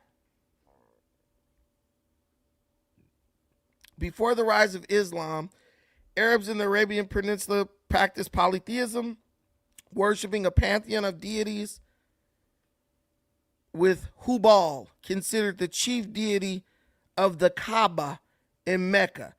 So see, the Kaaba, don't they still worship that? They pray to that, right? Don't they pray to the Kaaba stone to this day? I mean, let's be real. If you just do a little bit of history, you're going to get to a little research, you're going to get to the bottom of that. Before the rise of Islam, Arabs in the Arabian Peninsula practiced polytheism, worshiping a pantheon of deities, with Hubal considered the chief deity at the Kaaba in Mecca, often associated with what? The moon. Da da da da. Did not tell you. And I just looked it up right now. What did I tell you guys? What does it say? Hubal, considered the chief deity of the Kaaba in Mecca, often associated with the moon. So when I asked him, where does the crescent and the moon? This is where I was going. This is why he probably started running. Oh, I got to go to sleep. I got to go to sleep now. Now you got to go to sleep, huh? You tired now. Now you sleepy, huh? Because he knew I was going to get to this point. They still rocking the crescent moon and the star, dog. They still right here. Hubal. That's who they worshiping. But they trying to lie to you and be like, yeah, we worship the same God. No, you lying. When I was a youngster, growing up as a young J-Dub, bro, I used to be like, yo, why we not Muslims? Why we not in Islam? My granny broke this shit down for me with no internet. She was like, because a Muslim kid at my school was like, yeah, we worship the same God. Because, I used to be knocking on doors and shit. So I tried to talk to him about, like, God, Jesus, and Jehovah. And he was like, nah, we worship the same God, like Abraham. We believe in that and all that. I went to my granny. My granny was like, they don't worship Jehovah. I was like, well, what they worship, granny? Because he was talking about Abraham and everything else. She said they worship a moon god. She was like, they worship a moon god from the desert. Some moon god that they was worshiping in the desert. Little did I know the god's name was Hubal. But it's deception, right? In that, if you look at that from a biblical perspective, they constantly trying to deceive, right? Satan didn't come to Eve as like, I'm Satan, bitch. Like, he disguised herself as something she was familiar with. And that's what people do. That's what con artists do. Con artists try to find some common ground to get you to lower your guard so that they can get close to you easier. If they say, yeah, man, we worship the same God, da-da-da-da. And then, they'll talk about Jesus, Jesus, Jesus, right? And they'll be like, yeah, the Bible is God's word too. They use all that friendly talk. But once you get in, they start saying, the Bible is fake, and it's been tampered, and it's been this, and it's been that. I promise you. All that stuff is geared around just getting you to say, okay, let me listen to what you're talking about. And I'll listen to you. But why does AI tell us that this was a moon deity? Other prominent deities include Al-Lat, goddess of fate in the underworld, Al-Uzza, Manat, Hubal, the major idol in the Kaaba, often identified as a Syrian moon god or deity of divination, according to History Guild and Wikipedia. So they still, that moon, that crescent moon, that moon is like, yo, we gonna scream Allah, but this crescent moon is really Hubal. We know Hubal. That's our like little secret. Like we know that that's what it is. But they're saying that Hubal is the chief deity of the Kaaba, right? Did you know that Muslims still be going and like bowing to the Kaaba stone?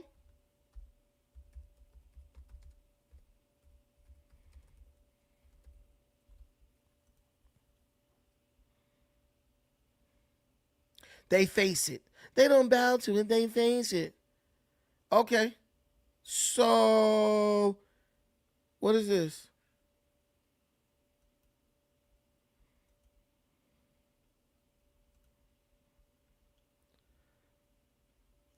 Let me see if I can get rid of this. Hold on.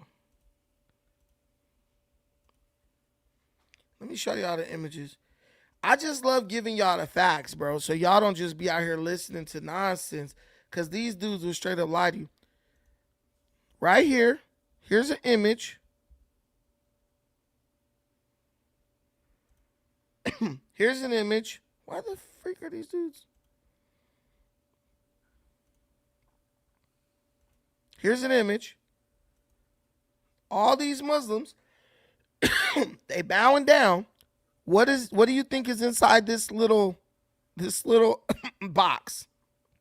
The Kaaba stone. So if Hubal, the false moon god of the Arabs, who they apparently worship before Allah, right? If the Kaaba stone is his stone, and then they go to Mecca and they bow to the Kaaba stone, who they bowing to? They bowing to Hubal. That they're bowing to Hubal. But they're gonna lie to you. Oh no, Allah. No, Allah is Hubal. That Allah is just the title God for Hubal. Hubal is the person who is the god associated with the Kaaba stone and the crescent moon. Man, I'm trying to tell you, the Kaaba stone is hiding what's inside, bro. Like, this is easy work. Muslims been easy work, though. The Muslims have been easy work. They gonna lie to you. I told them, so you worshiping El, you worshiping, ask them. You be worshiping Yahweh? They be like, no. Ask them. So you worship Yahweh? No. So you worship Jehovah? No. So you worship El? No. Who you worship? We worship Allah. Okay, who's Allah? Oh, Allah is Allah. What that mean? Oh, that's a God. That's okay, God. That's the title. What's the God? Which God? Hubal. They worship him and they honor him through the Kaaba stone in Mecca. So I just want y'all to know. Listen, look, Kaaba was the pre-Islamic pagan statue repurposed into the holy site after their asylum from Abyssinia. Listen, ain't no pre-Islamic nothing. They're still worshiping that. They're still worshiping Hubal. I'm telling you, they're still worshiping him. They never gave it up. I'm telling you, they never gave it up, bro. Y'all, man, I'm telling you, people don't be knowing. People be out here like, oh yeah, I'm worshiping this. Don't even know what they worship. You know how many Muslim converts never even heard of Hubal? I'm a no. You ever notice that Islam is really the only religion where you never go into the history, the deep history? You never go into the history. It stops at Muhammad walked out of a cave and said he was told by an angel. That's it. That's the start. There was nothing before that. But the God that he told you to worship existed way before that. So why do they never go into the history? What they do is every historical aspect they discredit it. They say, "Oh, Bible, that's discredit. That's lies." Okay, well, give us some history. They can't. They want you to believe the history they making up on the fly.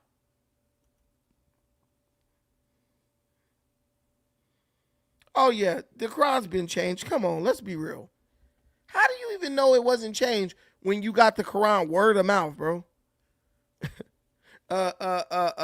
Oral history. Have y'all ever played the game Telephone? Go play Telephone and tell me that nothing that Muhammad heard from that angel was was changed. He even said he forgot some of the stuff, I believe. Bro, it's just come on, man. The work. Let me tell you, when you go to the police or investigators, ask them what's the worst testimony. They say the testimony of an eyewitness, because people don't even be remembering what they saw most of the time. But yeah, nah, but you can't say that because they're gonna play semantics. 100%.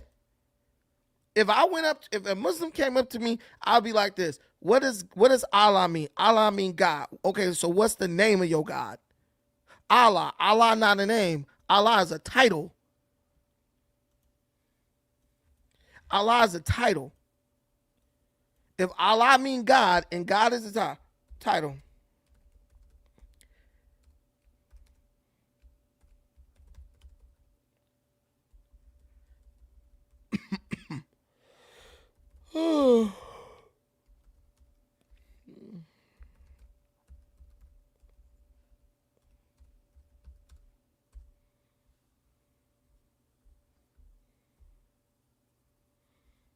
Right? Any God, bro, in any religion, when people say God, they can tell you a name. You go to an Asian, yeah, what's your God? You love God? Yeah, what's your God's name? My God is Buddha. Go to an Indian, you love God, what's your God's name? My God is Vishnu. Only in Islam. You love your God? Yeah, I love him. What's his name? Allah. What does Allah mean? Allah means God. Look right here. I typed in, is God a title or a name? God is generally considered a title or a descriptive term for a supreme being or deity rather than a personal name. While it functions as a proper noun when capitalized, it represents a position, power, or category of being, a deity. The personal name of God in the Hebrew Bible is considered to be Yahweh. Right then and there. I'm not making none of this up. I don't make up stuff. Y'all know me better than that. God is a title for a being in a position of power or authority. That's it. So Allah is the same because they say Allah means God, right? They say Allah means God. So then if Allah means God, Allah mean the same thing as God mean. Now, here's the question. Which God? Hubal. And we could talk about Hubal all we want to. Let me see if I can see a symbol for Hubal.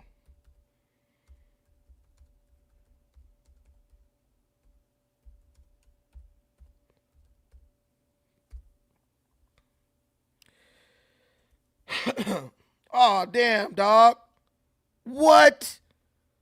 What? All I saw pop up was a gang of moons. Look, all these moons. Come on, man. Come on, man. Come on now, dog. Come on now, dog.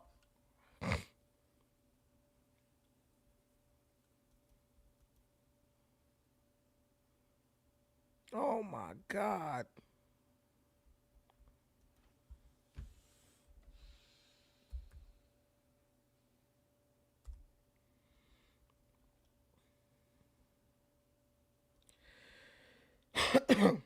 Man, Hubal. Yep, he here. This this is why. See, man, this is why they don't never want to talk about this, man. Look. Man, y'all done got me down a rabbit hole right now. Why y'all do that? Why the hell y'all do that? I don't know what this is, but I know I want to get rid of it. Okay, there we go. So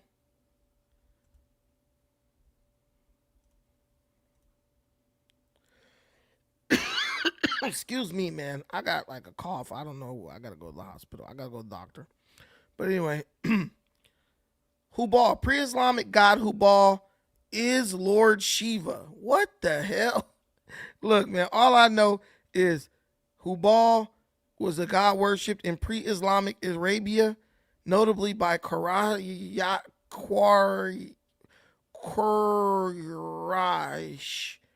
at the Kaaba in Mecca.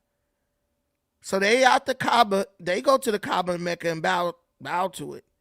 After winning the Battle of Badr in 624 CE against Quraysh tribe, who were Hubal god devotees, Muhammad entered Mecca in 630 CE and removed the statue of Hubal from the Kaaba along with the idols of all the pagan gods.